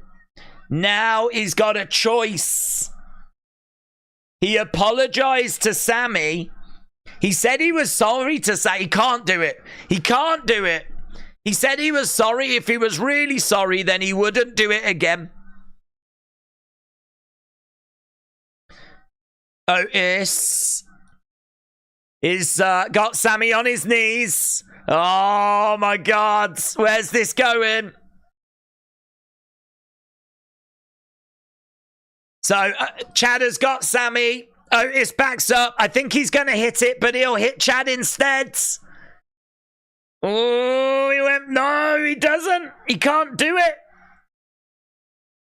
The crowd are cheering. What's wrong with you? What's the matter with you? Listen to your coach. Oh, he pushes Otis. What are you going to do? What, is he your best friend now, you idiot? Oh, he slaps Otis. Wake up. So he doesn't attack Sami. Otis backs up, runs over, clothesline! Otis clotheslines Chad. Sami ducks out the way. That means that Chad is down on the outside. Sami in the ring. Sami charges over, hits the haluva to Bronson. Bronson goes down. 1, 2, 3. Sami retains. Sami retains. Otis clotheslines Chad, but it's by mistake. Potentially. I mean, was he going to clothesline Sami? So Chad tells Otis to wake up. Gable loses again. Right, let's get in people's thoughts about that match. Let's get match scores. What was your match scores for that? Sami holding up that championship. They're just showing a replay of that moment. So, getting your match scores for that one. Good luck now. Good luck on Raw, Otis. Match was okay, but it was predictable. Next week SmackDown on Albany. Maybe something is going to happen then, says Miguel. Well, I think things are definitely pointing to June the 17th. I mean, that message is kind of coming through pretty clear. Chad tells Otis to wake up. Otis clotheslines Chad. Look at Chad staring at Otis.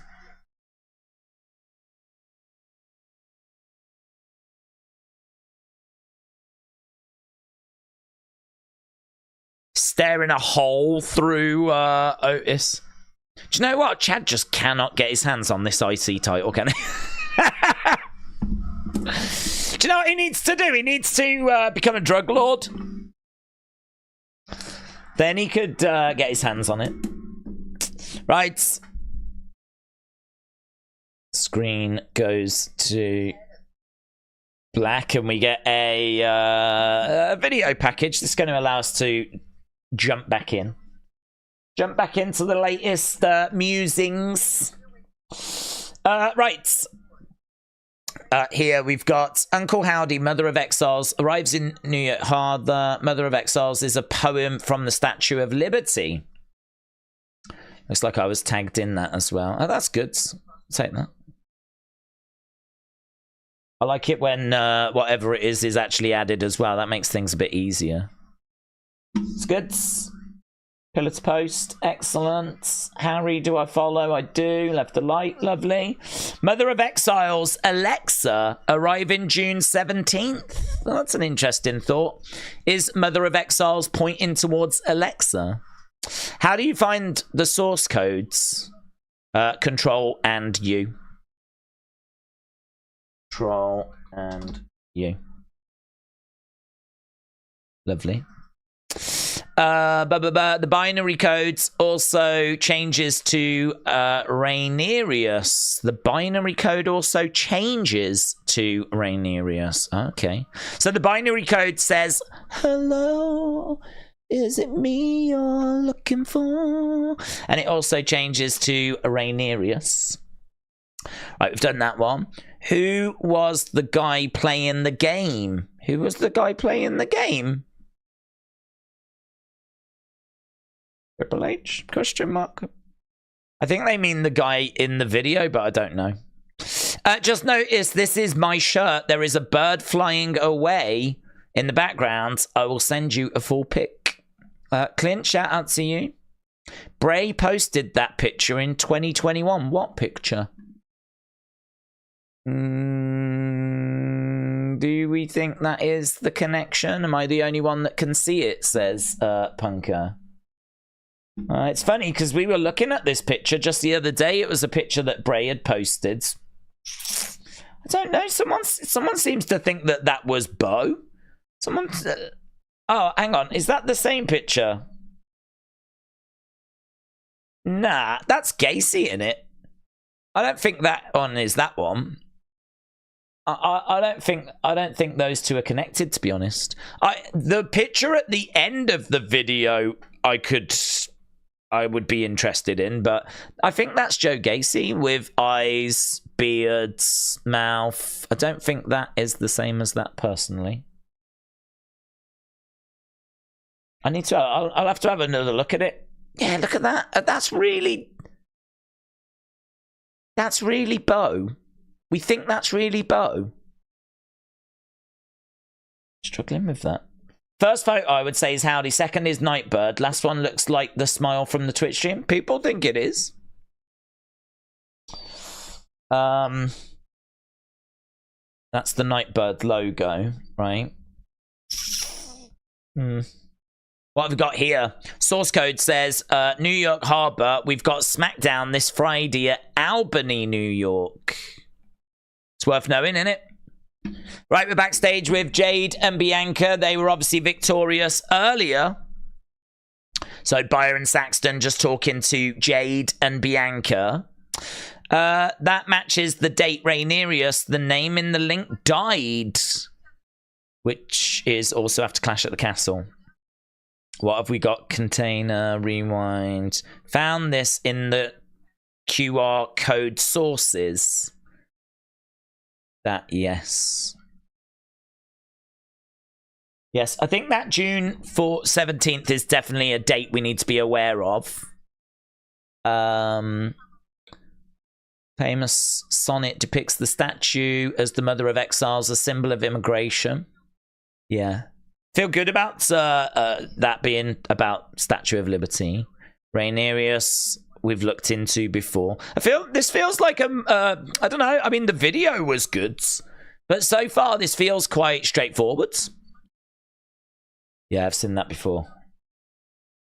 It's gotta be Kane. Notice this at the bottom of the video. Is that the therapist? Notice this at the bottom of the video.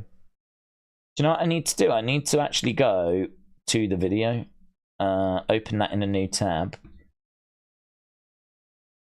Right, we've got a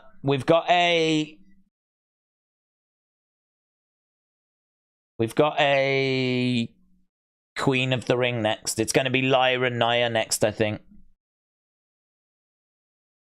What have we got here? This is the video. Let's turn the sound down. It's just a video package as we... So we've got some Plutos. Can I make this a bit better?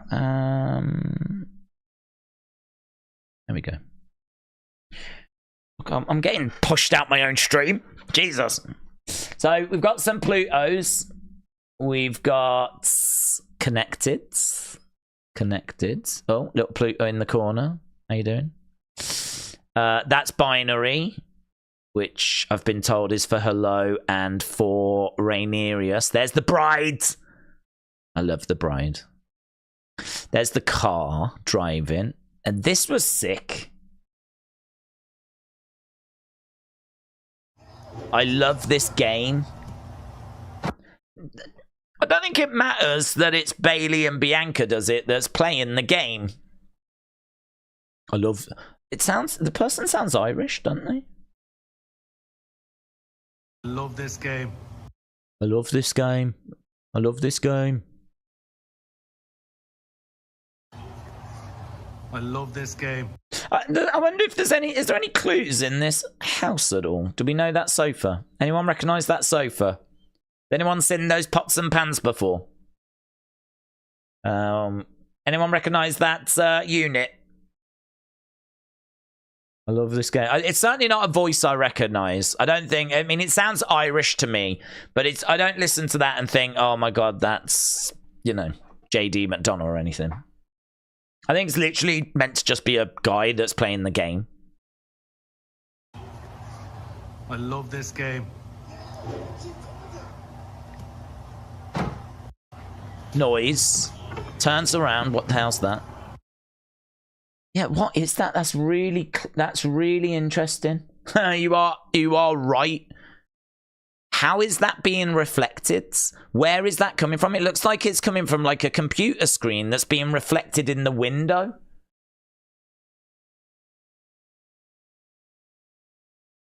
What is that?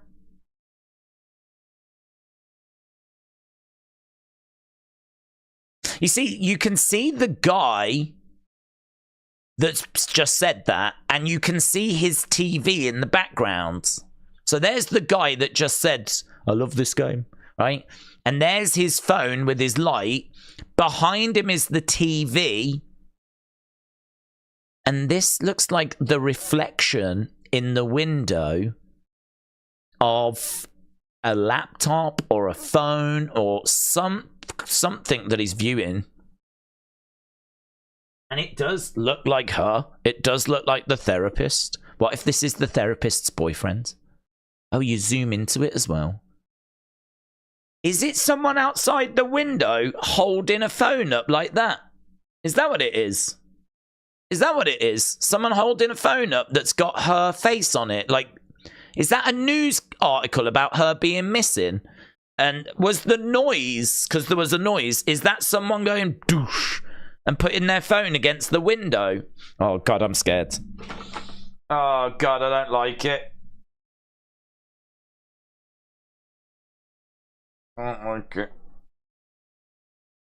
I don't like it. It's scary, no.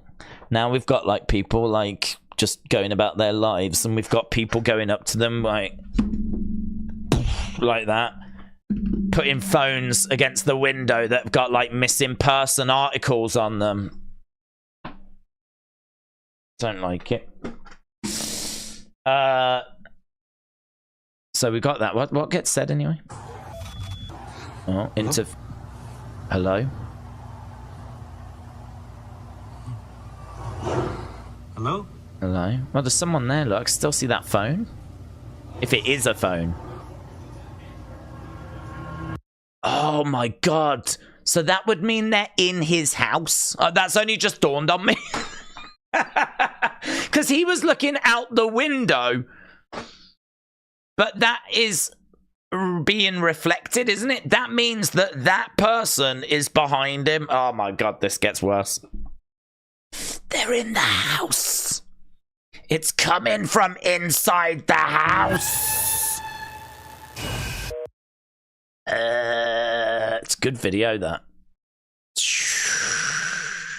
Who was that boomer? Who have we just kidnapped? Why are we kidnapping the Irish? Connection lost. Hang on. Now, those eyes we've seen before. We've seen them. They were the five, you know, the five quick pictures. Nia's made her way down to the ring. We just got Lyra's entrance right now. And there we go. That's it. So we've seen that boomer before. We've seen that boomer before. Is that Bo? Have we seen that boomer before? I don't know if I've seen this one before. Maybe it is Bo. Ah, it's good. It's good. It's inside the house. Ah, she's got her wings again. Let's go. You fly, girl. Right, Lyra making her way down to the ring. I tweeted you I found something in the binary, said Made by Dawn. Is it hello? Or something like that. Here's Lyra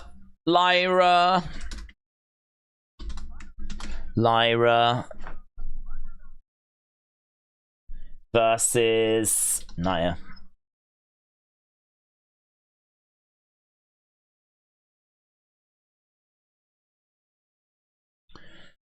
Do.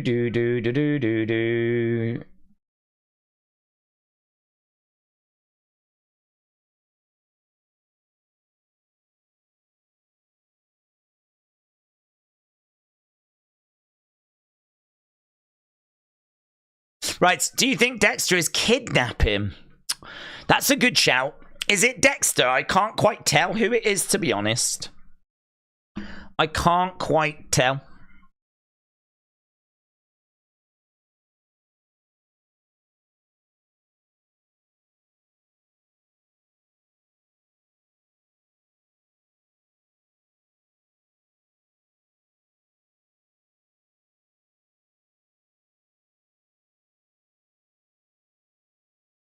Lyra definitely is winning this. Yeah, we need to do a poll, don't we, actually?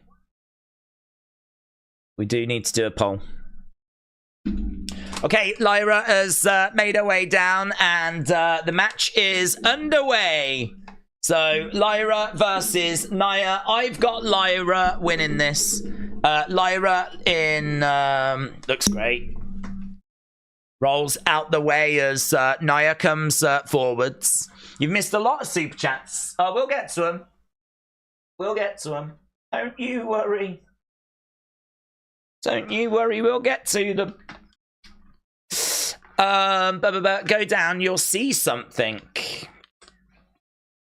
go down on that thing. Nia trying to get Lyra down. Just doing, we're battling. We're doing some stuff at the moment.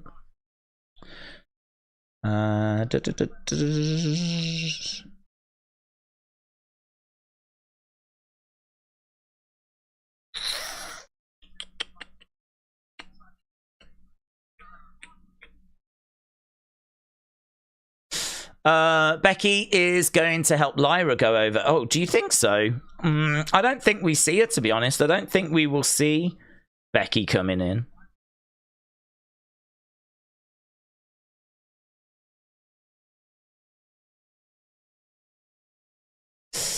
Wasn't Gacy in a Twitch stream? He was, yes. He was in a Twitch stream, so we're not expecting to see him. Well, I'm not expecting to see him.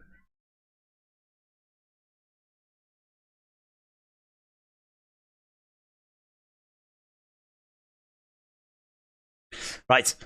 Did you see the picture of Randy with a 6 behind him, said James. No, but I haven't been able to get much onto Twitter.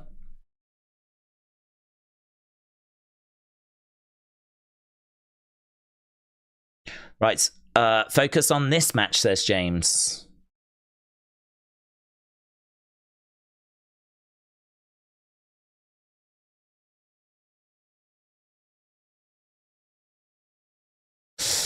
Right, Lyra is getting planted by Nia.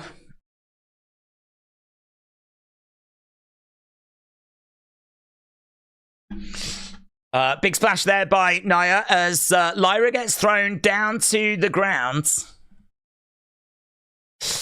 Bodysuits are fire, said King Yeti. Do you know they are, you know? They do a really great job with the bodysuits. I really like them. I really like them. I think that they're definitely something which is worth bringing out every now and again. It's different. I like mixing it up. I think some of the outfits can be very similar, can't they? Can be very samey.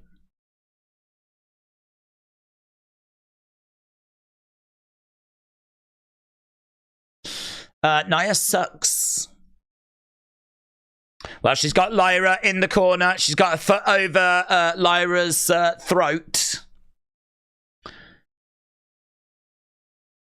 Lyra in the corner with Nia coming over. Lyra is going to have to dig deep on this, isn't she? Nice shots coming into the midsection there by Lyra. She's trying to throw her body forwards. I really like that. She was putting everything into that then. She was like jumping forward, like throwing herself to the midsection of Nia. Lyra gets hurled into the corner. She's upside down in the corner at the moment.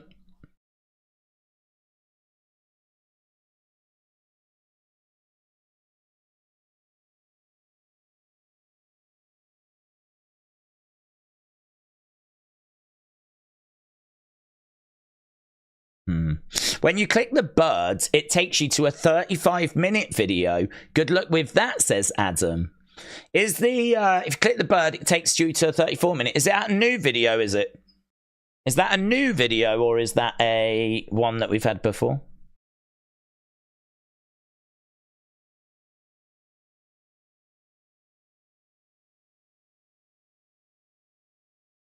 Takes you to Twitch. Remember who you are. Yeah, we've seen that one before.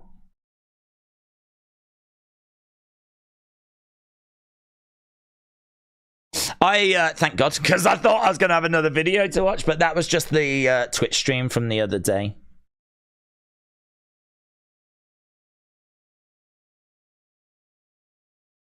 Right, Nia grabbing Lyra.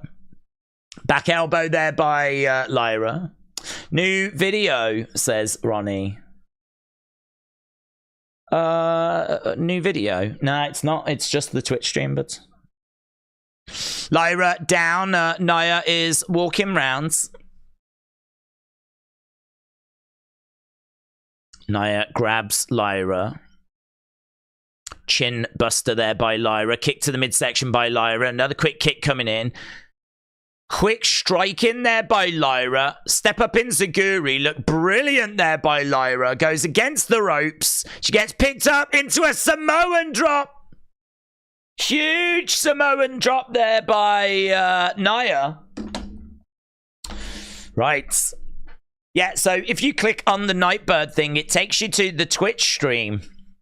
And thankfully, it's a video that we've seen before. Nia is climbing up. She's on that middle rope. She's looking to hit the Annihilator, but we've got Lyra moving out the way. We need to end this poll. Instead, she's going to hit it to the outside. Oh, say my hole. Say my hole. Say it. My hole! Oh, drop kick there by Lyra. I really wanted Nia to say my hole in that match. She went crashing onto the edge of the ring.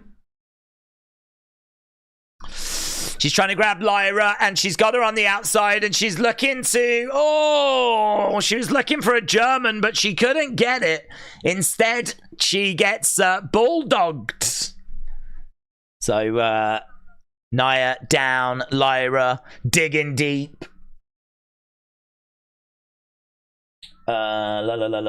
Too bad and great is 27. Ooh. That last match got a 68% great rating. People really enjoyed that tag match, or that Intercontinental match. Even more than the first match, actually. People enjoyed the Intercontinental match more. Kick out there by Nia. So we are underway with Lyra versus Nia. I did see all the tag teams being shown around the ringside area. So they were just highlighting some of the tag teams like Street Profits, A-Town Down Under.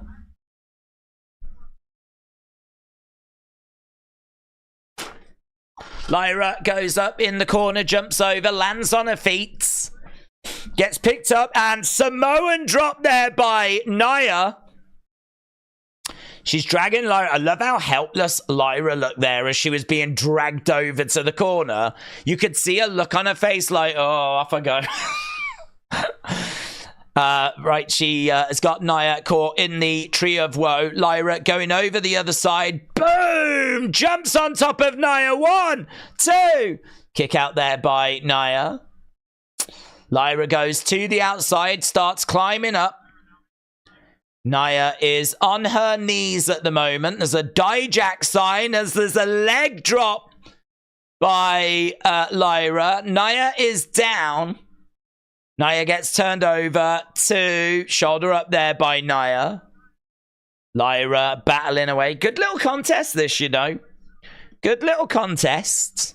Obviously, we've still got Gunther, Randy. We've still got Cody, Logan. We've still got, I'm sure, plenty to explore in the QR codes. And we need to get to Super Chats as well. We have not forgotten. But we, at the moment, are dialed in with this match because they've been battling away a little while. And at the moment, Lyra really struggling in there with Nia. Quite the showcase this for Lyra.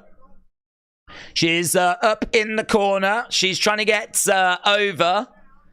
She does get over. She lands on her feet. She has got Nia in the corner, but she can't get her down. Oh my God. 1, 2, 3. Wow. Nia wins, and she's absolutely... I mean, that was horrific. She was done. I mean, she was done. She tried and tried and tried to get her down, and she came down on top of her, and that was horrific, mate. She's broken all of her ribs, and she's broken all of mine as well. That was... Oh, my God. That was horrific. Oh, my God. I think I've lost my breath as well. That was... I genuinely thought that had gone wrong. I genuinely thought that that had gone wrong. I'm still not sure that it didn't go wrong. Oh my God, Nia wins Queen of the Ring. I really felt good for Lyra getting that, you know. I want to see a replay of this final moment. Good showing, though, for Lyra. Good showing. No. I thought, is that the moment? Oh, my God. Queen Nia said, Finley, Queen Nia. Queen Nia. So she's going to get a title opportunity now at SummerSlam. Oh, my God. There is no protection there. I mean, there is no protection. That is just... she's never going to be the same again.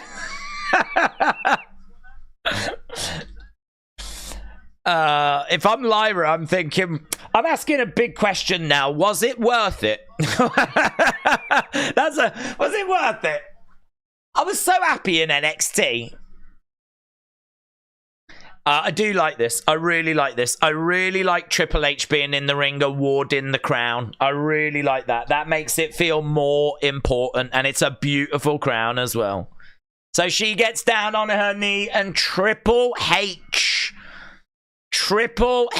puts that crown on Nia's head. Triple H really putting Nia over here, man. Really putting her over. Triple H being in the ring, holding up her hand and coronating Nia. That makes it feel even bigger, doesn't it? That makes it feel even bigger.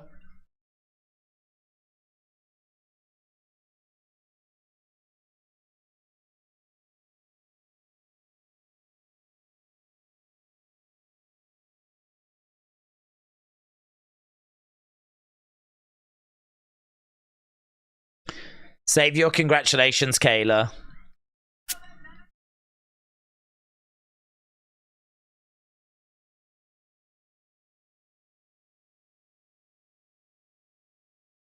God, that's the kind of annihilator that even, like, the spirit of Yokozuna's gonna look at that and go, nah. Nah. Even I never did anything that bad to anyone. He had a reputation for, like, being brutal with anyone mess around with Fuji backstage. Anyone give Fuji a little bit of lip. And then you had a match with Yokozuna later in the night. He was going to make you pay, man. He was going to make you pay. There's some brutal bonsai drops that he does. I don't think I've ever seen anything as bad as what I just saw there. That was horrific. I think we can start sharing our favorite Lyra moments, because I'm not convinced we see her ever again. Right, one thing we do need to see are the super chats. Let's get down to people's thoughts. So E. Wilkie said possibly Wyatt 6 appears tonight and on June 17th for the feast. They challenge their first opponent. So E. Wilkie is clinging on to the life raft of hope that we do get them tonight. And there is a chance. There is definitely a chance. I am thinking that it's more unlikely than likely. But honestly, there is a chance. I mean, we could get to the very end of this show. We could finish with Logan Cody. And then lights could go. Crowd could get excited. And do you know what I mean? Something could go down. So there is a definite chance. Nita Nitro said, Days, the game is at Extreme Rules where Bray returned, a real match that happened. The game is at Extreme Rules.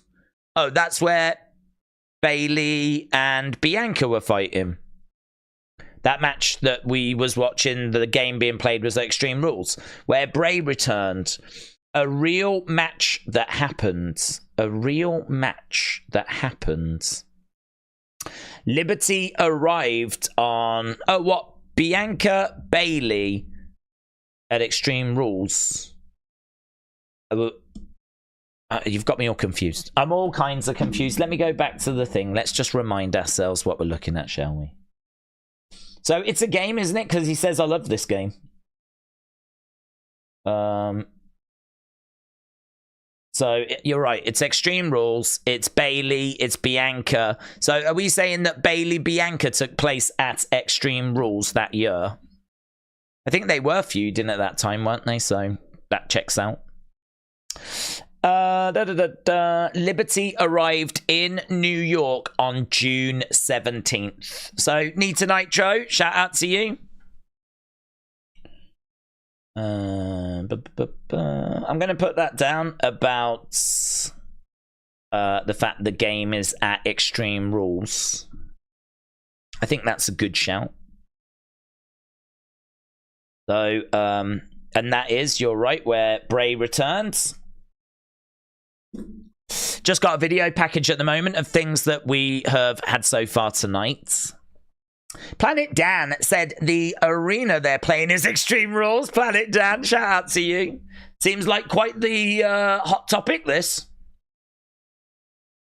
We are backstage with Becky. She is not going to be happy.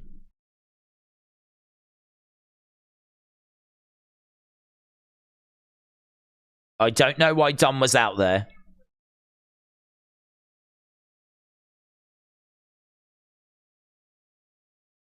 I have a rematch clause in my contract. On Monday at Raw, I am getting that rematch. So, big time. Becky wants a rematch on Raw. Well, she ain't going to be winning the title back, is she? On Raw. So, Triple H crowns Nia. I do love him crowning Nia. I thought it was awesome.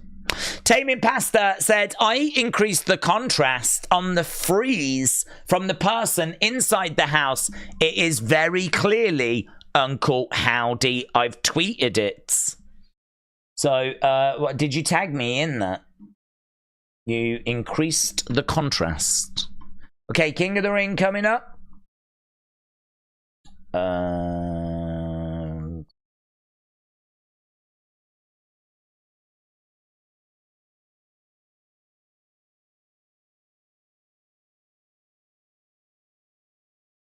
If you tagged me in it, it might be a bit tricky for me to find it. I could believe that it's The Fiend, but my first thought was that it was Uncle Howdy. I could believe that it was The Fiend.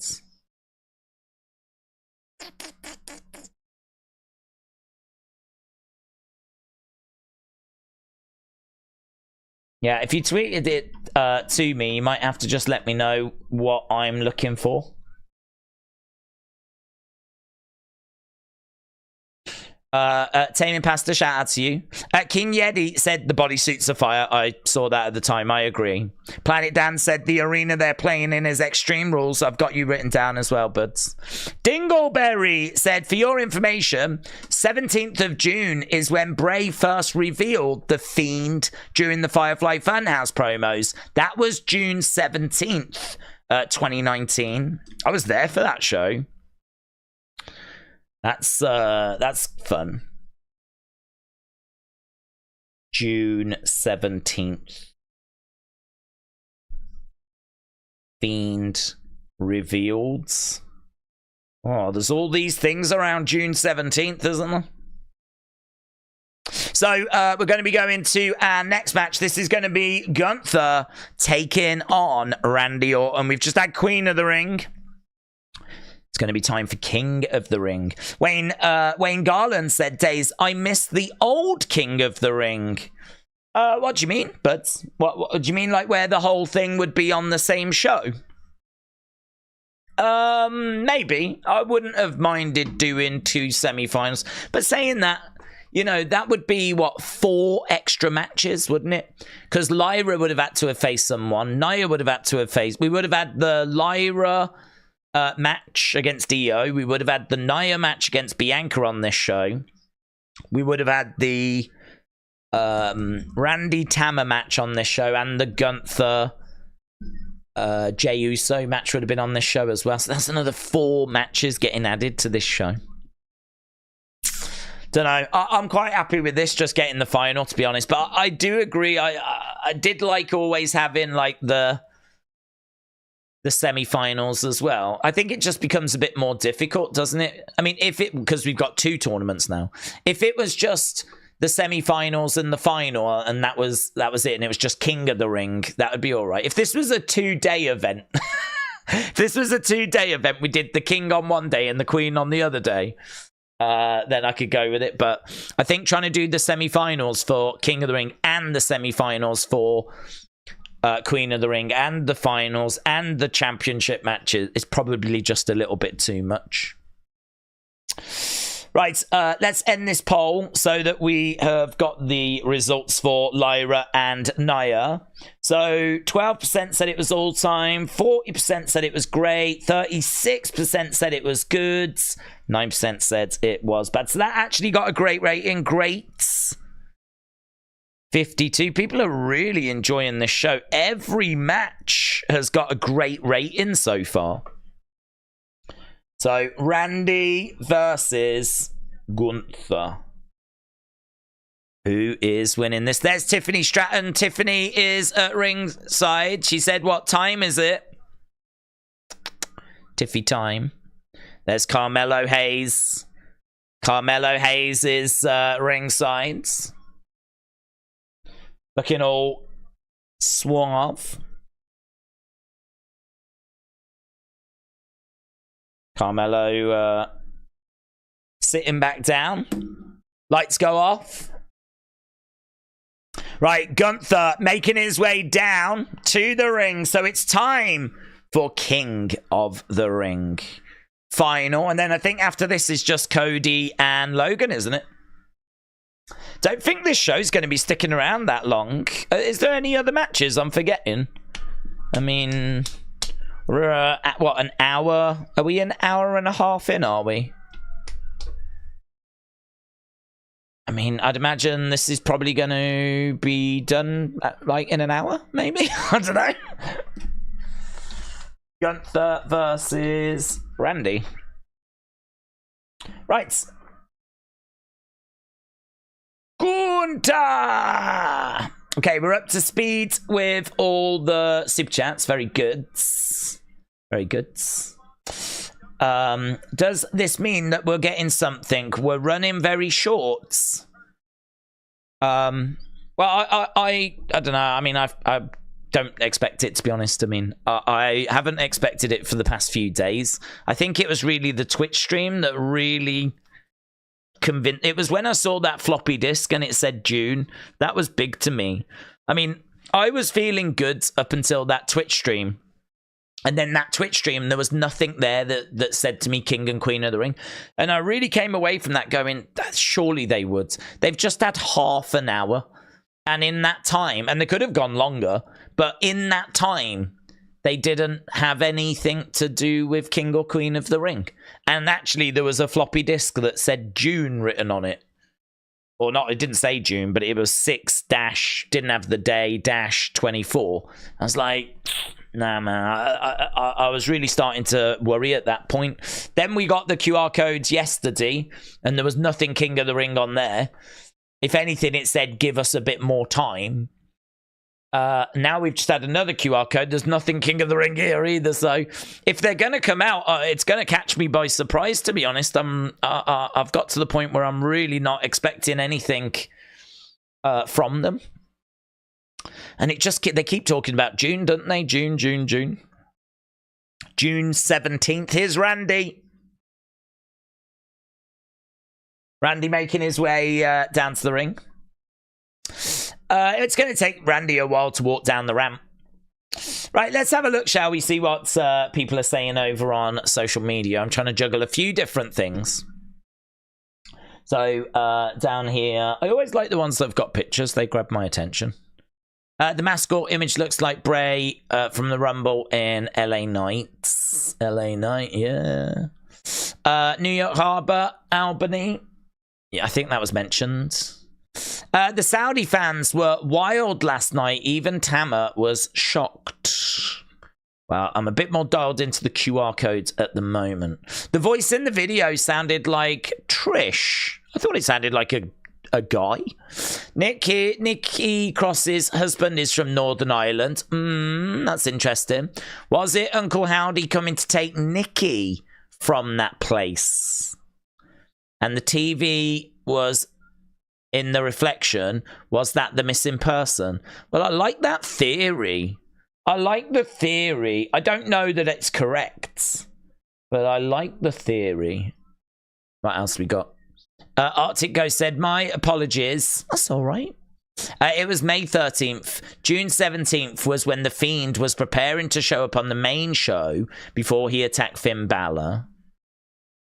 Oh, are we saying that The Fiend... When did we first see The Fiend then? Fear is power. The Fiend was first revealed on May 13th. So The Fiend was first revealed on May 13th, not on June 17th.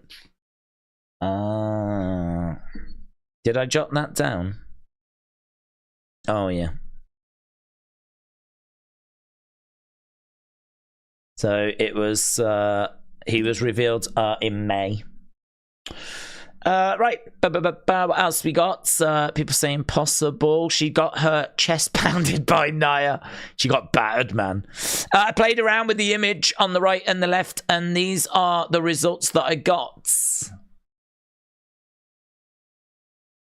Does look a bit like a hat, that. But I don't know what the original image was.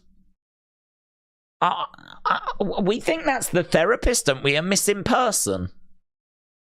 That looked like a missing person report to me. Yeah, I don't know about that. I think that's the therapist, a missing therapist. I already follow Tribal Chief. I'll like it so I know where I am. Uncle Howdy gaming session coming soon. Oh my god, you're right. The next Twitch streams are going to be fire. You're right.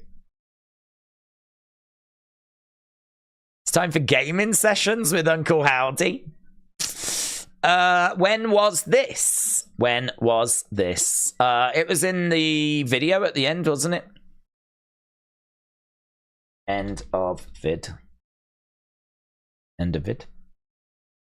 Cameron said on June 17th, 2018, Alexa won Money in the Bank, then cashed in that night to win the Raw title. Could Alexa return on June 17th? She could. The rumor was it was going to be closer to SummerSlam. But I think that's interesting if you're saying that Alexa won Money in the Bank. And cashed in that night as well, was it? I don't remember that. Well, actually, I do remember her cashing in. I can't remember it was on the same show. I remember Liv doing it on the same show. So, that's interesting. This game sucks, says Steven.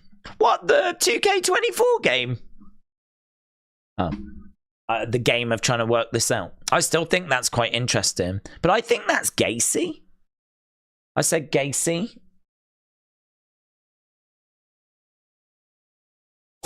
The theme was first revealed on May 13th. Alexa won money. Oh, look at that. Alexa won Money in the Bank. I'll add that. I've got Cameron written down as well. So we'll add that. Right, Randy has made his way down. We're not missing anything for those that are not interested in Nightbird. We're just waiting for these boomers to get in the ring. I think the original plan was for them to arrive today, but WWE... Oh, it's gone. Don't know. But I don't know if that was an original plan. Twitter can be rubbish, honestly. You can be in the middle of reading something and then, like, just... And then you're like, where did that go? And now I've got Sheamus. What am I meant to do with Sheamus? Watson wants me to look at... Oh, no, this isn't fake. Really? Great Carly has gone and got a neck tattoo. Oh, he's gone and seen Cody, and then he's gone, yeah, man, I'm going to do that. Let's put that in other. Apparently not fake. Amazing. Amazing, right? A couple of things. First of all, the shadow in the reflection is someone in a trench coat. The person's accent is Scottish. Oh, I thought it was Irish. Perhaps they're saying howdy is in Glasgow for Clash of the Clans. There's a mobile game in it. WWE Clash of Clans. WWE Minecraft. Right, here we go then. I'm still going to have that because if they are Scottish, then I'm very sorry for them. And also, it's very interesting. Right, we got the fans olaying. Ole, ole, ole, ole, ole, ole. We got the Fireflies out. Ole, ole, ole, ole. Fireflies are out as we've got this final of King of the Ring. The Ring General is going to be taking on Randy Orton. Sign in the crowd says King Gunther. Number one trend right now, WWE King and Queen. Crowd is going nuts, said Mitchell. They are going bananas. They are.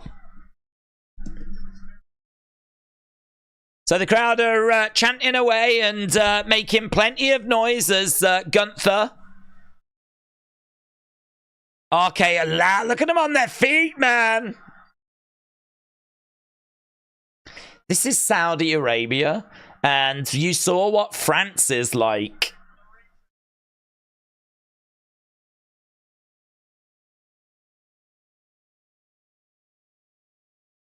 These two locking up.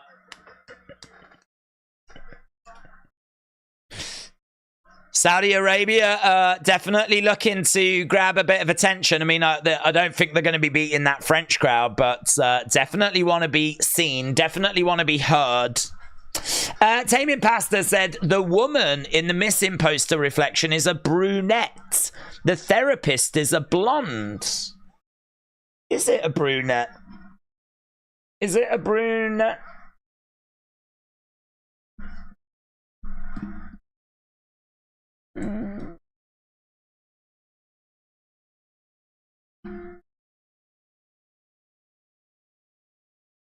I'm trying to find a picture of it. Gunther. Battling away with Randy. Oh, there's one. Oh, it's not a good one. It's a blurry picture. I'm just trying to go through the notifications, see if I can find a picture of that reflection. Gunther and Randy just getting settled into this match at the moment. There we go. Yeah, you're right. You're right. I mean, that's not blonde, is it?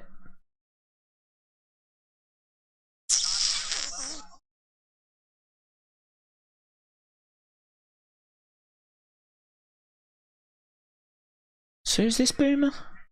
Who's this boomer? I'd love it. Do you know what I'd love it to be? I'd love it to be an old picture of the therapist. They don't have a current up-to-date one. The only thing they've got is like an old passport photo, and she was brunette then. I'd love that. Like a really embarrassing old photo. She's got thick glasses, brunette hair, and like it's just an old passport picture.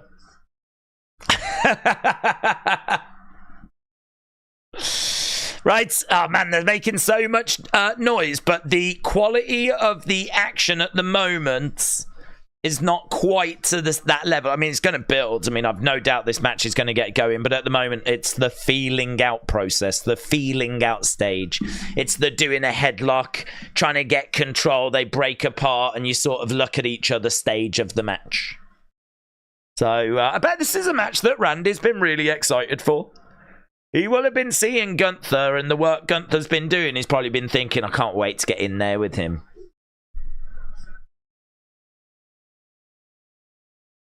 Nice, takes Gunther over.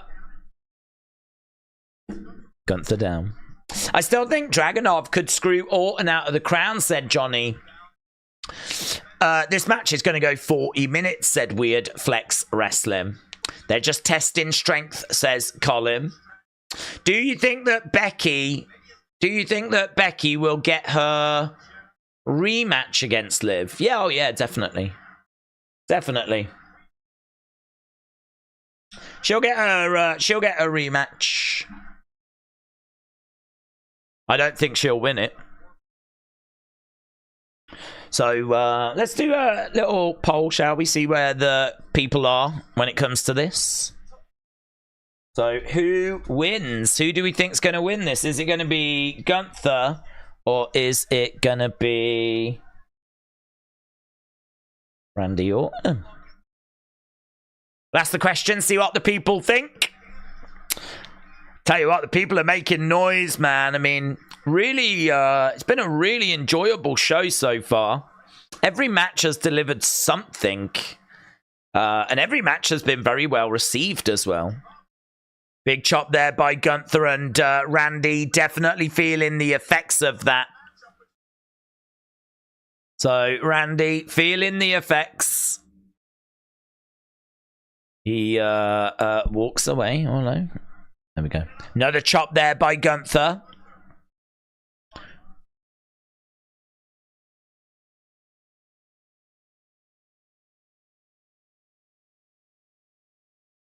So he goes in for another strike.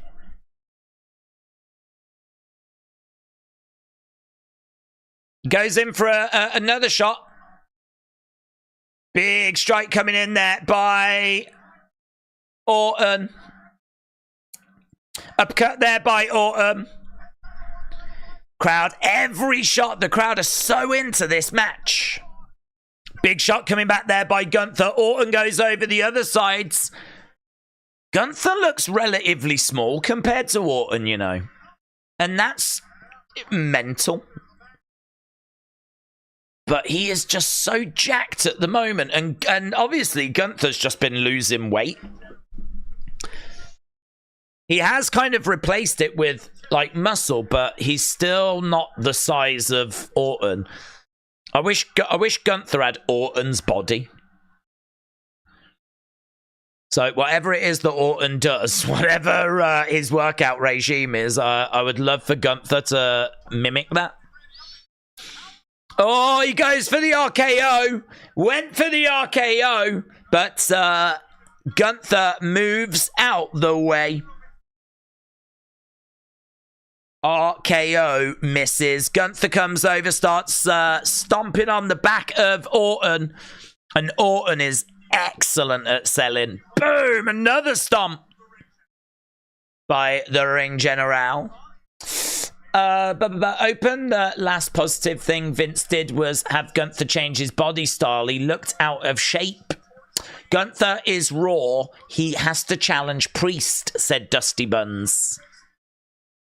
Right now, we've got Orton. Oh, he's getting nailed.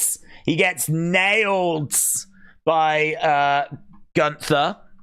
So, Gunther absolutely smashing Orton there with a shot.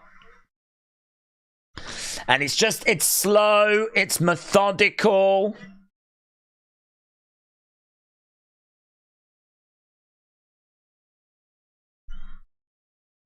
Randy versus Cody at SummerSlam, then hold until Rumble. Gunther wins at Rumble. Cody, Randy at Rumble, setting up Cody Gunther, said Averted Vision. So, crowd making plenty of noise. Dusty Buns said the winners get to challenge for the brands, the title for the brands they are on. That's correct. That's It's what Triple H came up with the other day. Massive chop there by Gunther. Huge chop. Randy Orton getting dropped.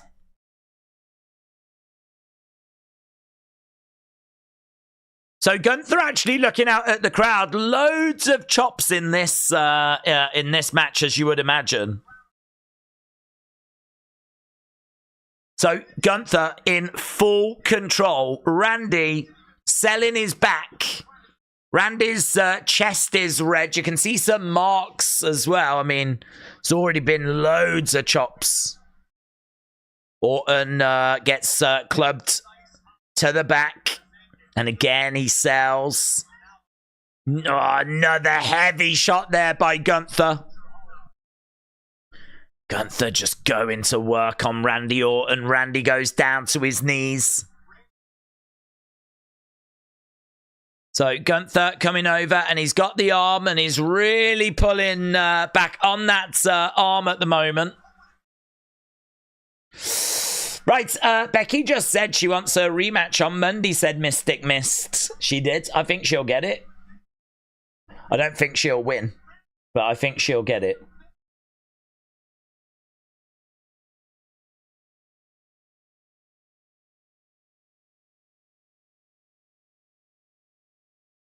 Right now, still working away there, Gunther. He's got Randy down, and he's pulling back on the arms as well. Really pulling back.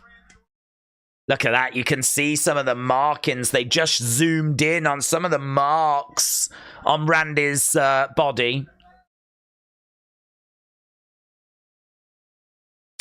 Michael Cole said, what's so good about Gunther is there's no wasted motion. The situation is starting to get a little bit desperate now for Randy. Shoulder up there by Randy.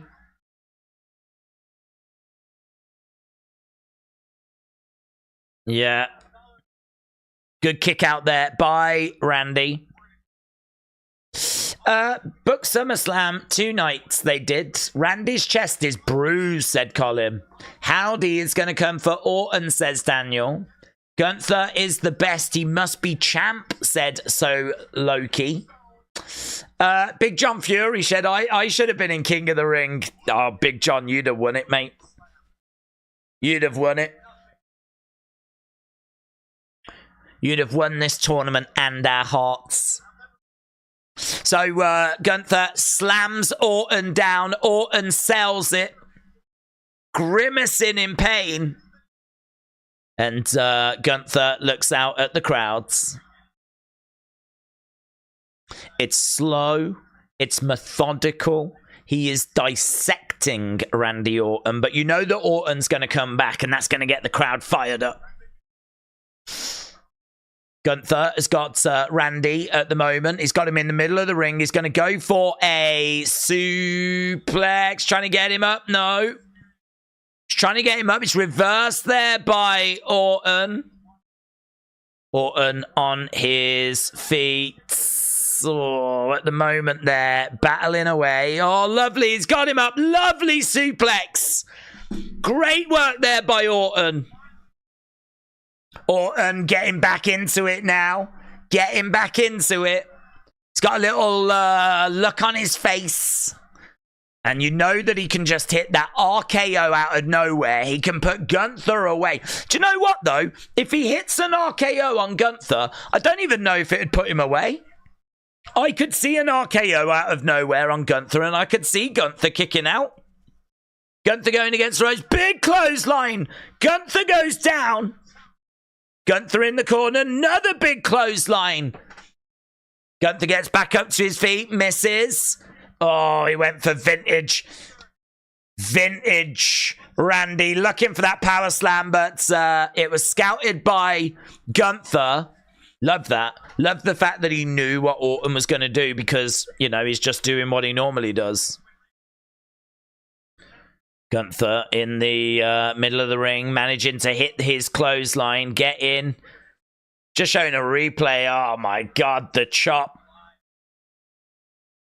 You can see the flesh reverberate. Everything's so hard hitting, isn't it? I love Gunther. He is just, there's no half measures. Everything looks like it hurts, and that's normally because it does. Right now he's got Randy. He's got Randy. He's managed to get him up to his feet.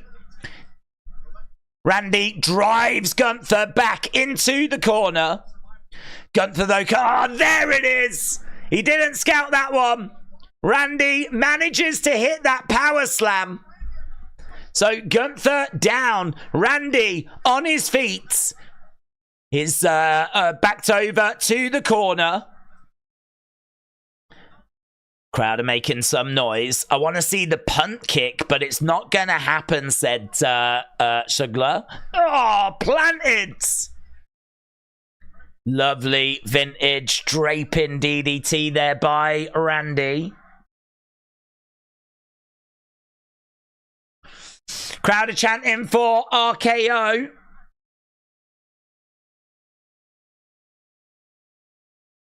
Randy on his feet.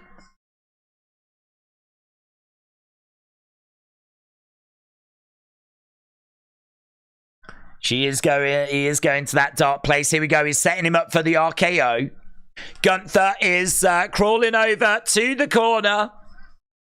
Randy going for it. No joy. Gunther pushes him away. Picks him up. Slams him down. Oh, here we go. Here we go. Oh, I'll tell you what, he lost his foot in there as he went up top, hits the big splash, Gunther, but can only get a 2. Felt like he needed to do a little bit more than that to put him away. Did feel like he needs to put a little bit more into that. He's going up again. Goes for that splash again. Orton! RKO connects! RKO connects! Big pop by the crowds. The RKO connects. Orton trying to drag himself over to Gunther. But Gunther rolls out of the ring. It would have been interesting if he'd have got to him in time. That would have been very interesting if he'd have managed to have pinned him straight away. But Gunther rolls out the ring. Look at that RKO. Man, the crowd popped on that. That is smart by Gunther, says Tom. When Daze stops wearing his hat, then Howdy will come back, said Alex. Right, Gunther goes out the ring.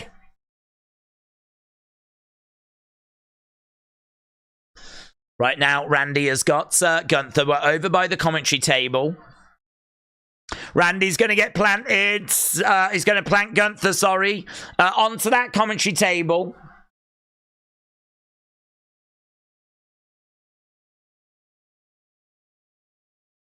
Okay, Randy has got Gunther and drives him onto the commentary. Oh, man. They didn't even strip the monitors away. So Gunther just landed on those monitors. Normally, they, wipe all the monitors away and everything. There was none of that. There was none of that. Right, Randy gets back out the ring, goes after Gunther. Gunther drives Randy into the side of the ring. Gunther grabbing Randy. Big chop coming in there by Gunther. Big chop by Gunther. This is awesome, is the chant by the crowd. Crowd are so enjoying this. We keep seeing a shot of the crown. He tries to flip Gunther over. Gunther. Big back body drop. Both of these battling away.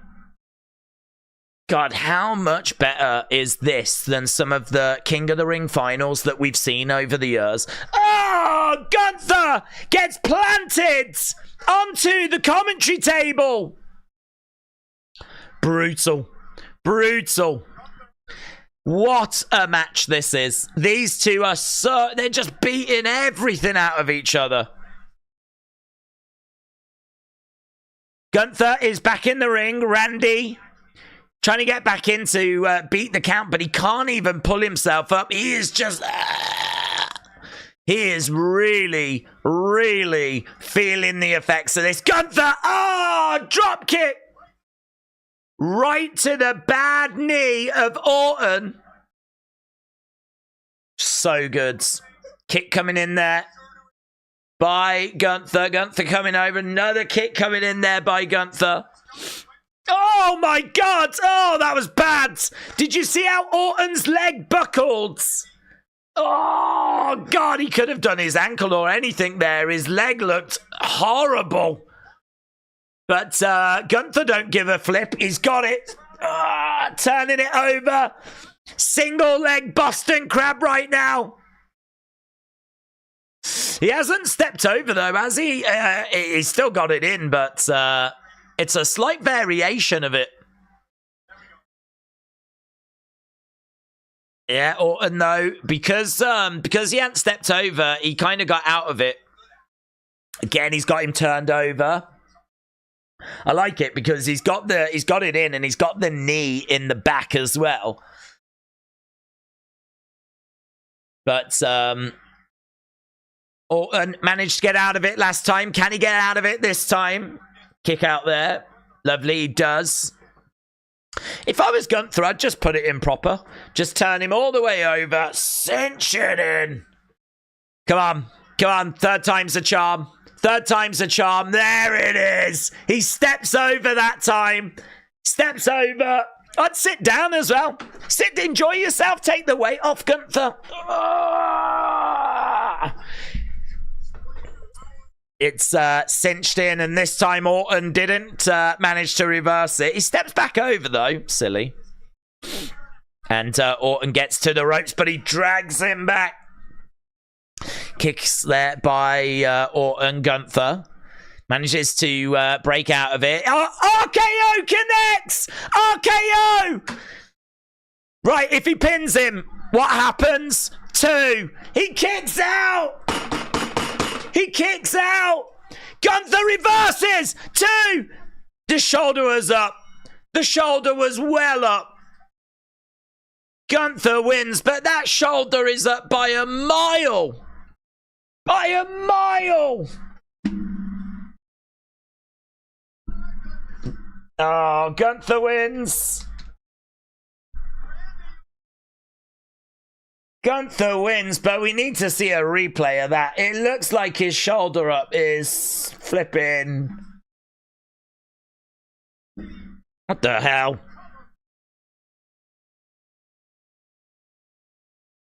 That shoulder wasn't down, said Brony. Screwy finish, said LS Dub. Well, I want to have a look at a replay of it. I mean, it looked like it was up by a flipping mile, but I don't know. I mean, is there I don't know. I think it is a screwy finish. I'm just thinking, like, is it it's not that. It's not. Chop coming in. It was a botch and a half, said JP Ville. Do you think it was botched? I don't know. I can't tell if they've botched it or if it's a part of it whereby they want to... Yeah.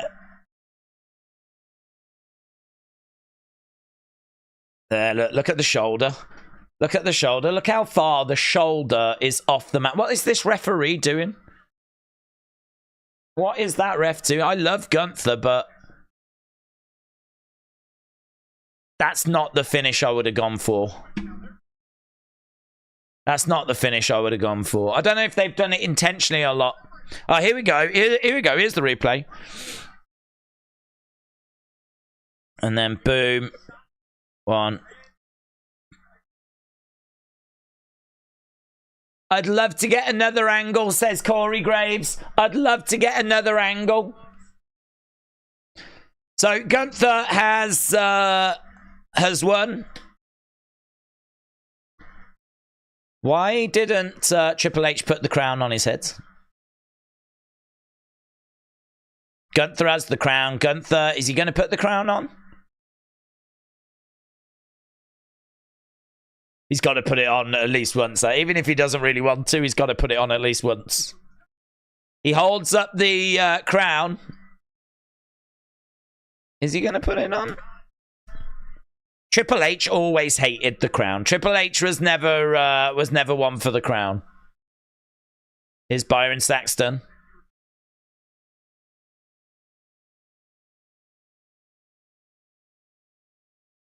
So Gunther victorious, and let's get the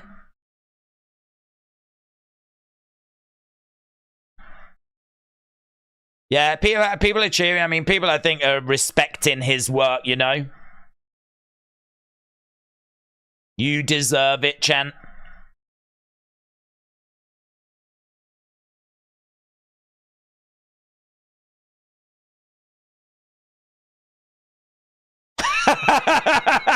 What I do or do not deserve is none of your business. Thank you, that's very nice, but what I do or do not deserve is none of your business.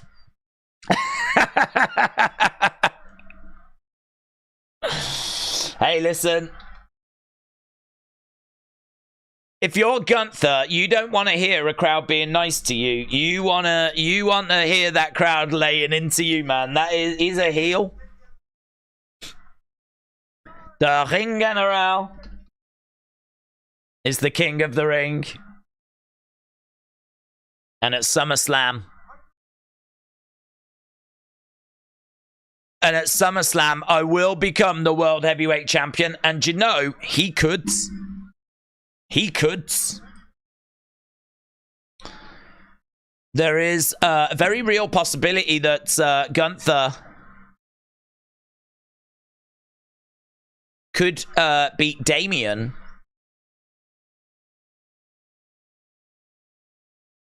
We could do Gunther Drew. It can be done, but I am just thinking that there's a good chance it's Drew CM Punk at SummerSlam.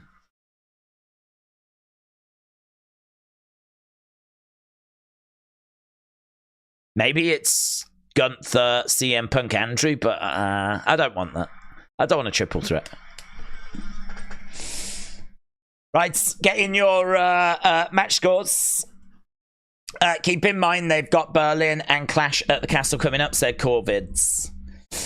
Damian won't be champion at SummerSlam, let's be real. I don't know. Honestly, I don't know. I mean, he is going to have to face Drew, but Drew could be sabotaged by CM Punk. CM Punk could come down and stop Drew from winning the title quite comfortably. And that would then fuel get into SummerSlam. Drew versus CM Punk. Don't need a belt on the line for that one. That doesn't need to be for a title. You can just do Drew CM Punk grudge match. So if Drew is prevented from winning the belt, then who's going to get the belt off Damian between now and SummerSlam? You could do a little feud with Finn, but Finn feels like a bigger story. And actually, you could even have Damian lose to Gunther because of Finn. And then Damian moves on to a Finn feud. And Gunther is champion. So I don't know. I really don't know. I think there is a really good chance we do Damian versus Gunther. Damian being the face. Between now and SummerSlam, just keep building Damian up as a face. Stay Curious said he shouldn't have been able to recover that quick from a finisher. The shoulder up was the icing on the cake. I agree. I think it's fine for him to kick out of an RKO. I think not many people do. That puts people away, and I think him kicking out, but him being able to not only kick out but turn it into a pin, and get the 3 count and the whole shoulder debacle, and I agree, it's not the ending I would have looked for. I would have liked the RKO to have hit, Gunther to have kicked out, and the match to have continued, and then Gunther to have gone on to win. But to have done it all of that in that one moment, yeah, I agree. Not what I would have booked, but a really great match all the same. Oh, breaking news. Breaking news.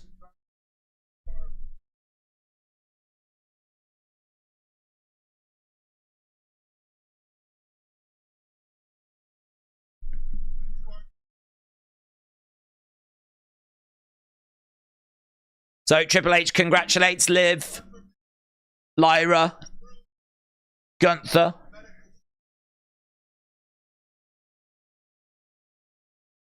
So Drew McIntyre is cleared.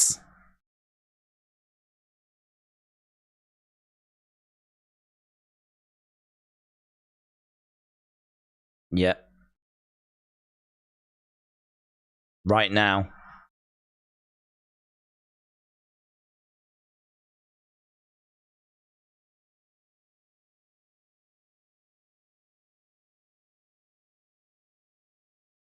Glasgow.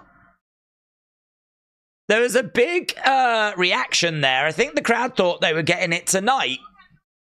So, Damien, Drew, Glasgow. So, 3 weeks. Damien versus Drew.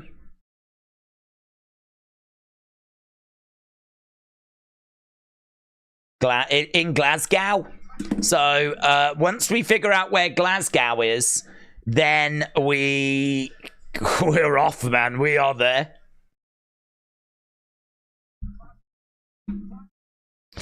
Right, does CM Punk win Money in the Bank? I don't think I would have gone. I don't think I'd go that way. I mean, he could, but and I think that would be absolutely fine. But I'm always a big fan of Money in the Bank go into someone and go into people that wouldn't normally get that kind of an opportunity.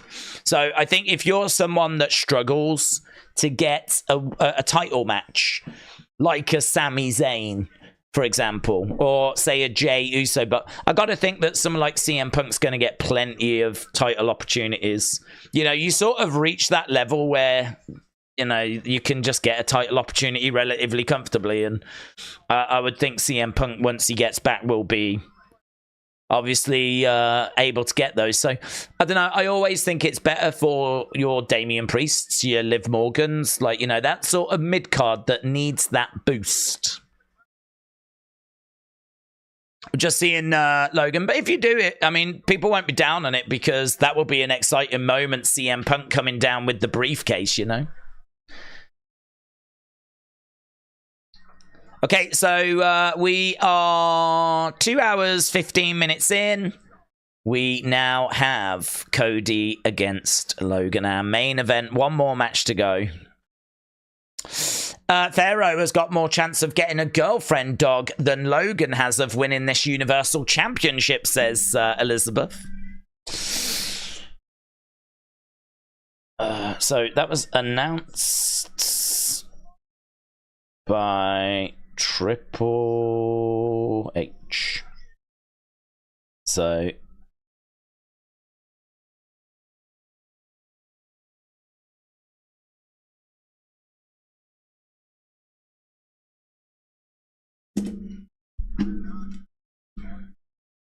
okay, so main events coming up. Let's end the poll. Might as well get this written down. So great 50%, good 20%, all-time 70%. So great 67.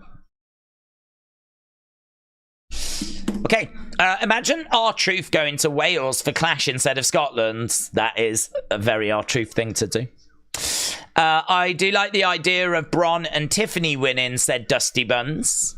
Macarai said Drew to beat Damien. And what about Gunther? Him to lose to Drew or win, and Punk versus Drew, title or non-title?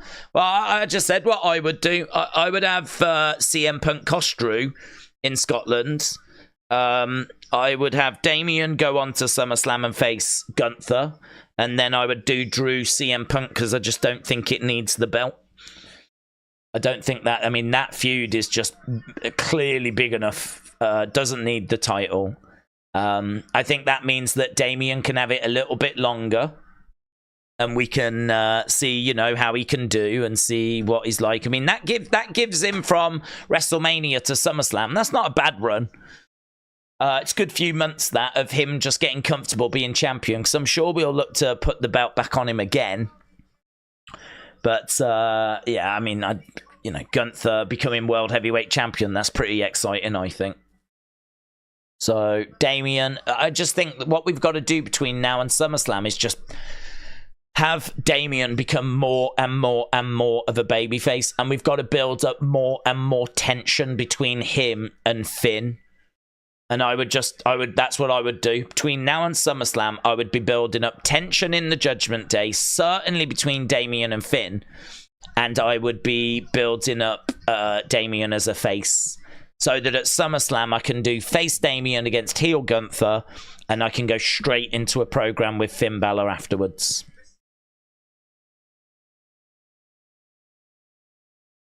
Right, video package is what we've got at the moment. I can see Brock returning after Gunther at SummerSlam, said Dusty Buns. Well, not whilst this case is going on. I mean, whilst this case is going on, I can't see it because... oh, have you seen what's trending? Have you seen what's trending? Mid Morgan is trending. That's not a good sign, is it? That's not a good sign. Mid Morgan. And also free Nikki. I agree with that. Free Nikki Cross. Right. The whole Drew Punk feud originated from the world title picture, so I disagree, said Wrestling. That's not true. The whole Drew Punk feuds started when he came back, because at Survivor Series, when he came out, there was stories of Drew like leaving the arena. So there was obviously all the footage of Seth kicking off in the ringside area, but there was also the story, the footage of Drew storming to the back, and rumor came out that he had gone out of the building. So literally from the very second that CM Punk came walking out, this feud with Seth and this feud with Drew has been building. Here's Ibrahim Al-Hajjaj. He is this comedian guy that's going to be doing some intros. He's coming out, Logan, in Saudi colors, white and green. So he's making his way down to the ring. So that guy that we've seen before, that Saudi comedian, looks like he's just going to be doing some guest announcing. So Logan Paul making his way down. I don't think we give him much of a chance, do we? Let's see what people are saying. Do we give him much of a chance? Who leaves as WWE champion? So is it Logan or is it Cody? We'll see if anyone goes for Logan. Would it be funny if Mike Tyson showed up and knocked out Logan, then yells, "I don't need brass knucks"? That would be entertaining, yes. Are we going to have Wyatt 6, said Spence? I'm not excited. I'm not expecting to see him, though. Mitchell said the Peacock stream is set for 7 hours. Oh, my God. Let's go. Let's go. LA Knight is in the crowd. He poses there for a picture with a fan. He's in the background with Michael Cole and Corey Graves. Some kid just talking to LA Knight there. Some kid just came over and said something to LA Knight. This dude wants his picture taken as well. It's causing quite the commotion having LA Knight in the crowds. So Logan in the ring. We're just waiting for Cody. Days, it's Nicki Minaj that's been arrested. That's free, Nicki. Oh, well, are we sure? It might be that people want to get Nikki Cross out, you know. People were very hopeful for the Wyatt 6. Here's Cody. What a huge letdown. All the coordinates lead into tonight. We got nothing. There wasn't any coordinates to tonight, was there? The coordinates the other day were all in the USA. Party in the USA. There was a URL number which was a Jeddah postcode, but as we mentioned in the videos, that was also the date of the last Firefly Funhouse. So some of those, I think, and like, you know, there was a lot of excitement about 525, and that is today's date, but it is actually also Bo's birthday. So, you know, let's be honest. It's Bo's birthday. If he doesn't want to travel to Saudi Arabia because he's going to Chuck E. Cheese instead, I think we can understand. Yeah? I think we can understand. He's having a party, right? He's got a few friends round. They're going to the arcade. They're going to have some jelly. They're going to pop to the cinema. It's his birthday. He doesn't want to have to travel to Saudi Arabia and do some Wyatt 6 stuff, does he? You know what I mean? He's having a lovely day out. He's going to go and watch the new Planet of the Apes movie. Then he's going to go and get a Blizzard from Dairy Queen. He's living the high life. Right, Cody has made his way down to the ring. What's happened to Cody's hand? I don't know, actually. I don't know. He's got it all bandaged. He's had a boo-boo. Perhaps it was something in training. There's a woman in the front row that has brought her tablet to film. You do see that sometimes, but I always find it very strange. She's filming with her tablet. That's a big device, isn't it? Like that, to be filming, do you know what I mean? I want the smallest thing possible if I'm filming. If I do toy hunts, I want the camera to be like this. I want the smallest thing possible. I don't... tablet! Flipping tablet!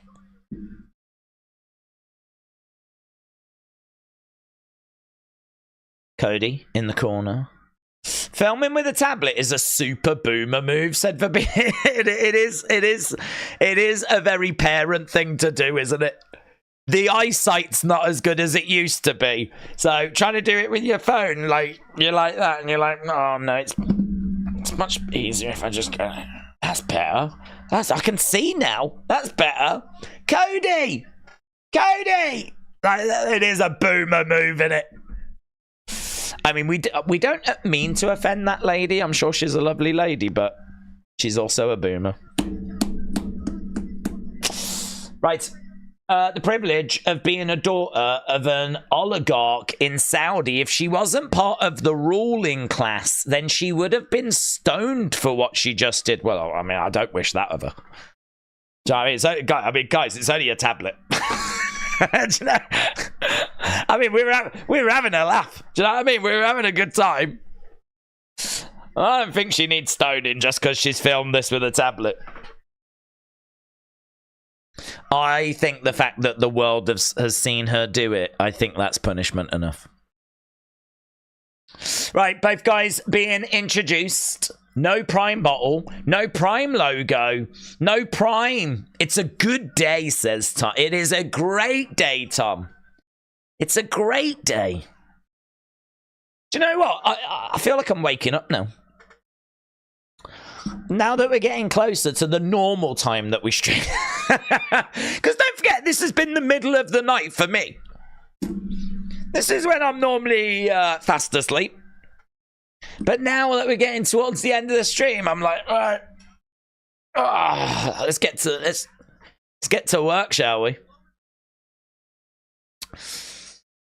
So, Cody, Logan, we are just over 6 hours, 20 minutes into this stream. Let's go. Let's go. Right. This should be a good match. Obviously, we are expecting Cody. Let's end the poll. We've had over 500 votes in the poll, and you lot have said 87% of you have gone with Cody Rhodes. How long until there's a Prime Championship bout? Please do not give them those suggestions. Crowds are cheering away. Cody posing over to the crowds. Crowd responds. I saw Prime drinks in a dollar store, said Ghost Rob. Apparently, I saw an article about how sales had absolutely crashed. I think there was something in when it first came out, the excitement of it first coming out for people, because, you know, what is this thing? Let's try it. So there was that mystery, and I think when people tried it, they were like, sorry. Some people loved it, some people... I don't know that too many people hated it. I didn't see, like, people hating on it, but there was a lot of, like, yeah, it's fine. It's all right. And then, of course, you've got the fact that it's... it was everywhere. You know, it was selling for like $20 a bottle or whatever at one point because you couldn't get any. But now it's everywhere. It's like oxygen.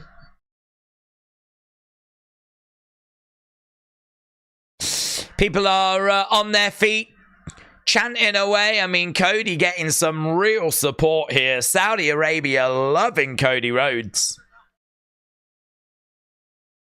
Logan in the middle of the ring, edging forwards as they lock up. Cody grabs the arm, starts working on the arm of Logan. Nice shot coming in there by Cody. Little bit of noise being made as Logan starts working on the arm of Cody. Cody cartwheels out. Logan takes the leg away from underneath Cody. Cody couldn't do that there to Logan. Cody grabs the leg. Both of these have got an amateur wrestling background. And there are, in fact, that's exactly what Michael Cole just said. And, you know, it does show itself at times. Days, someone put a clip of Nikki's husband's voice next to the QR clip voice, and it is the same. I've tagged you on Twitter. Bland SF. Thank you. That sounds real interesting. I do have quite a few bits to go through. Bland SF. Are you also called Bland SF on here? Because some of you cheeky monkeys, you have different names everywhere, don't you?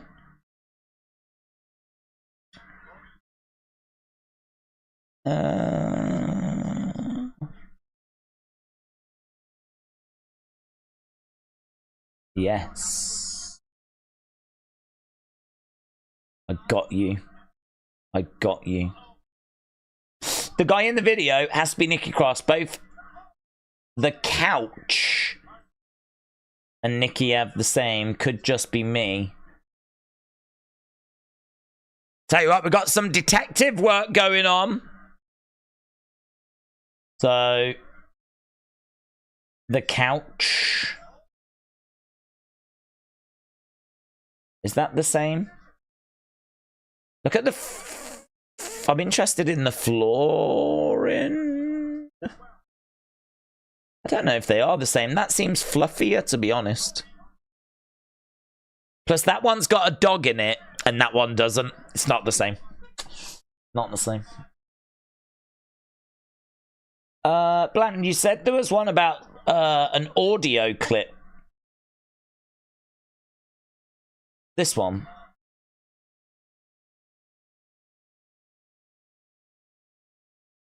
Let's have a look at that. Well, I've added Bland. I've added your other one. Okay. Cody in control with Logan. Oh, hello. What's this? Nikki Cross is missing. Look at the picture. It's just the dogs now. Sad. I don't know. Was she there before? If she was there before, and now that would be interesting. But I don't know. It might have been that for ages. I don't know.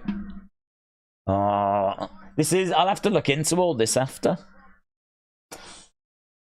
Right, here into the ring steps goes Cody. Daisy, are you really doing QR stuff during the main event?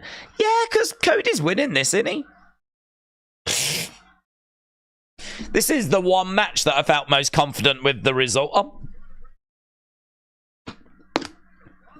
I need to know if that was Nikki Cross's house. I need to know if Killian Dane was just playing a game and then Uncle Howdy just came into his house. I'm sorry if that's got my attention a bit more than Boomer Logan Paul. Back in the corner. Shots in the midsection there by Logan. Prime antics are definitely coming, says Adam. Crowd still making plenty of noise in this one.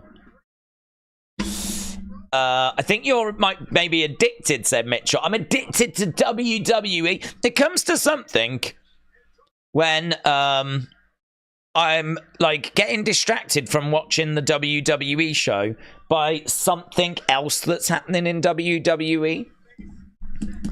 You know, it's also I'm just consumed by WWE everywhere I look. Right now, we've got nice gut wrench there by Logan. Goes for the cover and kick out there by Cody. Corey said, Daisy, you an alien? Yeah. I am the first one to come and visit you. Coach Co said, Coach Co has sent you a phenomenal video on Twitter. Hello, Coach Co. Have you? Logan walks over.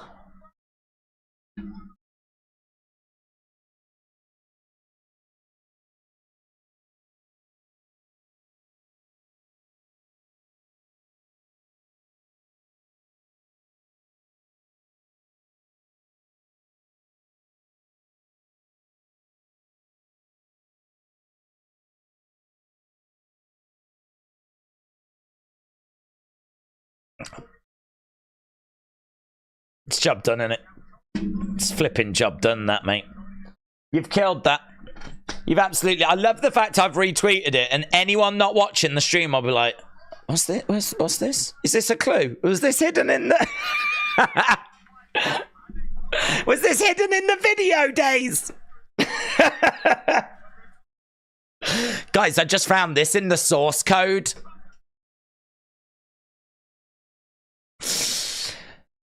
Right, Cody on his hands and knees. 3 more weeks of QR codes. Let's go, says SS Duo. Knee to the midsection there by Logan. Knee again there by Logan. Work, he's got the... Oh, look at that.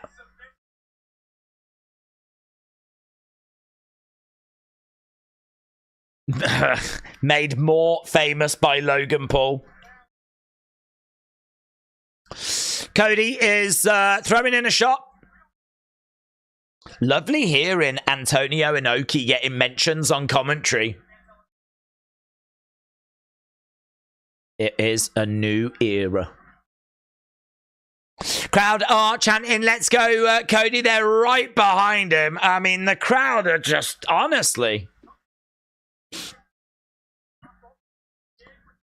Cody goes over, kick to the head, and Logan goes down. Logan flops out the ring. Cody digging deep after taking a few shots to the midsection. He's grimacing in pain. He was kind of looking up a little bit there. Didn't know if there was a moment where he was like talking to his dad or something, but... He thought about a suicide dive, but Logan moved out the way. There's some boomer in a Prime shirt. Oh, lovely work there by Cody. Logan goes into the barricades. And again into the barricades. So Logan down. Logan's incredible. He's a snarky heel, said Reginald. He's very good in the ring. HD Dub said, how come there's no Prime bottles? Don't know. I don't know. Evidence that there is a god. There's a Prime bottle here in the hands of Logan. Cody smashes it into Logan's head. He looks over. Who is this person? Who are you? I don't know whoever that guy is, but he pushed Cody. Cody grabbed him, hurled him at ringside. There's the brass knucks. Logan has got the brass knucks. Cody charges, jumps off the stage. Oh, to the midsection! To the midsection! Logan Paul with the brass knucks. Boom! Come on, Uncle Howdy! Come on, Uncle Howdy, come and save Cody! Impulsive my ass. Impulsive my ass, says Michael Cole. Oh, knock him out, Logan. Knock him out. Corey Graves stands up, gets in between Michael Cole and Logan.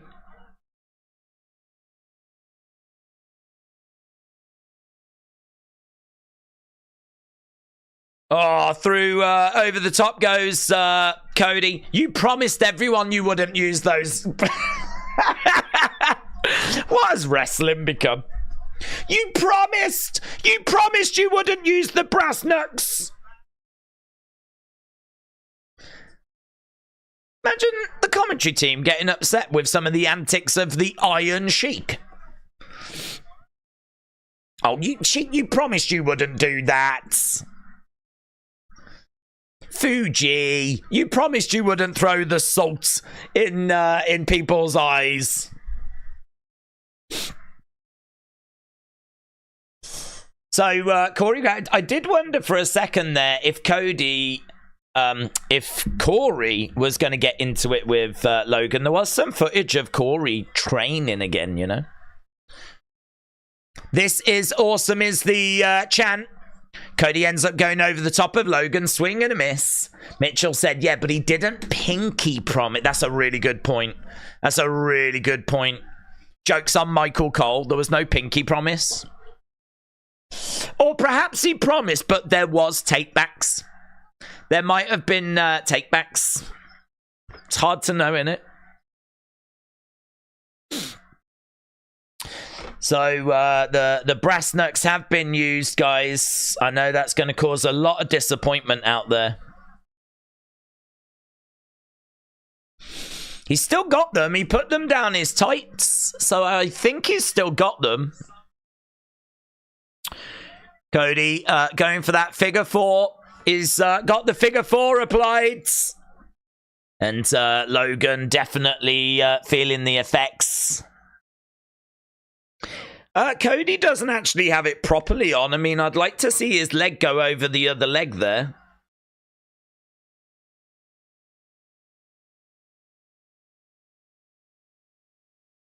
Chill, Cody. You're going to break my leg. Break it.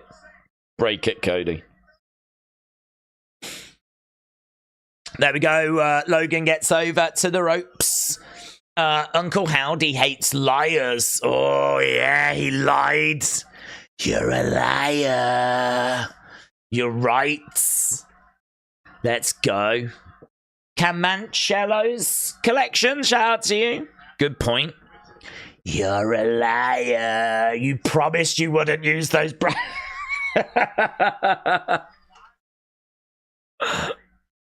I'd love it if that's why Howdy comes in. Because Logan promised he wouldn't use those brass knucks. Cody Cutter. He turns Logan over to... Oh, thought that was going to be it. Why cheat to win? That's all Logan knows, says Xena Gray. If he wins, it should be fair and square in the middle of the ring.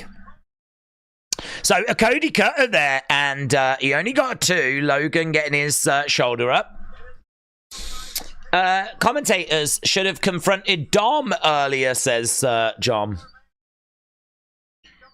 Yeah, that was... he was a silly Billy. Well, I mean, we know he was there to help Liv.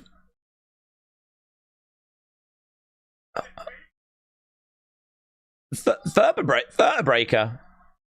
No?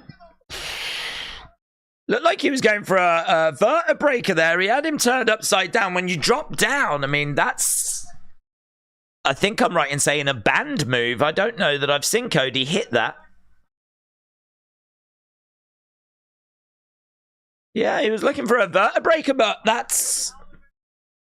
Have we seen Cody hit a vertebraker in... I don't know. That's a hell of a question, isn't it? That's a hell of a question. Guys, just got a little question for you. Has Cody Rhodes hit a vertebraker since he's come back? Because I can't remember him hitting one, and he was queuing it up there. Logan went for a splash. Cody moved out the way. Cody has got Logan, plants Logan down. He would be champion now. Who do you want to win? I want Cody to win.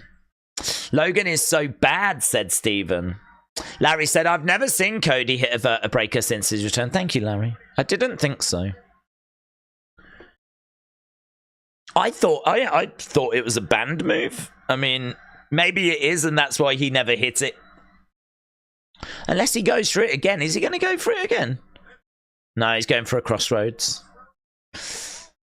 Back in the corner goes Cody. So Logan driving Cody back to the corner. Vertebraker's my all-time favourite move, said Puff Dutch. Oh, well, that's a tease, isn't it? They just teased your all-time favourite move, and then they're like, nah. So that's a bit rude. I bet Cole will give some knucks to Cody, said CBF. Right, here's Logan. He goes out and smashes Cody into the commentary table. It's not in his WWE 2K24 moveset, said that Jeff Delaney. Felt it was a bit, I don't know if it was a bit inside baseball. It doesn't matter. But it just felt like when he did it, there was a little smile on his face like, yeah, that's right. That's right. Look what I'm about to do. And then he didn't end up doing it anyway. Right, Logan is stripping this table. And he's trash-talking Michael Cole. Focus on the task in hand, Logan, says Corey Graves. Logan rolled back into the ring. There is just this little tension between Logan and Corey Graves. Logan has got Cody. We're on this commentary table. Pedigree. He's going for the pedigree. No, shot to the midsection there by Cody. Forearm strike, and again. Logan goes down to one knee. Cody cut. Oh! Cody Cutter onto the commentary table, and the commentary table does not break. I am the table. That commentary table does not budge. Let's flippin' go. Let's go. Referee counting away. Cody has managed to get in, and referee says no. Cody says no. I don't want to beat him that way. I want to beat him in this ring. Cody, a win's a win. Oh my God, just count it. Cody's like, no, not that way. I'm not winning with a count out.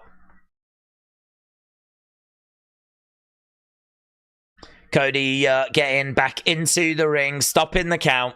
If I was Cody, I'd be like, will you just stop doing that? I've just told you I don't want to win this way, and I certainly don't want to lose this way.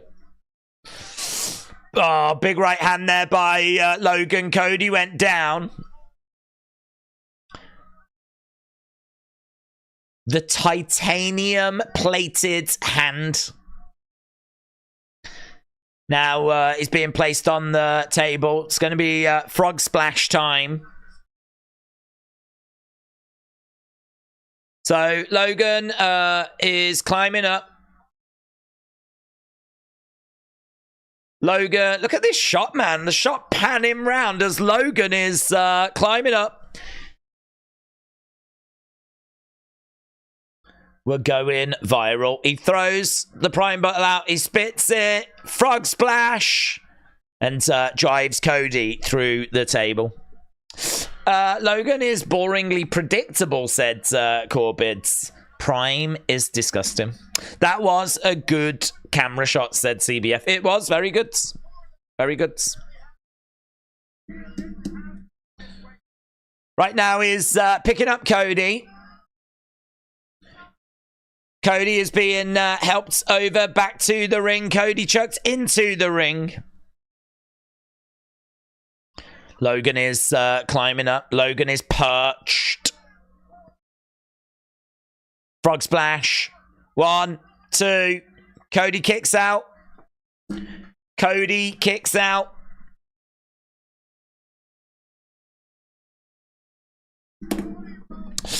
Come on, Logan, said Mr. Unfamiliar. Cody is gassed, says Mitchell. I mean, I could be wrong. I just don't feel like there's much tension here. There's just no way that Logan is winning this match. He could do like 50 frog splashes and I would still expect Cody to kick out.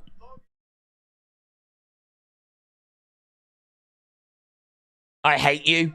Shot to the midsection there by Logan, and again. He's got Cody going into the corner. Logan charges over. Kick coming in there by Cody. Logan goes into the corner. Corvid said it's a bit weird if anyone thinks Logan is going to win. I mean, it's a good match. I'm not down on the match. It's fine. It's just, I don't know, it's missing that, like, drama. Oh, man, the poor referee's getting it now. The referee goes down. He is going for the vertebraker. He is going for it. Referee is down. Cody with a vertebraker. No! And he's gone for it as a finisher as well, but the referee is down. Logan Paul takes a vertebraker. Damn. Damn. He teased it earlier and he never went for it, but that is not a move you see in WWE. That is a dangerous move. That is a dangerous move. You've got them upside down on your back and then you're dropping them down onto their head, onto their neck. I mean, that is not a WWE move. And they know it, and they've kind of presented it in that way as well. I wonder what message they're trying to send. Right, Logan has just low-blowed Cody. Now he's got the brass knucks. Oh, that comedian guy has just grabbed the leg of Logan. The comedian guy. Well, that has allowed Cody.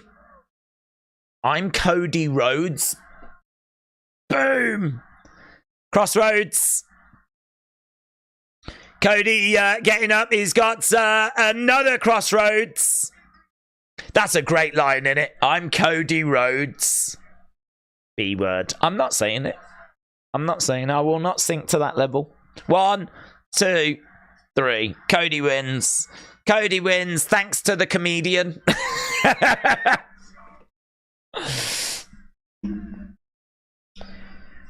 So we had brass knucks, we had low blows, we had comedians.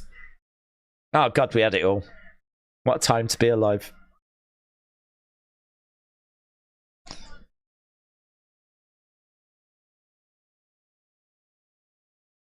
Michael Cole said, Logan Paul continues to impress. Continues to try and cheat, you mean?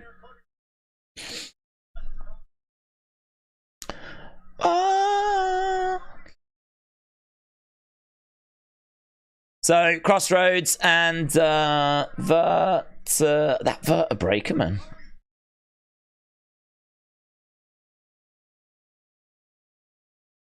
Cody versus Logan.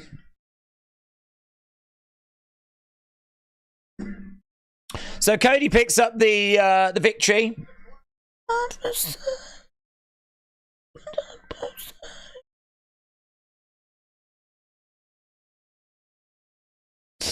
Right, really fell off a cliff since Mania, said Samantha. I think that match will be well received.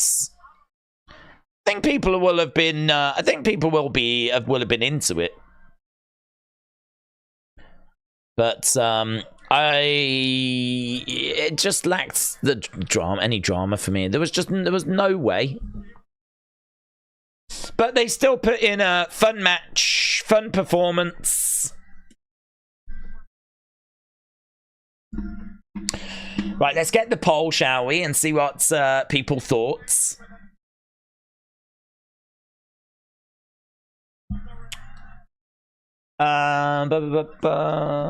All time greats.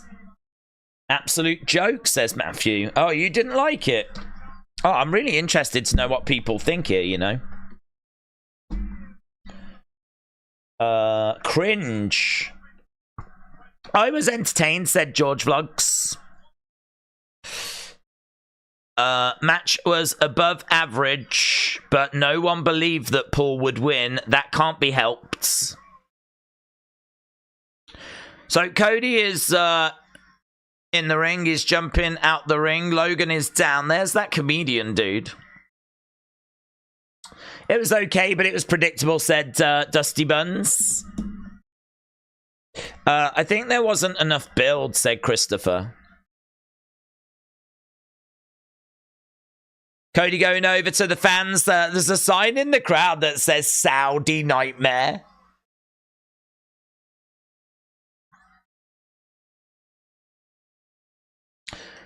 Cody can win if they cheat.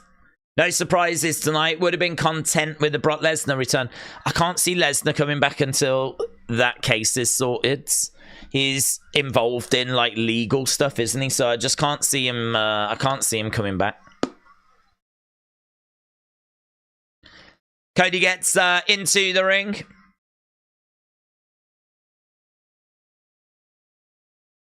Oh, he kisses the mat. Cody won.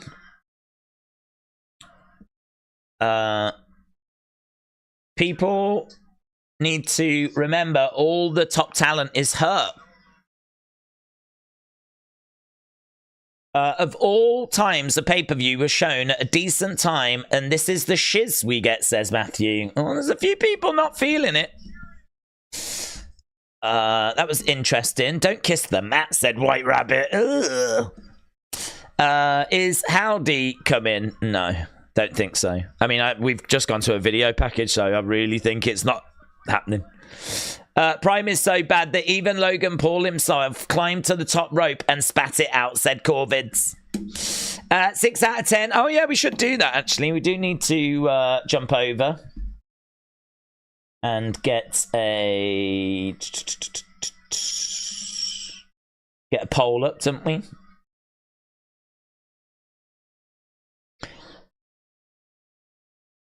Looks bad for Howdy coming back. It does indeed.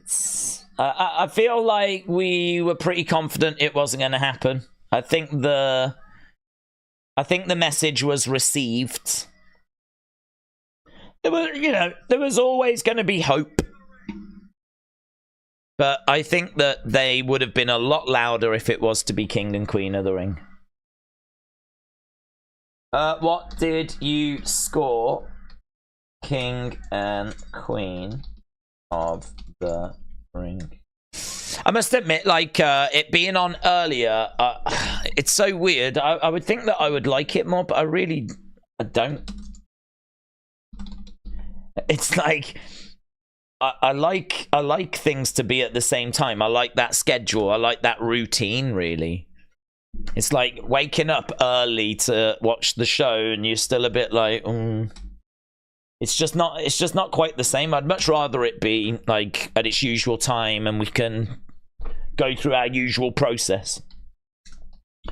But, you know, it's one of those, we've all got to adapt. WWE is a global brand and there's going to be more international shows.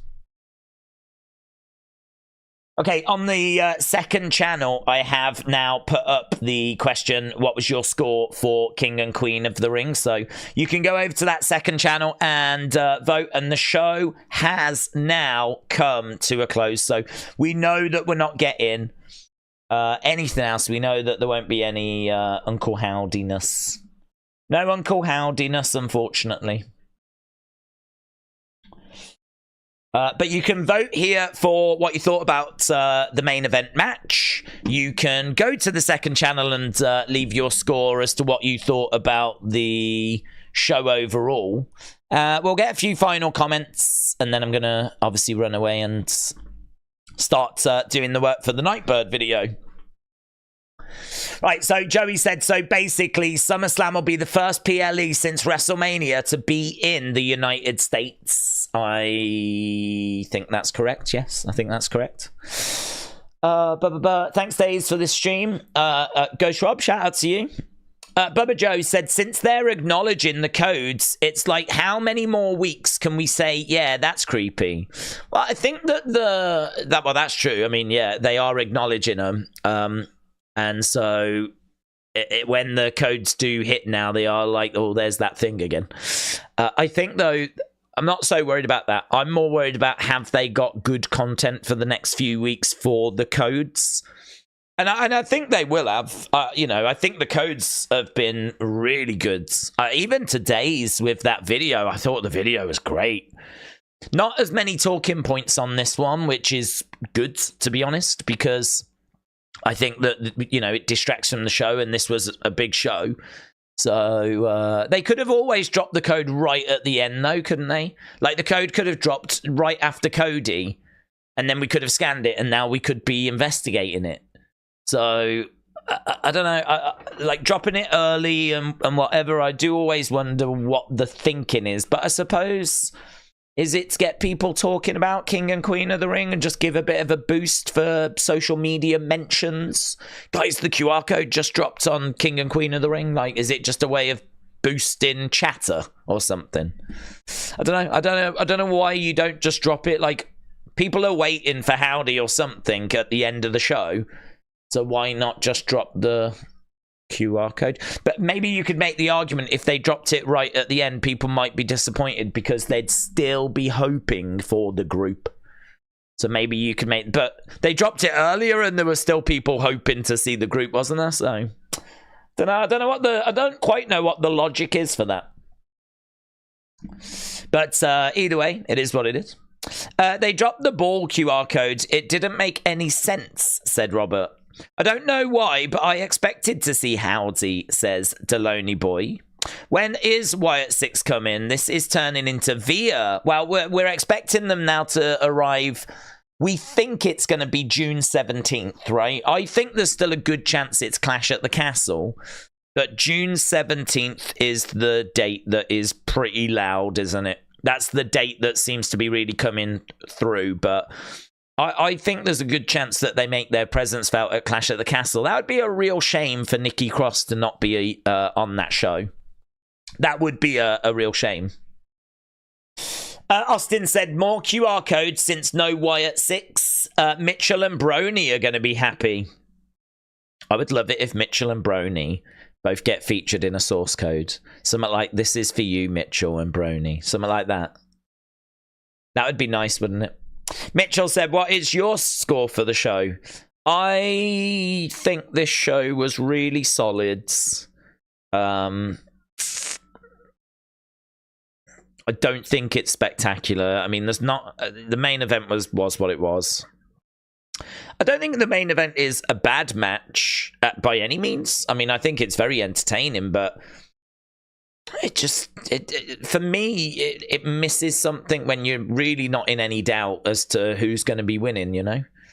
But I think they probably did as good of a job as they could with where we were. I mean, there was no doubt going in who was winning that match, so I think they probably did as good a job as they could have done. I thought both of the finals were really good. I think Liv Becky was really good as well. The whole Dom dynamic was very interesting. Intercontinental match. I mean, obviously I wasn't as dialed in for that one. That was probably the match I saw the least of, if you will. But I still watched a good chunk of it. And obviously all the drama with Chad Gable and everything, that was really entertaining. There's a few... I'm not a fan of those forced spots. I mean, what I enjoy is Gunther and Randy. You know, I enjoy two people battling away to try and beat each other. And so where you've got like Sami doing a German to Chad, who's doing a German to Bronson, and they all sort of jump at the same time, and it's all very fake looking. People love those spots because they're big. Oh my God, look at that. They're meant to be the OMG spots, but those spots most of the time just look really fake to me. They just look really forced. They're just not necessary.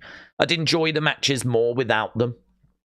But, you know, there's kids that watch that go, oh my God, did you just see? He just suplexed him and he just suplexed him. And so that for me kind of brings the match down. But, you know, that's just a personal preference, you know. So I would say there was bits in that Intercontinental triple threat which weren't for my liking. They weren't to my taste. So, but I still wouldn't have said it was a bad match. I still saw some really good moments in that match. I still thought there was some really good stuff in there. So I wouldn't have said it was a bad match. But I didn't think it was as good as the first. So I'm probably looking at like 7.5, like a really solid score. Like, yeah, man, I'd recommend this show. If you didn't watch this show, I'd recommend it. I think every match had something to it. I think the crowd were really good. Shame that we didn't get a bigger main event, you know. Imagine if that had been, I don't know, anything, Roman against someone like Drew. Imagine if the main event was Drew CM Punk, a match that like had a good build and mattered. You know, I mean, that would have took this show to a different level, wouldn't it? So I think that 7.5 is probably my top score. But I do want to recognize the quality of the matches. Nia was really good. And that finish was brutal. So, yeah, I'm probably at like a 7.5. But, good, solid, great crowds, fun watch. No complaints, really. No complaints. It's just that we didn't really get that OMG moment other than Liv winning the title. And we thought there was a chance of it. I mean, I was going into this as 50-50. I was 50-50 on it. And then I did change my opinion when we saw Dom go up to Liv earlier. And he was like, I'm here to make sure you don't win. Straight away, I was, she's winning. He is there and she is winning. So, that sort of changed my mind on that a little bit then.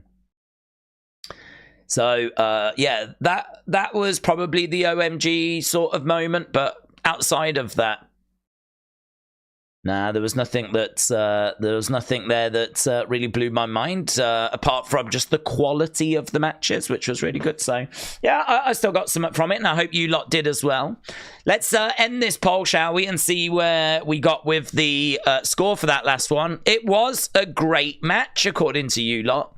So, great 43, good 32, all-time 16. So that does get a great 59%. Great 59. So how does that compare to the others? Randy, oh God, you guys. Oh, thank God. I thought you'd scored it higher than Randy Gunther. You said great 59, but you scored Randy Gunther great 67. Nia Lyra, you said great 52, so you did prefer the Cody match. Sami and Chad, you said great 68. I think you've gone for that tag match, for that Intercontinental match as the best match of the night. Becky and Liv, great 55. So Becky, Liv, great 55. Yeah, you've gone for the Intercontinental. You've gone for the Intercontinental as the best match tonight. I just can't go with that, to be honest. I just can't go with it. But to each their own. It's all very close. I mean, the Intercontinental was 1% better than Randy Gunther. And to be honest with you, I think the finish to Randy Gunther has probably hurt the score. I think the finish to Randy Gunther really hurt the score. That seemed to be the big complaint. And I would say that did take away from the match in all fairness. So, fair enough. Fair enough. So there we go. Orton's shoulders were not even close to being down 7 wrists. I think they will use that as storyline, to be honest. But you are correct. Not even close. Draco said, thoughts on Gunther not wearing the crown? Yeah, I think that it's interesting. I think that he just doesn't want that image of him wearing the crown kind of being out there. Like, maybe he thinks it's a bit cheesy, it's a bit cringe. Perhaps he sees it as just like a prize for him to hold. I mean, Triple H actually felt the same, but I've told this story before. There's a program here in the UK that's called When It Went Down, or What Went Down. And they've only done a few episodes. And basically, they sit down with a wrestler and they go through their career and they show them key moments. And the wrestler reveals the behind the scenes secrets of, well, this is what happened, blah, blah, blah. And they sat down with Triple H. And Triple H wins King of the Ring. And he says, every chance I could get, I would destroy the crown. If I'm in a match, because he was king, if I'm in a match and I can use the crown and get it wrecked, I got it wrecked, right? And he said, I went backstage one night and Vince said, you really don't want to wear that crown, do you? And I said no. And they never made me wear it again. Triple H did not want to wear the crown. But I think it was for a different reason, because back then the crowns were so bad. They were so bad. They were cheap and they had like a massive WWF logo on the top, and they were just awful. They didn't look classy. They just looked comical. They just looked awful. And, Triple H just didn't want that. It didn't fit him. It didn't suit him. He didn't want it. But these crowns look so much better that I don't think it's necessarily for the same reason that Gunther's not wearing it, but maybe he still thinks it's just cringe to wear. Perhaps he just doesn't want that picture doing the rounds on social media. He doesn't want to be seen with, like, you know what I mean, wearing the crown and whatever. So instead he's just like holding it, which I can sort of understand, to be honest. It's the lovely looking crown though. Look, it looked great. So much. They're the best crowns that WWE have ever had. Although they are showing the Macho Man's Macho King's crown. That was great with the big thing on the front. That was pretty cool looking. But these are amazing crowns. Days, do we think that the Gallus feud with Trick Williams is hurting Trick's image, is super over, but feuding with an act that really doesn't have heat? We haven't, no, I don't think it's done anything, because they only walked out on Tuesday, didn't they? Joe Coffey only walked out on Tuesday and approached Trick, so we haven't even seen anything yet. So I don't think it's hurting anything. I mean, could it hurt it? I don't know. I think Joe Coffey is quite credible. I've got to tell you, man, Gallus, I saw them at a house show. They were so good. I agree that Gallus have been a little bit flat. They've just been, not much to them. But I saw them at this house show and they were interacting with the crowds. They were shouting out. They were cheating behind the referee's back. They were really on it, and they were like performing. And I don't know. They've been away for a little bit. I'm interested to see what they can do in this run. And I think Joe Coffey is a credible challenge. He's got a good size to him. He's competed for top titles in NXT UK. I think Trick's just won the title, so Trick's in a position where he needs a credible challenger, but someone that he can beat. He needs someone that's got a decent size and a good look. but someone that he can beat. And Joe Coffey does sort of fit that bill, to be honest. So, no, I don't think it's a problem. I don't really think there's much problem down in NXT in the sense of it's developmental, and if you make a few mistakes or do a few booking things that are wrong, doesn't really matter, you know, because eventually these people are going to get moved up anyway. So, you know, if you kind of botch this feud, it doesn't really matter. It's not going to stop Trick's development. So, no, I think it's fine. I think it's fine.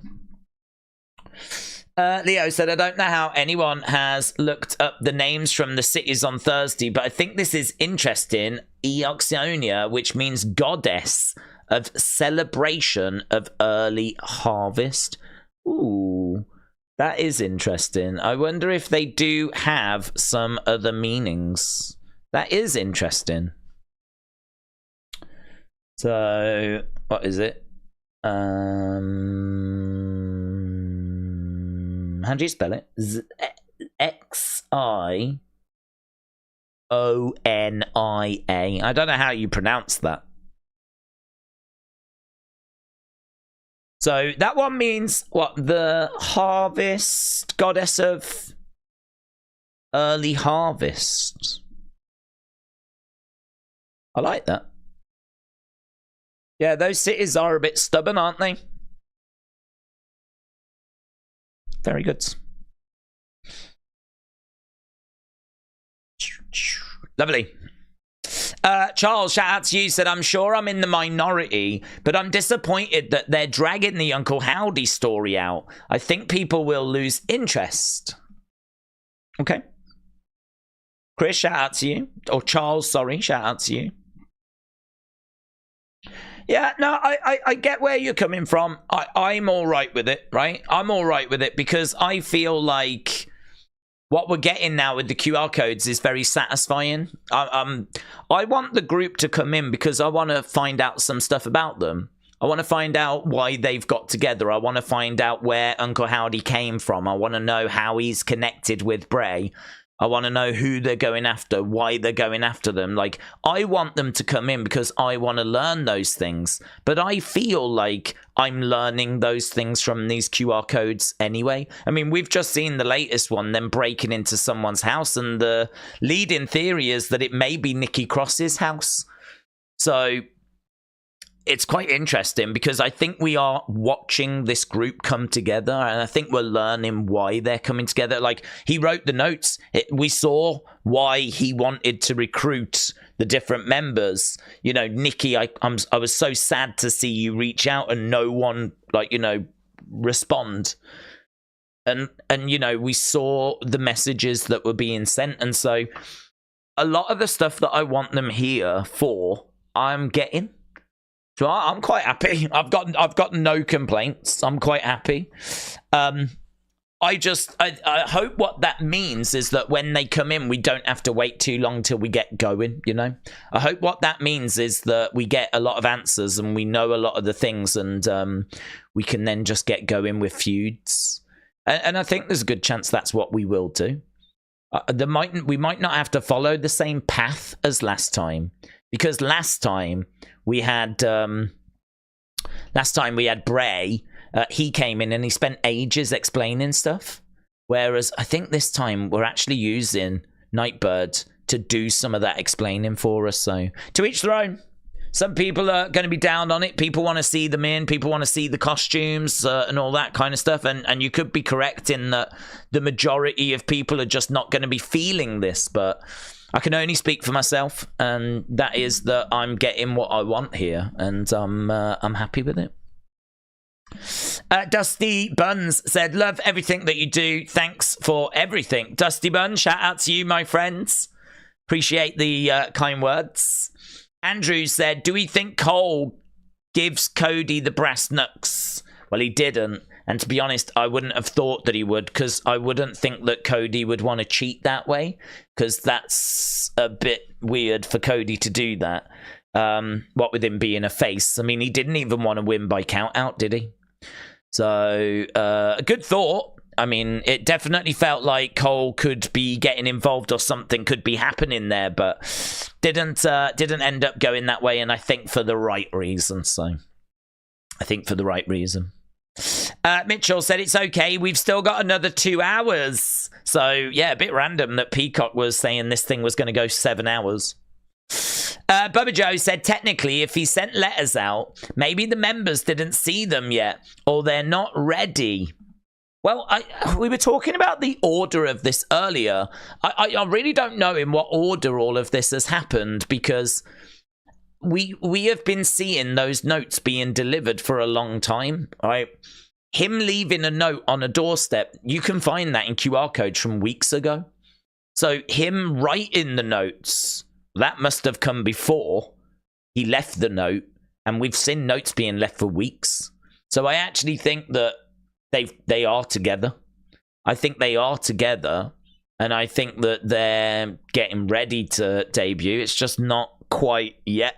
But they are going to be coming in, I think, soon. I mean, you know, everything seems to be pointing at that 17th, doesn't it? 17th. That seems like a big date. 17th. I don't know if the plan is get Clash at the Castle out the way, and then on the 17th on Raw, we bring them in and we start building. We start telling the story of, you know, who they're targeting and all that stuff. I would think they would want to bring them in at the premium live event, so I think there's a good chance for Clash. But they're shouting about the 17th, not the 15th. So, Charles Kovacs, shout out to you. Appreciate the support, my friends. John Ambler said Rhea and Liv at SummerSlam, Dominic on a pole. Oh my God. Do you mean like that? Like that kind of Dominic on a pole like that? Just dancing away in the corner, or... I mean, look, to each their own. To each... It's not something I'm looking for. I'll definitely take Liv versus Rhea. I mean, that match will bang, right? So I'm definitely down for that match. But I don't need Dominic on a pole, thank you.